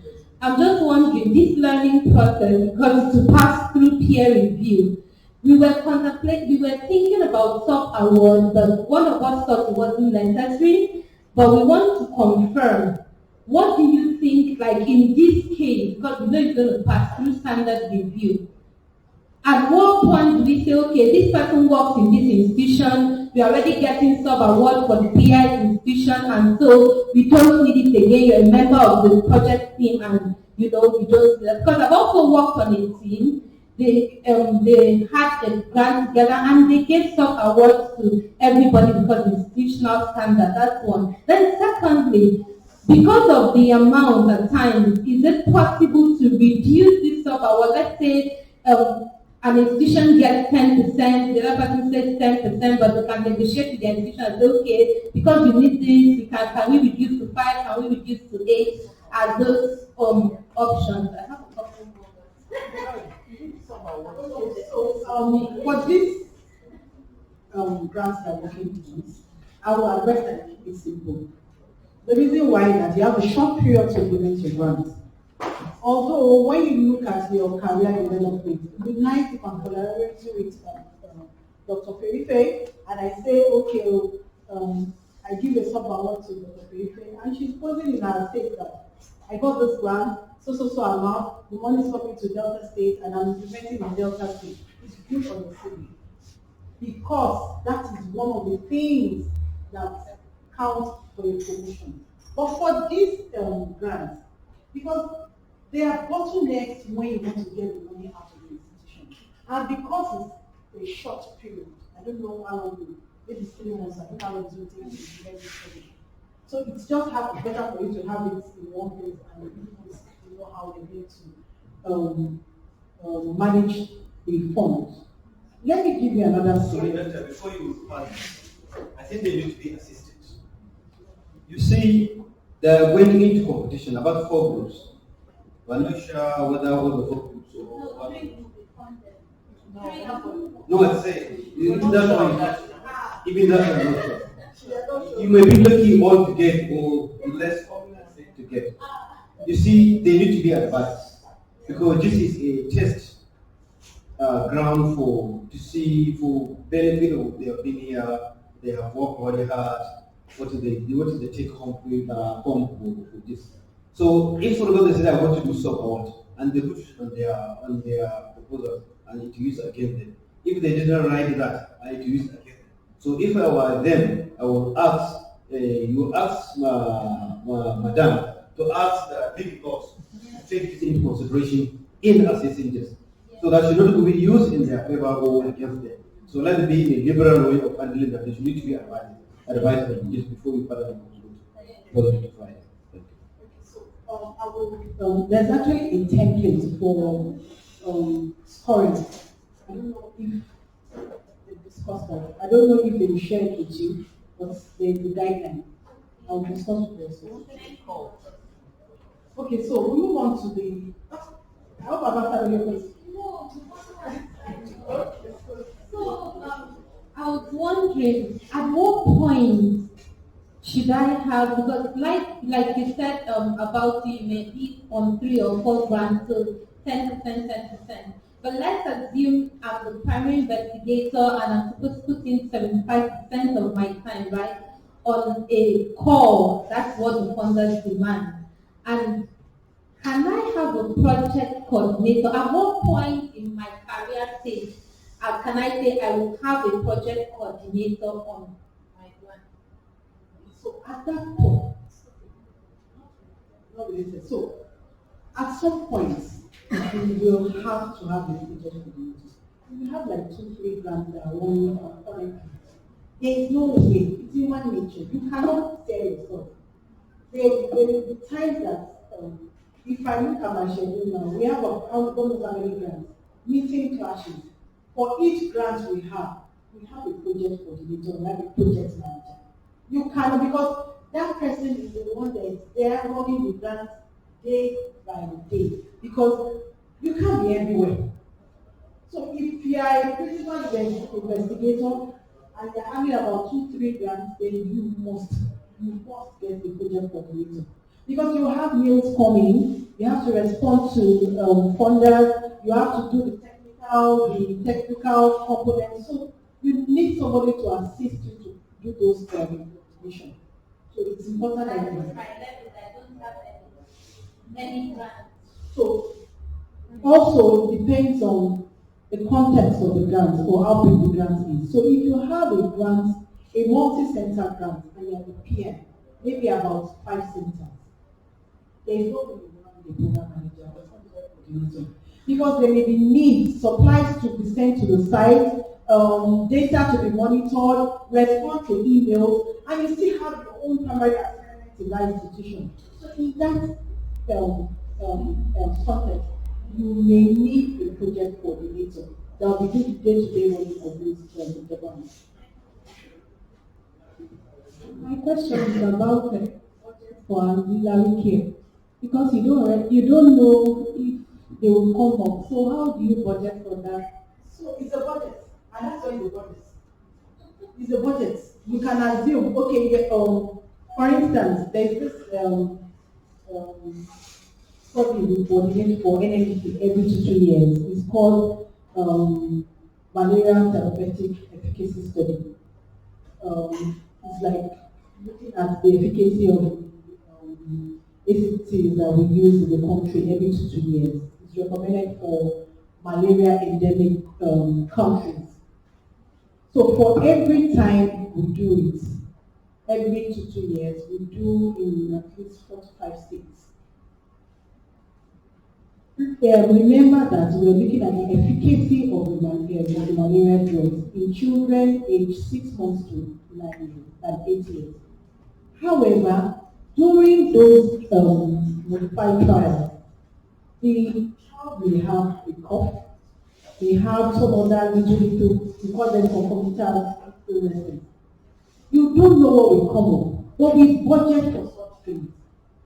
So that if the child comes and you treat the malaria, and the child is coughing, you won't send the child away or tell the mother, because they're doing you a favor by being part of your, as long as there is provision, you can budget for concomitant illnesses, then you put it there.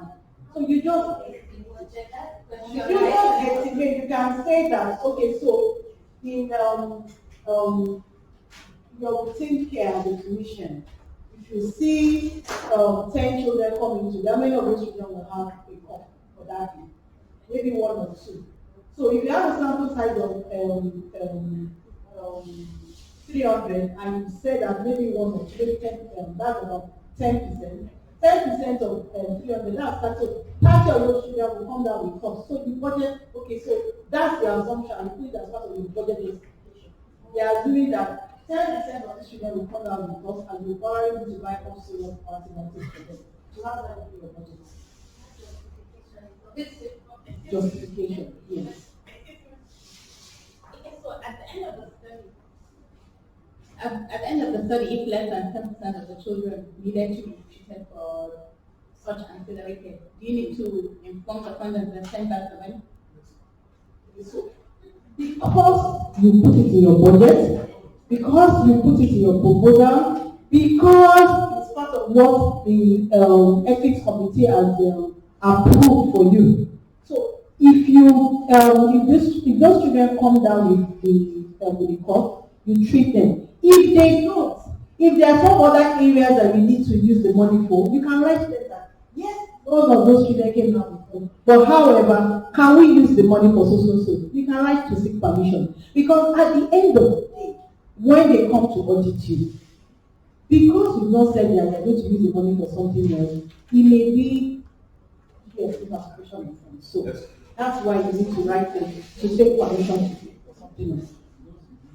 Thank you very much, ma'am. What if after in the process of managing the grant, I now discovered that some of the things I budgeted for, the money was not enough to do them. So I had to now use my own money to support so that the project will not fail.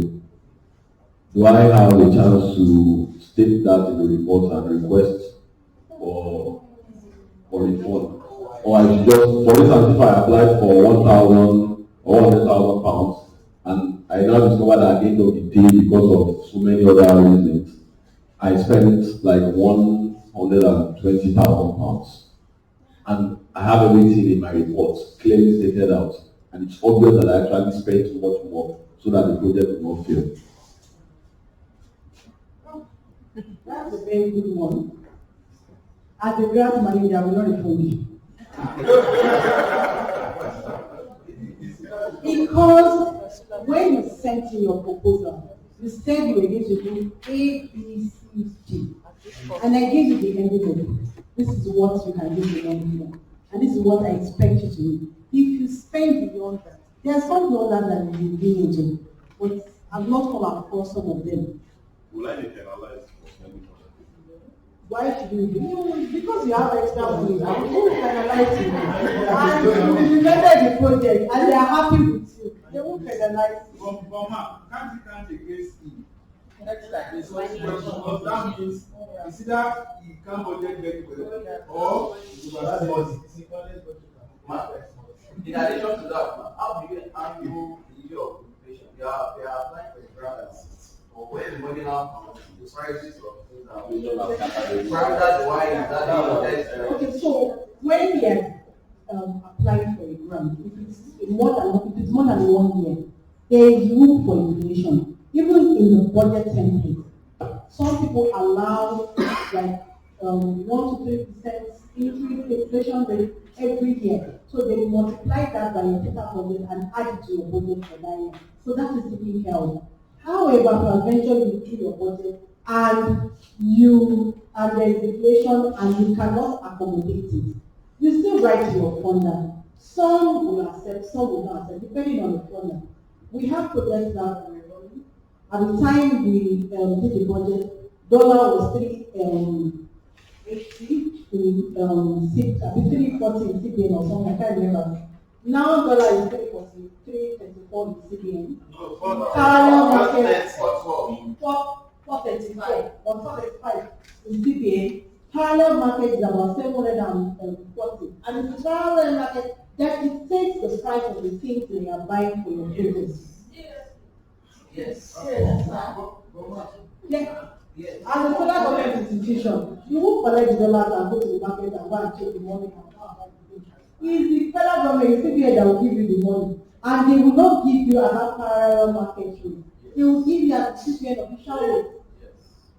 So, what do you do in case of NRA now? Some pay you in NIMR and you are buying $4. You have to, and I will give it to, to help us here also. You have options of one, write to your funder, look at those activities that you plan to do. Is there a way you can cut down in some of those activities that will not significantly affect the outcome of your study? If you can do that, then you cut those activities, write to your funder, because they also know that there is inflation rate.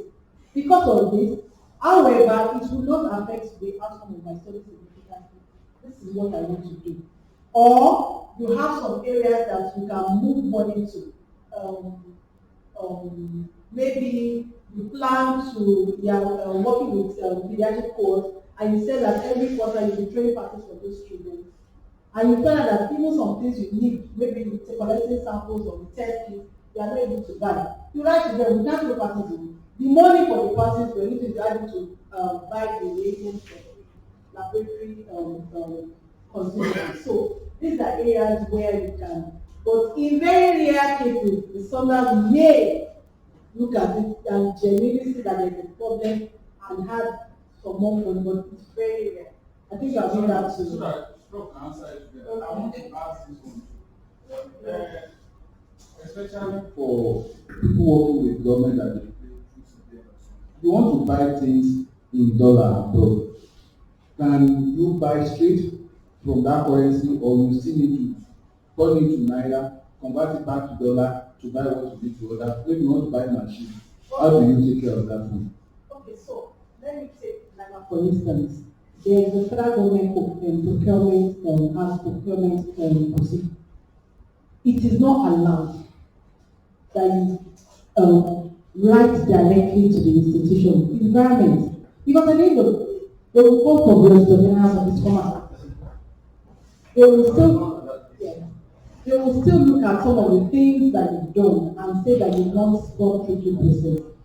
Before we could do that, but now there are lots of strict procurement laws in Nigeria that because at the end, because of this TSA system that we use, all the funds that come into the institution, whether grants, whether federal government money, is in the same pot.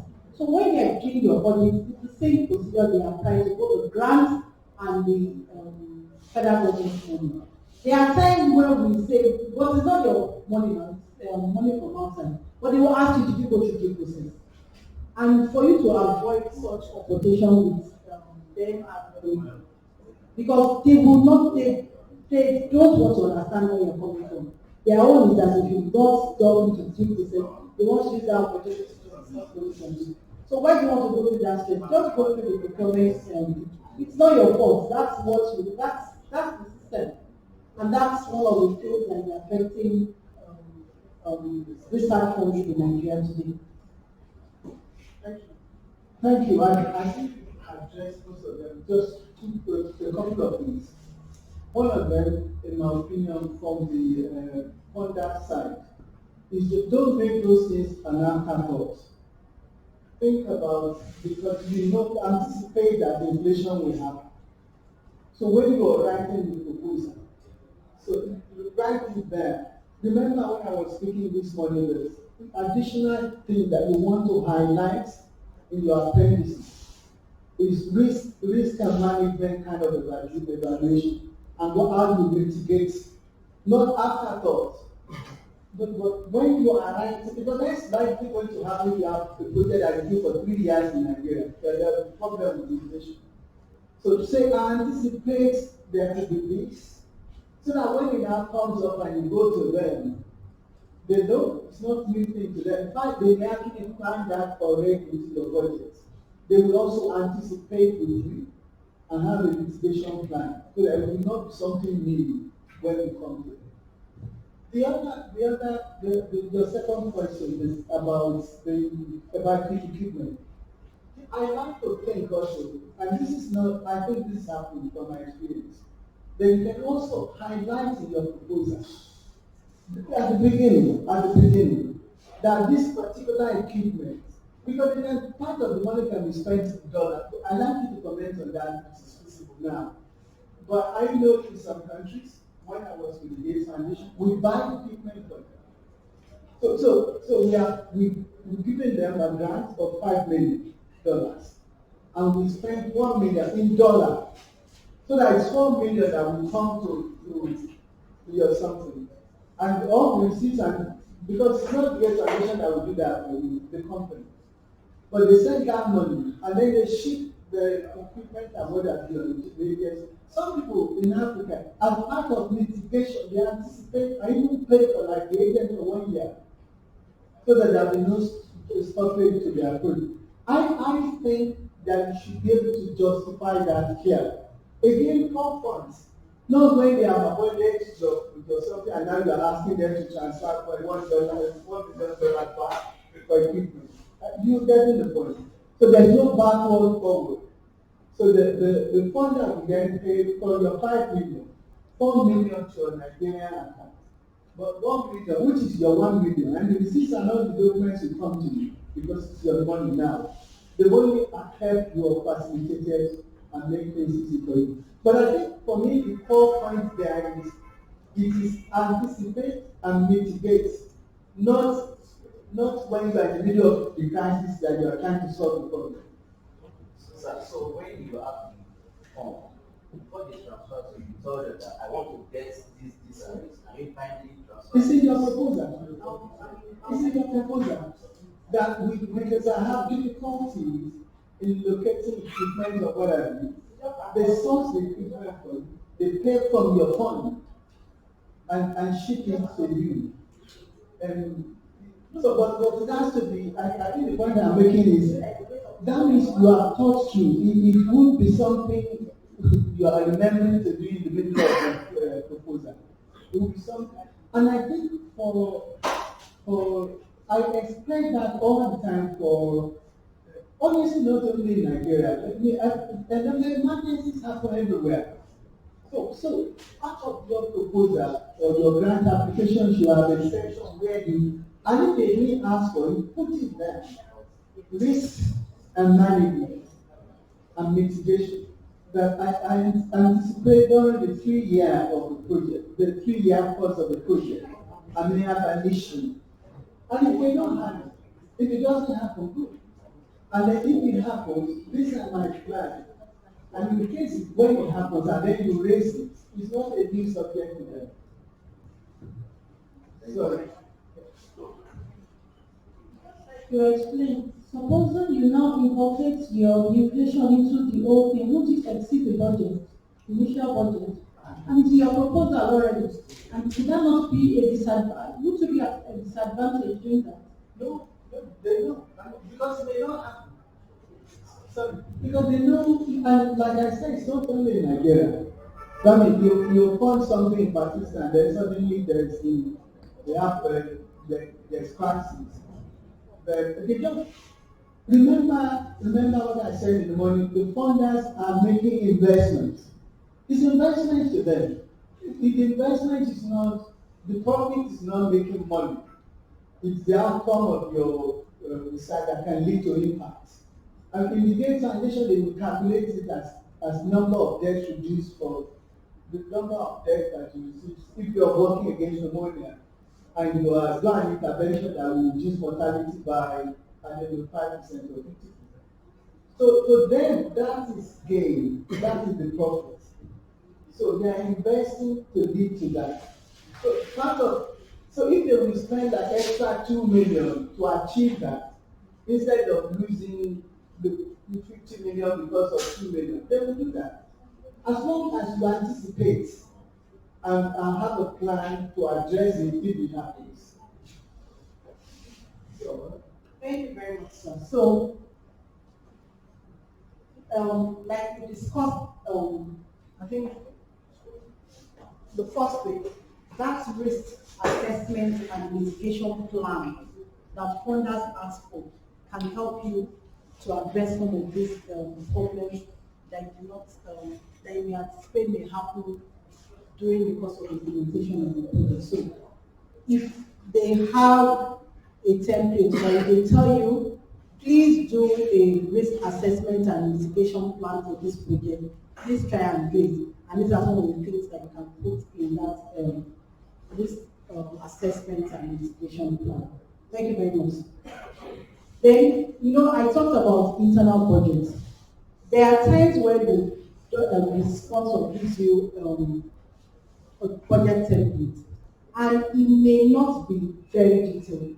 So in those instances, you may need to do your own internal budget. It's still the same budget, but your own will be more detailed. For instance, if for travel, if you are just allowed to put a lump sum, in your own internal budget, you will write, okay, you'll be going to Lagos, going to Abuja, going to Enugu, so number of people per PM, ground travel, air flight. These are some of the details that will be in your own internal budget if it's not accommodated in the sponsor's template. So it helps you during the course of implementation of your project and for grant accounting purpose. Then the budget justification. This is also very important. This is the narrative explanation designed to help the sponsor evaluate the expenses proposed by the project. So you have a beautiful proposal, you have your activities, you've done your budget, you are asking for social amount of money. Is it something that can be justified? Is it as a funder, am I convinced that I should give you this money based on this budget that you've done? So in that budget justification, you go to town and write why you are asking for that money. You have a personnel, you have about 5 personnel, maybe one of them is 100%, another one is 50%. You need to justify why are you putting 100% for this particular personnel. Why do you need 5 personnel to implement this project? So this is where you put all this detailed information in the budget justification. So you need to follow the sponsor proposal instructions closely. You need to organize and align the items for ease of review. You need to provide adequate detail for items of the budget. You need to explain why every cost of podcast category in the budget is needed to accomplish the proposed project. And this must be clear, reasonable, and consistent with the sponsor's guideline. So this is very important. So, and it applies to whether it's a modular budget or it's line and itemized budget.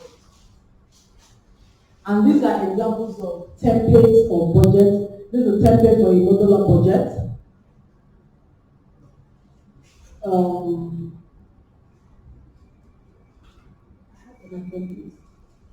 Okay, these are other templates for budgets. I think I put the template for Gate Foundation there. We have limited time because there's somebody from Gate Foundation that is the country lead for Gate Foundation. They're supposed to talk to us and is around.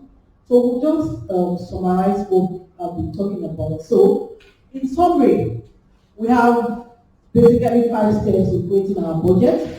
The first one, like I said, we need to review the solicitation and guidance of the sponsor. It's very important. You don't start doing your budget. You need to read the guideline. What the sponsor asking for. You need to determine and compute their language direct cost. And that's why I said your breakdown, work breakdown structure, where you itemize all the activities of your objectives so that you'll be able to cost effectively each activity. Then calculate the allowable indirect, the direct cost, then the indirect cost, then develop and format your budget, and at the end of the day, create a budget justification for your budget. Thank you very much.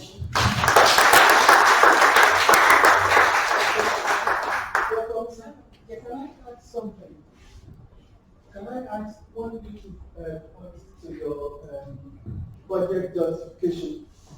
So some funders like Gates Foundation, like they are sent to you, they have formats, a platform, and it's actually easy to follow stepwise. Some don't, and they just say and I've seen that. They just because of course you have to justify your budget. Your budget itself and its justification must be in sync. With your abstract and the body of your proposal. That's what I mean. Sometimes you see the budget that is completely unrelated to the proposal, to the thing that the person wants to do. You think that is strange? I see it. You look at the budget, you see the list of the things that the person wants to do. The budget, you cannot correlate the budget to the number of personnel. So you start wondering what does he want to use the money for? So if just like she said, you say 100% staff, then you justify why you need 100% of the staff. If it is 50% of the staff, you cannot pay the person 100% of salary. That's what I mean. So the thing should go through on your abstract, to your methodology, to your platform, whatever. Even budget should be in sync with the narrative and its justification. And you need to justify every item. And it doesn't mean long story. It could just be one sentence to say, I need this because of this. but that can be verified and clear. Sorry, thank you. Thank you very much.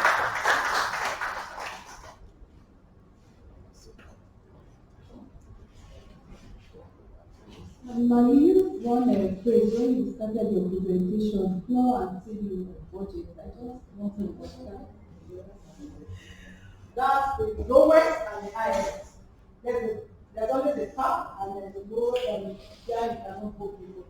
So, and there's always, I always advise us, not over budget and not over budget. Under budget, that means maybe you don't know what you're doing. You need to do it. And over budget, they don't do it beyond what is under. How do you order the budget for Audits. So, usually it depends on the formula. In some projects, like a CGC cooperative agreement, if it's beyond $500,000, there must be a level of it. And you, as the institution, have to pay for that level of it. So you must budget because they have their approved auditors in the country. So you have to invite those auditors and they will audit your accounts and you will pay. So in those kind of projects, you are allowed to put a budget line for audit. Otherwise, your F&A should cover auditor's charges. Because these are some of the indirect activities that you do to the F&A funding. But if it's an important activity that you must do as part of what the order requires, then it will appear as a budget line. You see, in this case, most grants to the national body, they require the admin charges to cover that. Because for you to provide it, you have to submit the audited account of the institution. Most of them, they require an audited account of the institution as part of it. But it means they know you have an excellent auditor and you should be covered under your insurance. Most of them. Few that you can be allowed to put in, put a charge for that. Thank you.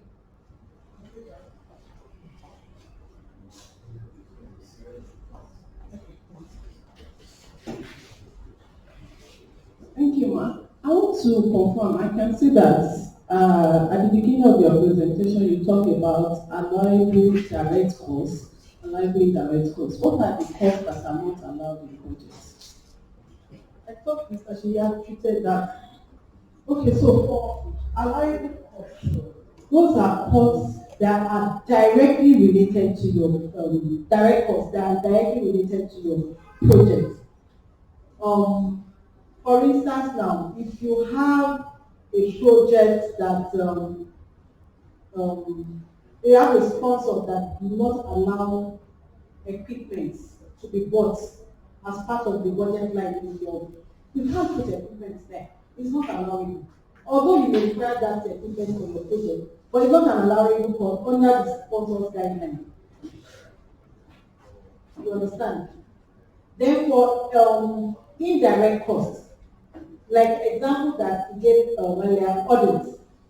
There are some funders that will not say, do not allow you to put audit fees at the budget line in your direct costs.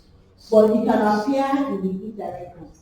It's an allowable cost, but under direct costs is not allowable. Because they expect that you should take the money from your F&A. Do we understand?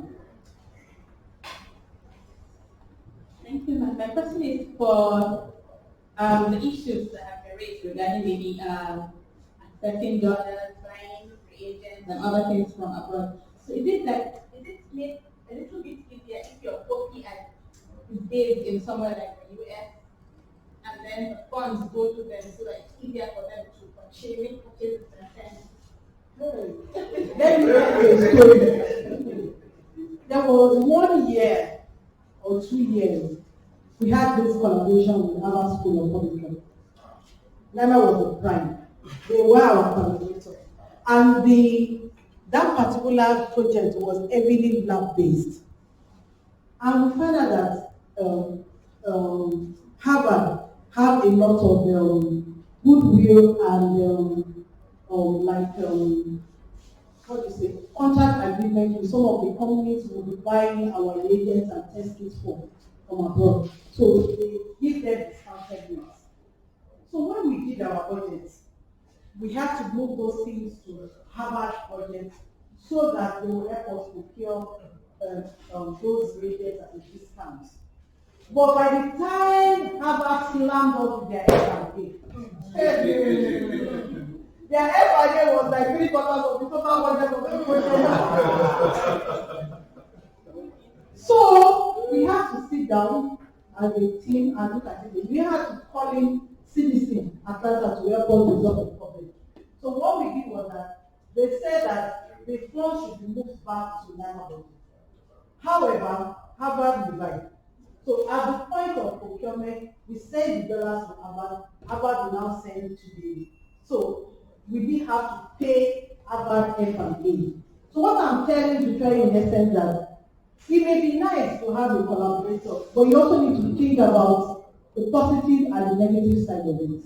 But like the example that Saribola gave, if you have an understanding with the sponsor that you are buying social equipment and social $1,000, you can say that yes, it's still part of our money, but hold on to the money. Because of the challenges we have in Nigeria, we want you to help us procure this and pay directly to the company. Instead of being able to pay for changing dollar, doing the procurement process, having to follow the process. So you just sort it out for yourself, sort it out for you, and you just get everything that you need. So you can work that out with the sponsor, and I'm sure because they want you to succeed, you can agree to solve things.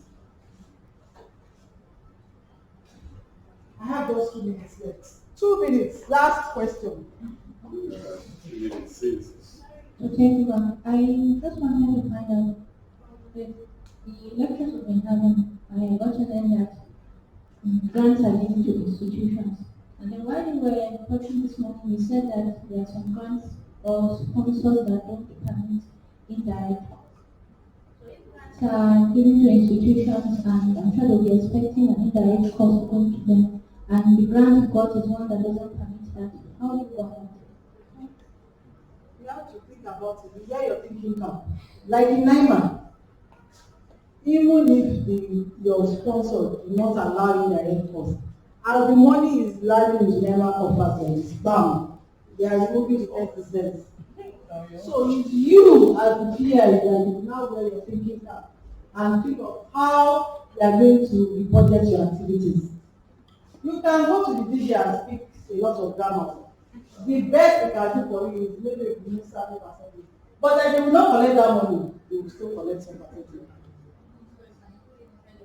So when you are doing your budget, you will now think about, okay, so men will still pay this 10%, but it's not allowed as a budget line. How do I do it? I'm not teaching you about this, but you have to see how you are going to use your budget line so that at the end of the day, you never take their 10%, you see how you're going to do your activity. Thank you very much. Thank you. Thank you. Hello.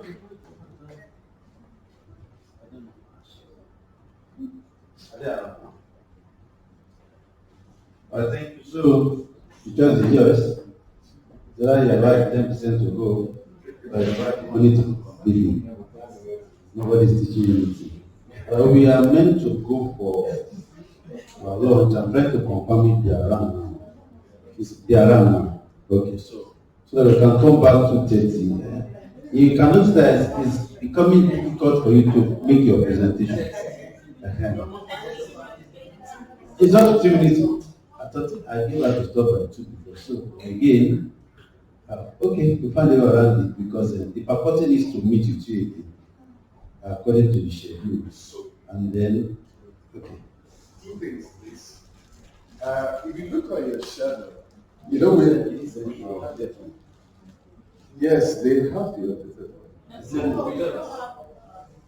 The one I sent for week 3, right? So please find this a little. No, the one I sent for week 3 last week had the session where we're supposed to have someone from MTF Foundation, BMGF, and others. Yes. Yes, so we have someone from BMGF here currently. He's willing to take his session today so that we will have some time tomorrow. So we'll take that after lunch. All right. Okay, so my name is Adeshino Aladishawe. I'm a senior program officer with the Bill and Melinda Gates Foundation in Nigeria. I lead our portfolio of work in malaria and NTD in Nigeria. I also lead a research portfolio in Nigeria, but also play a bit of role with a colleague called Nosa Orobaton, who does much broader African region-wide research portfolio. And I'll tell you about that in a little bit, in a while. And then, before that, I'd done work on polio. In fact, I remember that when we eventually got the certification for polio eradication was when I moved to malaria at the foundation. So altogether, I've been at the foundation for, I'm in my 6th year now, so I'm going on to be 6 years at the foundation, which if you know the foundation very well, it's pretty long time to work at the foundation. Hopefully, I'll find my way out soon too, so that I can do maybe cool stuff like the kind of things you guys are doing. All these kind of cool things, I like to do them. Right, so this afternoon, I've been asked, and that's why I don't have a presentation, but tell me if you need one, because I don't think you need it. I think I'd prefer if we just ask each other questions. I want to interact with you. What do you want to know? When they say funders, I want to understand what comes to your mind. And from that, maybe you speak to me and we can have a conversation together. But as much as possible, I even want to sit down. So it'd be like we're just gisting. Jigger, we're just gisting. I want to gist with you for the next couple of minutes so that I'll answer some of the questions at top of your mind around funding research. Interestingly, I've been to, this is my maybe 4th or 5th time in Lagos this year. 3 of those times, I was talking to the Commissioner of Health about research in Lagos. I was actually talking to one of your colleagues just now about some of the work I'm doing now in Lagos and also in Kano. We're probably going to be working with Unilab and Bayero University in Kano around some sort of research and trying to diversify research in Africa. And I was telling her that 70%, we found out, so we did I told you about Nosa, my colleague, right? So we did a very quick landscape of African institutions that do research.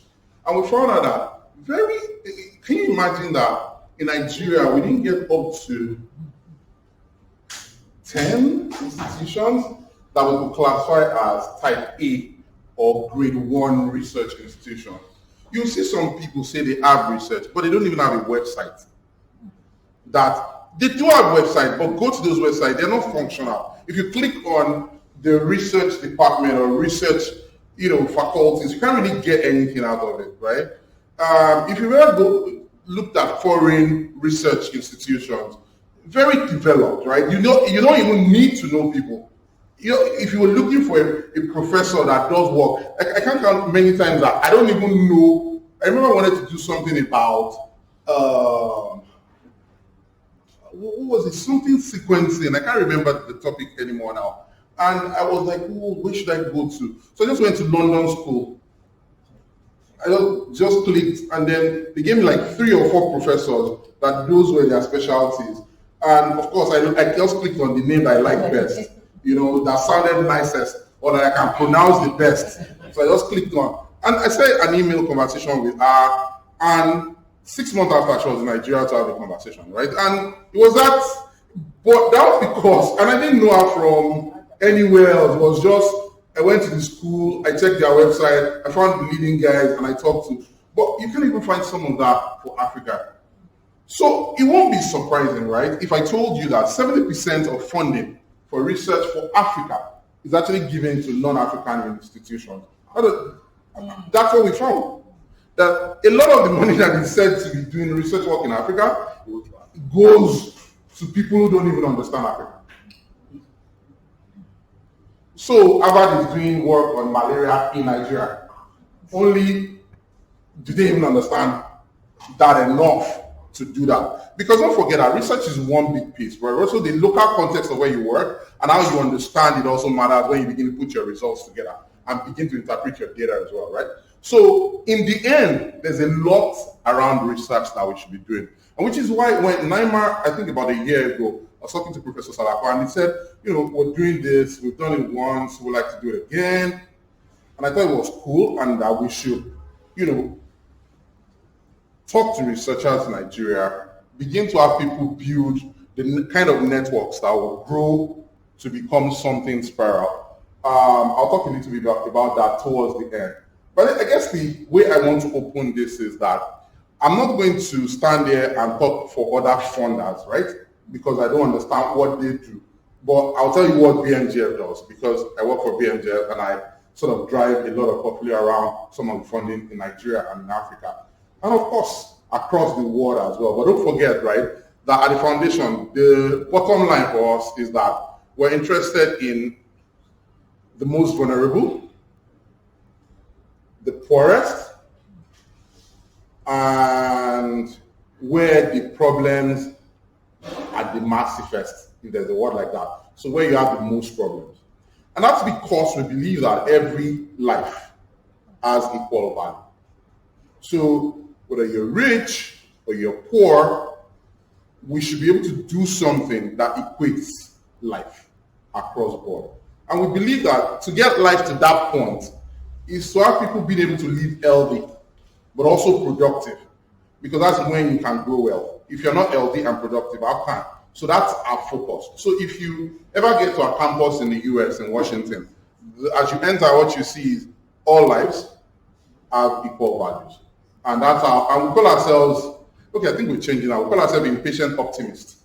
That means, and that's, Mr. Gates is a very impatient person, right? So he's maybe because if you have a conversation with him, you leave there feeling, but I've done my best.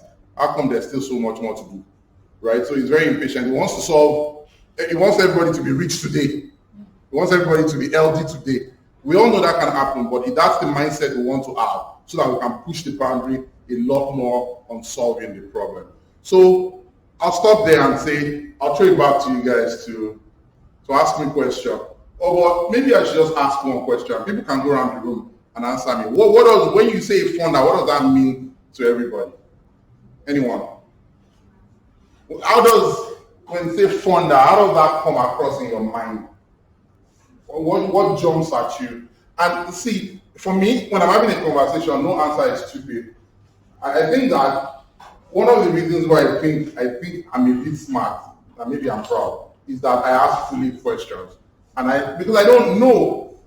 And maybe the reason why that is that someone told me a long time ago that if you're talking or writing and a 4-year-old cannot understand it, then you've not communicated. Like if you ever write anything and you give it to a 4-year-old and she reads it or he reads it, I can't tell you what you're trying to write, then you've actually not written anything. So sometimes I try to, so when I was in medical school, I don't know what was prevalent during your home, but it was Lass anatomy and all of those things. I never read all those because they were just too difficult for me. There were Indian textbooks and Chinese textbooks that were very simple. In fact, they had pictures a lot. So I remember my first time, it was a long time ago, but it was the pictures of many of those things I remember to be able to write answers to a lot of things, because pictures tell me stories, and that story stays with me forever. But Lass can go for like 10 chapters, and you only see some black and white pictures that you can't even understand. So what I'm saying in essence is that I don't believe anything is stupid. Just please ask. Ask, because that's the only way we can all learn from each other. Yes, please. Yeah, thank you very much. Ask if I'm to apply for. No, you have to answer. Okay. So it's okay for you to answer. What else can I meet you? So it's okay for you to answer and ask me a question. We have to answer my question. Funder is somebody who has need and has the money. Maybe the person applying for the grant is somebody who needs the money to deliver the funder's needs. Okay, so ask me a question. If I want to apply for a grant now, can I use pictures? All right, thanks. I'll answer that question immediately. So let me tell you how this foundation Foundation works with different portfolios, right?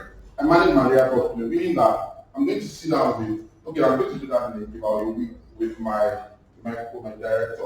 We're going to sit down with Mr. Bill and ask for money from Malaria, right? We do that, what we call yearly review. So I'm going to defend my portfolio, and I'm going to ask for my money. And I'm going to ask for part of that money to do a number of things. It could be that I want to do research, which I want to do actually, right? So when that money comes, I'm going to decide how I'm going to spend it, right? With, of course, we call them leadership team. So I need to make a case to say, now we have this money. Here's how I want it to be spent. Most times, it usually gets spent that way, most times. Except if there are strategic reasons why we believe that we can use it another way. But that's how it happens. So, for me, pictures matter.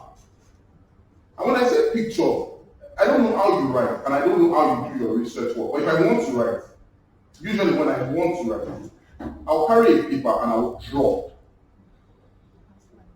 I'll just draw and say, okay, so if I want it, what's my theory of change in all of this? How will this research or change everything? What does it mean to? And it doesn't have to be fanciful. It could be, if I do Y here, it will lead to Y. Just to understand my line of thinking. Then from that, I will build an outline to address each of the pieces. And then I will begin to develop my outline. It will take me weeks. Every time an idea comes, I will say, okay, it fits into this part of my outline. Sometimes you don't even have weeks. So you have to do your outline in days. But that's how I build a story for myself. I need to see my story to be able to tell it in my mind. And if I can see my story in my mind, it means I can also put it on paper the way I'm seeing it. And sometimes when I'm brainstorming with my team or with a grantee, say, because we give grants out, right? And every time I have a grantee, I talk to that grantee. Usually I talk every month to my grantee, and they're telling me, oh, this is my delivery goal. You can have NIMR. I think I have a grant with NIMR. They're always, they know me, they are my kids. We're always going through. I'm asking, so why is A, B? They need to be able to show me. I will make, I don't know, I'll turn my laptop and show you something. There's what we call a result framework at the foundation. It's also a picture. It's what's your line of it in boxes. It's not a long document. So let me put it this way. If you can tell the story in one page, don't tell it in 10. That's my way of doing it. Because trust me, nobody has time to read 10 pages if it comes to that. But sometimes you look at some of the documents together and you see the reason why they are so big is that people draw things. They try to show you how things will lead to this. And I like things like that because they help you understand it. So yes, if I'm your program officer, I definitely like pictures. So give me pictures. So I want to let attempt to answer your question. Please go ahead and ask me. Okay. A founder, like you said, is someone that has money, that has a need, and is looking for somebody that understands the need and is ready to meet the need when he or she has the money. You just confused me, but help me. I think you're right, but I think there's just so many terminologies. Okay, I said a founder is somebody that has a need, yes, and also has the money, okay, yeah, and is looking for another person that understands the need. Okay. So that that other person can get the money and meet the need. Not very simple, but nice. I like it. I'll think about it again. It was very nice. Thank you. A founder is a philanthropist. Is it what? Philanthropist. Okay. So my question is this, like we know regarding state fund, you have to log in, get your password and the rest. Like NIH, you need to have some like error common ID for institution and the rest. And then you can go in and browse and see what is available.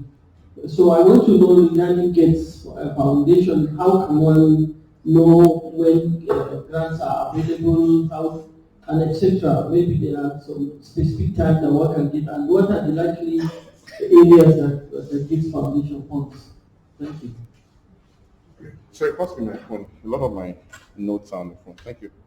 All right, so let me answer that question very quickly. At the foundation, we don't fund individual researchers.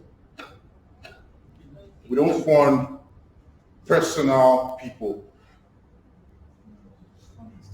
Except for two reasons. So there are two things we do. We call them brand challenges. And you can read this at the Gates Foundation website. It's open. We don't, and that's another thing at the Gates Foundation, we don't hide anything we do. We even publish our funding, we publish what we spend in everywhere. It's all on our website. So please spend some time after today to go to those places and just read. And I'll tell you what you can do very quickly that'll help. We don't fund individual researchers, but we do fund. So I told you of recent that we're doing a landscaping, right? And we might be working with Lagos and Kano. So we can give Bayero and say, we need XYZ, right? Can you get researchers that will do this stuff? So it will be up to them to decide how to manage it and how to do that. That's one. That's one way that individual people can be funded. The second is what we call brand challenges, in which we ask for ideas, but it's usually maybe once or at a specific period in the year. And we'll say people put up a proposal, just maybe a page, say we're trying to solve X. Let me give you a typical example of one that somebody just won. I think they're looking for someone to do something around immunization. I can't remember now, like what, I think for mothers to be able to remember, sorry. Is it SMS one? No, the one that they wear something like a watch on their hand. I think it was in Kano too. But the person that won it was an individual. But he's grown now to even have a very big organization. The last time I saw him, I told him, please come and give me money now. But it started with $100,000. He won. But use it good enough that he got new funding and on and on and on like that. But it was an individual thing because it was a grand challenge. People just bring, it's a challenge. We throw that challenge out, and as many people apply, people read and judge it, and the winners get a specific amount to do something. And the only way you can know, and I was telling someone recently, is that, again, the way we do at the foundation, we actually reach out rather than people reaching out to us. Occasionally, when people reach out to us is when we make an RFP and say there's a grand challenge, please apply. Then people can. But we don't also we put it on social media and we put it on our website. So you must be one person, because that's another thing. Let me say this, right? I think that a lot of times we're lazy. And I'll tell you what I mean. And please don't feel like I'm saying the wrong thing. But I think we're lazy, plus including myself, all right? Until recently, there's some websites that I never, we all have downtimes during the day that we're doing nothing. How many of you have ever gone to the Gates Foundation website? Ever? When was the last time you were there? When was the last time you were there on the Gates Foundation website? Somebody has told me that 6 months. Who else? Somebody raised their hand again. When was the last time? Many years. Okay. So I'll ask another question. When was the last time anybody here went to UNICEF website or WHO website or UNFPA website or the American government website or the UK government fund website? Are you guys go frequently? Welcome trust. Because the truth is that what I will do and what I would do if I was a growing career researcher is make a list of every funder I know. That's what I would do. And check from time to time regularly on their website. In fact, I will network. Sometimes I'll pay money to attend conferences that will bring people like that together just to have contact. So that when I'm doing stuff and I find something, I know a contact already that I can ask questions in those places. That's what I will do.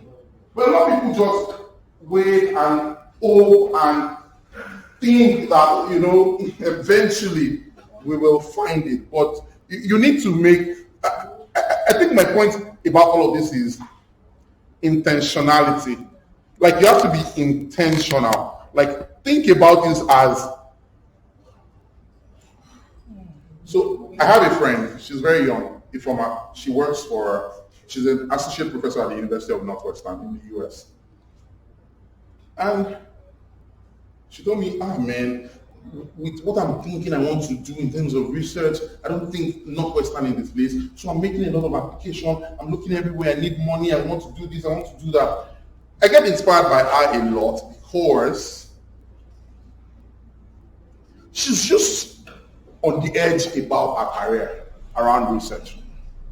I don't know if you understand that. So it's not in the wrong way. Do you know when someone is pushing the boundary every time, asking those questions, never letting go, seeking fun? Sometimes she just send me a page. This is a new idea. What do you think? Are you guys going to fund it? Of course, she knows I won't fund it. Or we won't fund it is the right answer. But recently, I got something from her that actually I was impressed by. So I told her that, should you talk to this organization? You know, if you work partner with them, we could find something to do together, right? And for me, that's voila, right? But that's because she's always pushing the boundaries, never letting go. So that's the kind of attitude you need to have, in my opinion. So the simple answer to your question is very simple. We only fund individuals through our grant challenges. We usually reach out to people when it's time for grant making, or in specific cases, we throw out RFPs and people apply, we judge, and then we fund. But that's the way the Gates Foundation works. Unlike some other funding or funding partners, that's how it works. But you can learn more about that on our website. It's all there. It's all there. So please read as well. But that's the basic thing I'll tell you. So even if you reach out, sometimes you might send and you will not hear anything back. It's because nobody will look at it, because that's not what we do.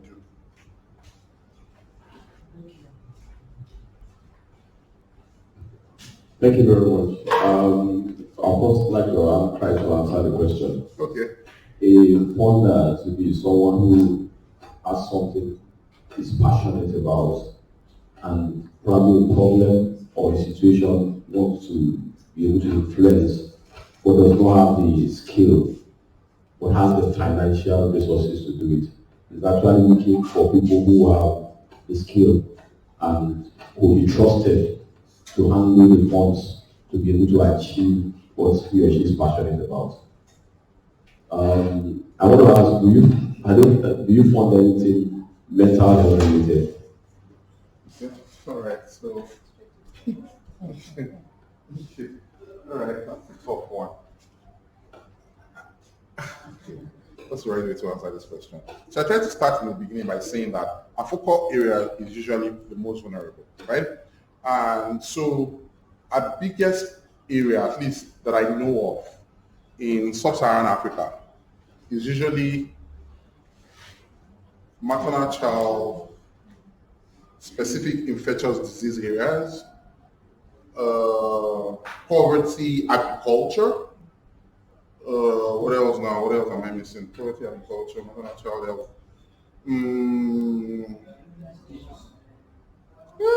Most of them are related to SDGs already anyway. More recently, pandemic-related things. Right? More recently. Because of course, the lesson we're all learning from pandemic is that if we were prepared better, we probably would have been able to respond much faster and much better. So now, the goal is to be ready. And I'm sure if you've been listening to some conversation from the Gates Foundation, that's what we're preaching, right? To be better prepared, to be better prepared. So I know there are multiple areas where there's funding ongoing to research around that, right? So mental health specifically though, I'm not sure, but I can get back to NIMR. I would ask internally, but I don't know that we'll do that. I don't know that we'll do that. I don't know that we'll do that. I know you don't. I don't know that we'll do that. That's my answer. And the reason why I don't want to say I know for certain is because it's also, I'll check. It's confusing me. If you ask me about something else, I would have told you no, we don't. But I don't want to put no and then I would have said the wrong answer to you. I'm not sure, so I'll find out and I'll make sure I get back to him. So you can ask him tomorrow or before this event is over. I'll send him a note about your particular question.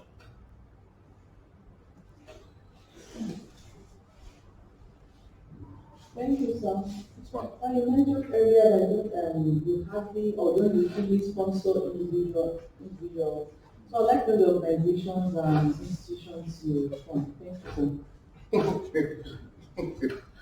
Well, I think that it has to be institutions and organizations. So universities that want to do work aligned with our priority areas.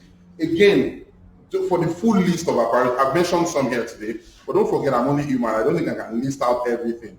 But the website has a list of every priority area for us. And they also have a list of some of the questions on your mind. And some of you have not even asked me. Those were the ones I was using to prepare when I was saying, I'm coming to give lecture. And now all the questions you're asking me, I've not even gotten all the ones I've prepared for. Anyways, that's all great. So that NGOs, government institutions that are aligned with our priority areas or that want to do work, collaborations between organizations that addresses specific needs in the community or poverty, alleviation, agriculture, those areas, right? So if you think of organizations as government, but it all depends, right? At the foundation, we have a list of partners we've worked with. We've worked with and we trust in our system. And as countries and people and our team and our program officers also do work, we store that information. So you can be a first-time organization at any time. Let me give you an example. I think Sidani also, I can't remember that organization, I can't recall now, but they did some work. We were impressed and we asked them to try something.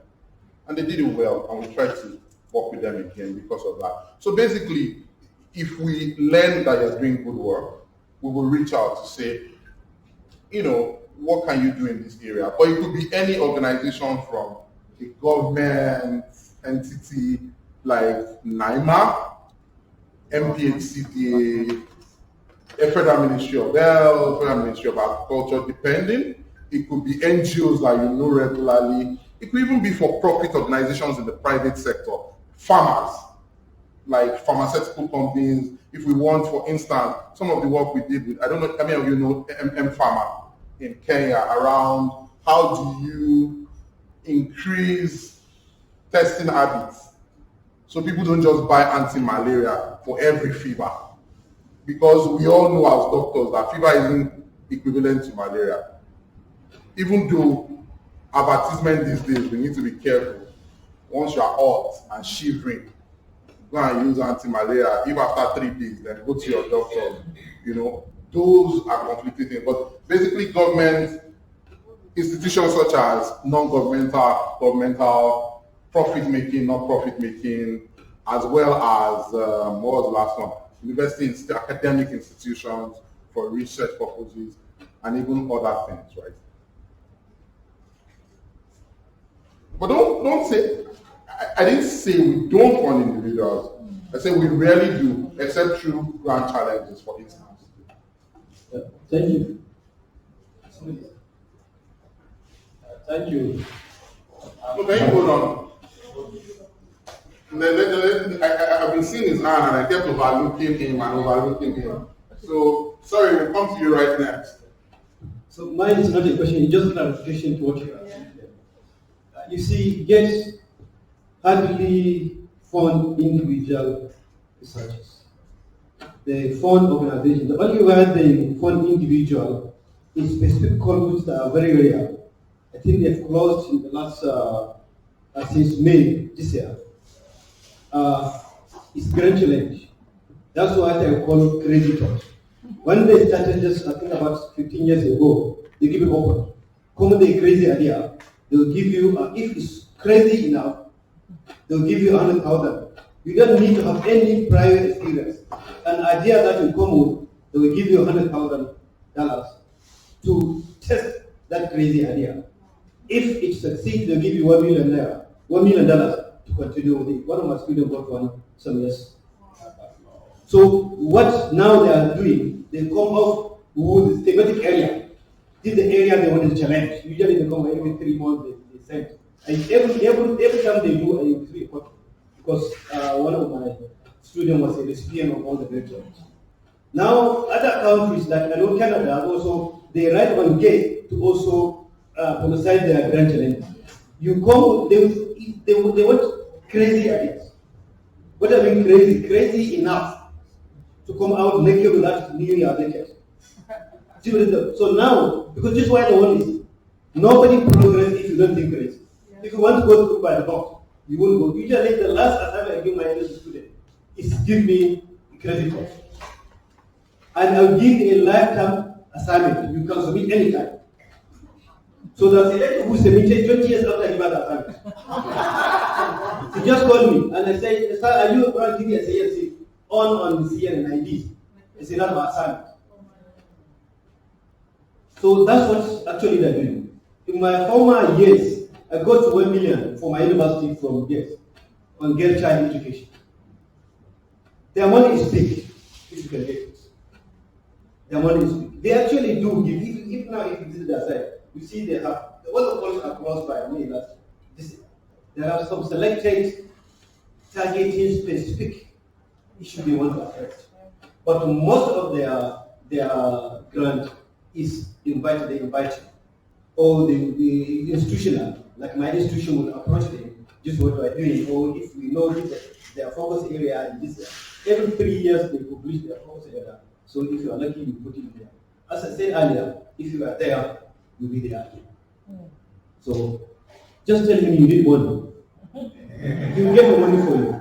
Just tell him. He knows where the money is. And he knows the inner workings of them. Some of my friends used to be with them some years back. Thank you. All right. Ask me for money then.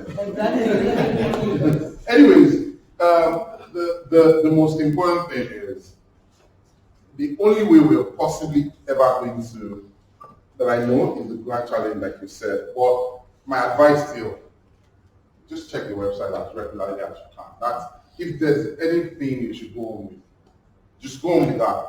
Just check on that website. It's open. It's nothing is hidden. So because even me, I don't know when those things come up because I never really had to sort of do it. So, but if this is what you're passionate about, then please check. Please check as much as you can. Any other question? Yes, mine is, whenever I hear of this foundation, the only thing that comes to my mind before is immunization. And from what you have said, there are other areas, but they all have to do with awareness and public campaigns. I think that's mostly what the Gates Foundation does. But I just want to find out whether, under those thematic areas, whether the foundation also sponsor or fund laboratory researches. Sure. Sure. I mean, I'm not sure how anything I've said is about awareness, though. I'm not sure, but let me go over what I said again. So agriculture, we do work in agriculture. Some of the, I'm not the agri person, but I know that we've done some things in northern Nigeria around improving the yield through, what's that thing? They use, so basically, who is an agri-care? You probably understand, but I know that there's a science in which you can actually increase the yield of a particular species of a product because of the science of it that you understand very well. And so they are researching around that. How do you improve yield? And there are some of these are tested out, in northern Nigeria, for instance, that I know.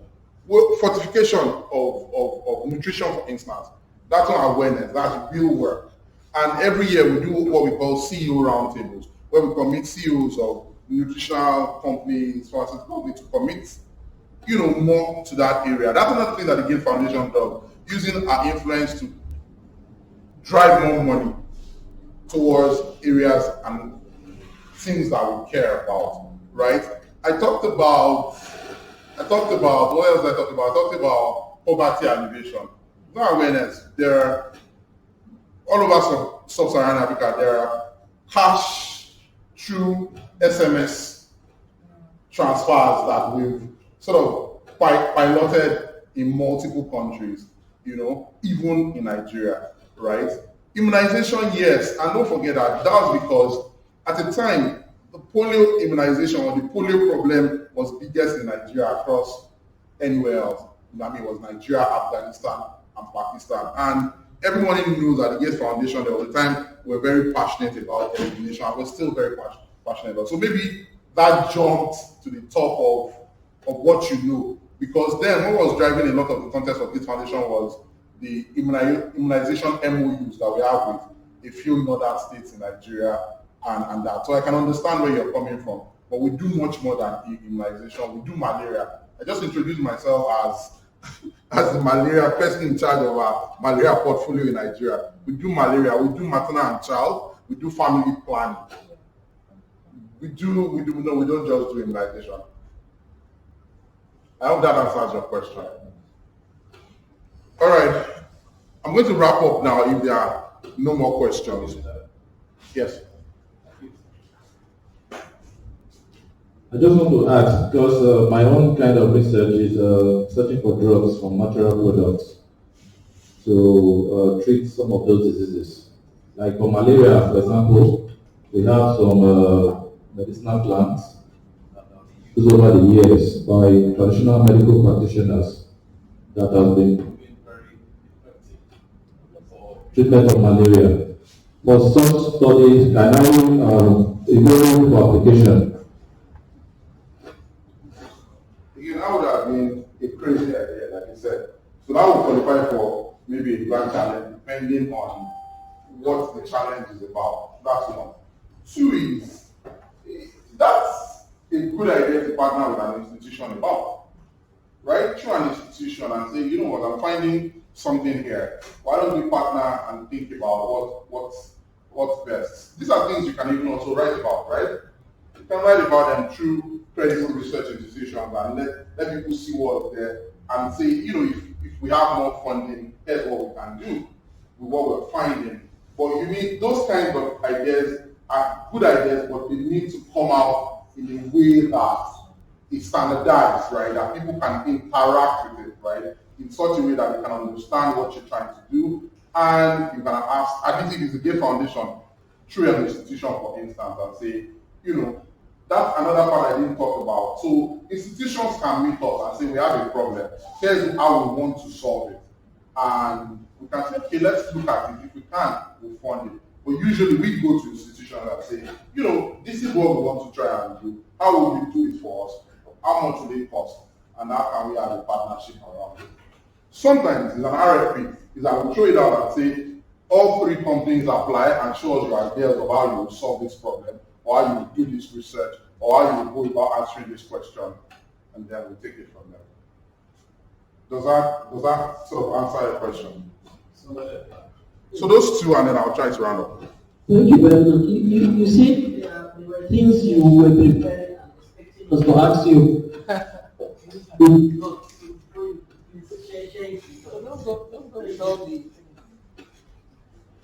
Why did you catch me now? Yeah, I won't.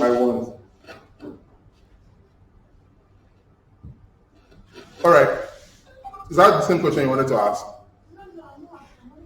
Oh, that he asked a question. So I won't go with them. So there's one good one here is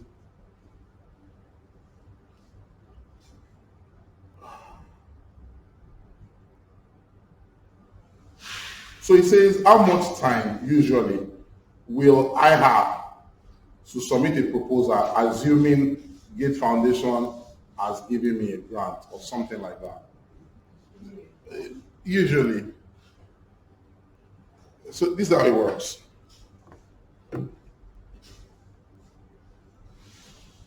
I'm proud to say that, at least for us, we take risk. That's one of the coolest things with the foundation that I found out. And I wish this was not on record, Sha.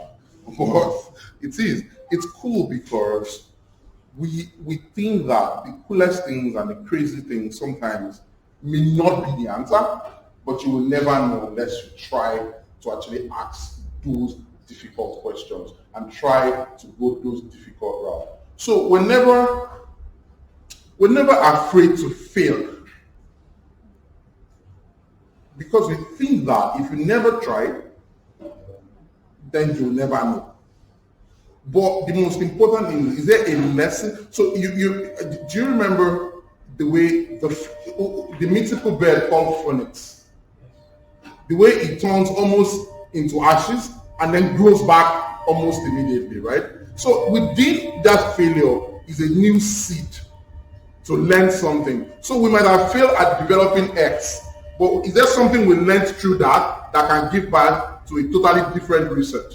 So instead of looking at this, should we, from this research we've done and we've not found the answer, is it pointing us into another direction? Can we follow that direction and learn something new? We're very open to things like that, right? So in our granting, we usually work with our grantees over as much as it takes, usually, to develop a good proposal. Because another thing we do is that we have huge number of people, experts that review proposals and approve them. So before it goes to that level, we like to spend as much time with our partners to actually go through those proposals and make sure they are the best answer you can provide, and then we let people review and approve those things. Only that our funding circle though could mean that you might not get funding at a particular time. So I'll give you what our funding circle looks like. So I think our annual will run from July to June, usually. So by June, most of the funding would have been committed. But again, we're a foundation that anytime we get a good idea is worth pursuing. So we'll get it. You might not get the funding immediately, but we keep developing that idea with the fact that we will eventually get funding. So there's a guarantee for funding. It's just that it has to be in the circle when we want to make those commitments. But I guess the point I'm trying to make is that either way, once it's a good idea, we will work with you to develop it to be reviewed and approved. Right. One last one. Then I can say a few words and I can run away. So the last one is. Sorry, I think you have a funding window open now, closing 16 December. Sorry? There's a funding window open, closing 16 December. Where are you reading that from? From your site. Which funding window is that? Containing modeling, analytics, capacity, and ecosystem for women health. Opened October 23rd last year and closing 16 December 2022 at 11:30 a.m. Pacific time. Yeah, so those are like ideas of, it's actually a grand challenge, but that's like someone training specifically for women and asking for those kinds of things. But our funding window from a grant perspective is closed already. It's closed in May. So our funding window from a grant perspective is it's closed. 2, 3, 4, 5, 6. Right. It's on their side. So all of these things, as you would see, is on our side. The most important thing I want you to do, and this is what I would leave you with.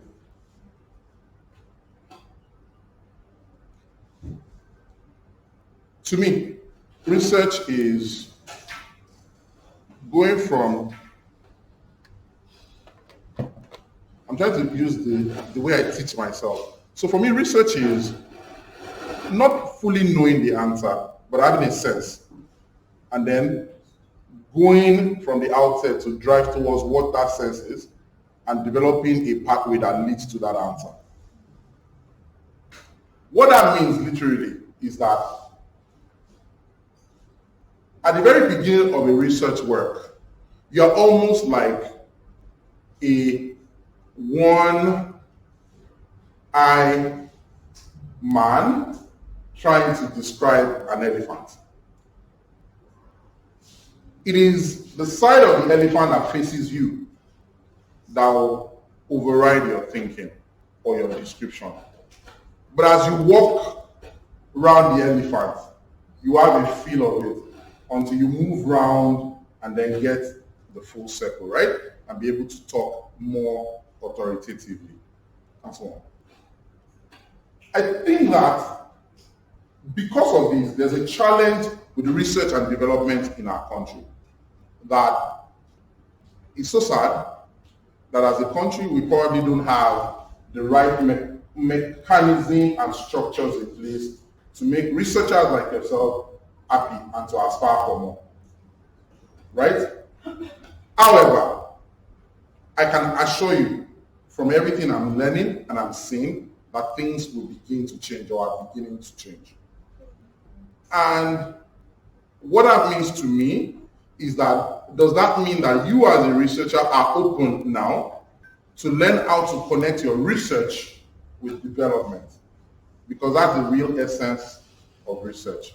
If research is not giving birth to viable products that can make people's life better for it, sometimes it could be an answer to a medical problem that has been long awaited. Sometimes it could be an answer to a nutritional problem, right? It could be an answer to an illness, whatever. But if it's not answering critical problems, Professor Adiza Galadanshe that I was with about three weeks ago said, well, she didn't want to say it, I think so. She said, these days, people just do research to get promoted and then put it on the shelves. But that's not the reason for research. Research is to find the answer to a critical problem that can change people's lives. I'm going to leave you with the fact that you should please think about your research and as you grow. And I think one of the answers from here is that, I'm not right, one of the things from here is that people would do some sort of research, right? Develop something, right? And I'm hoping that you as you go into that, that's your mindset, right? And that's the only way we can help Nigeria, but also help Africa. But also, most importantly, that's the way you can continue to be our heroes, because you researchers are my heroes. Thank you very much.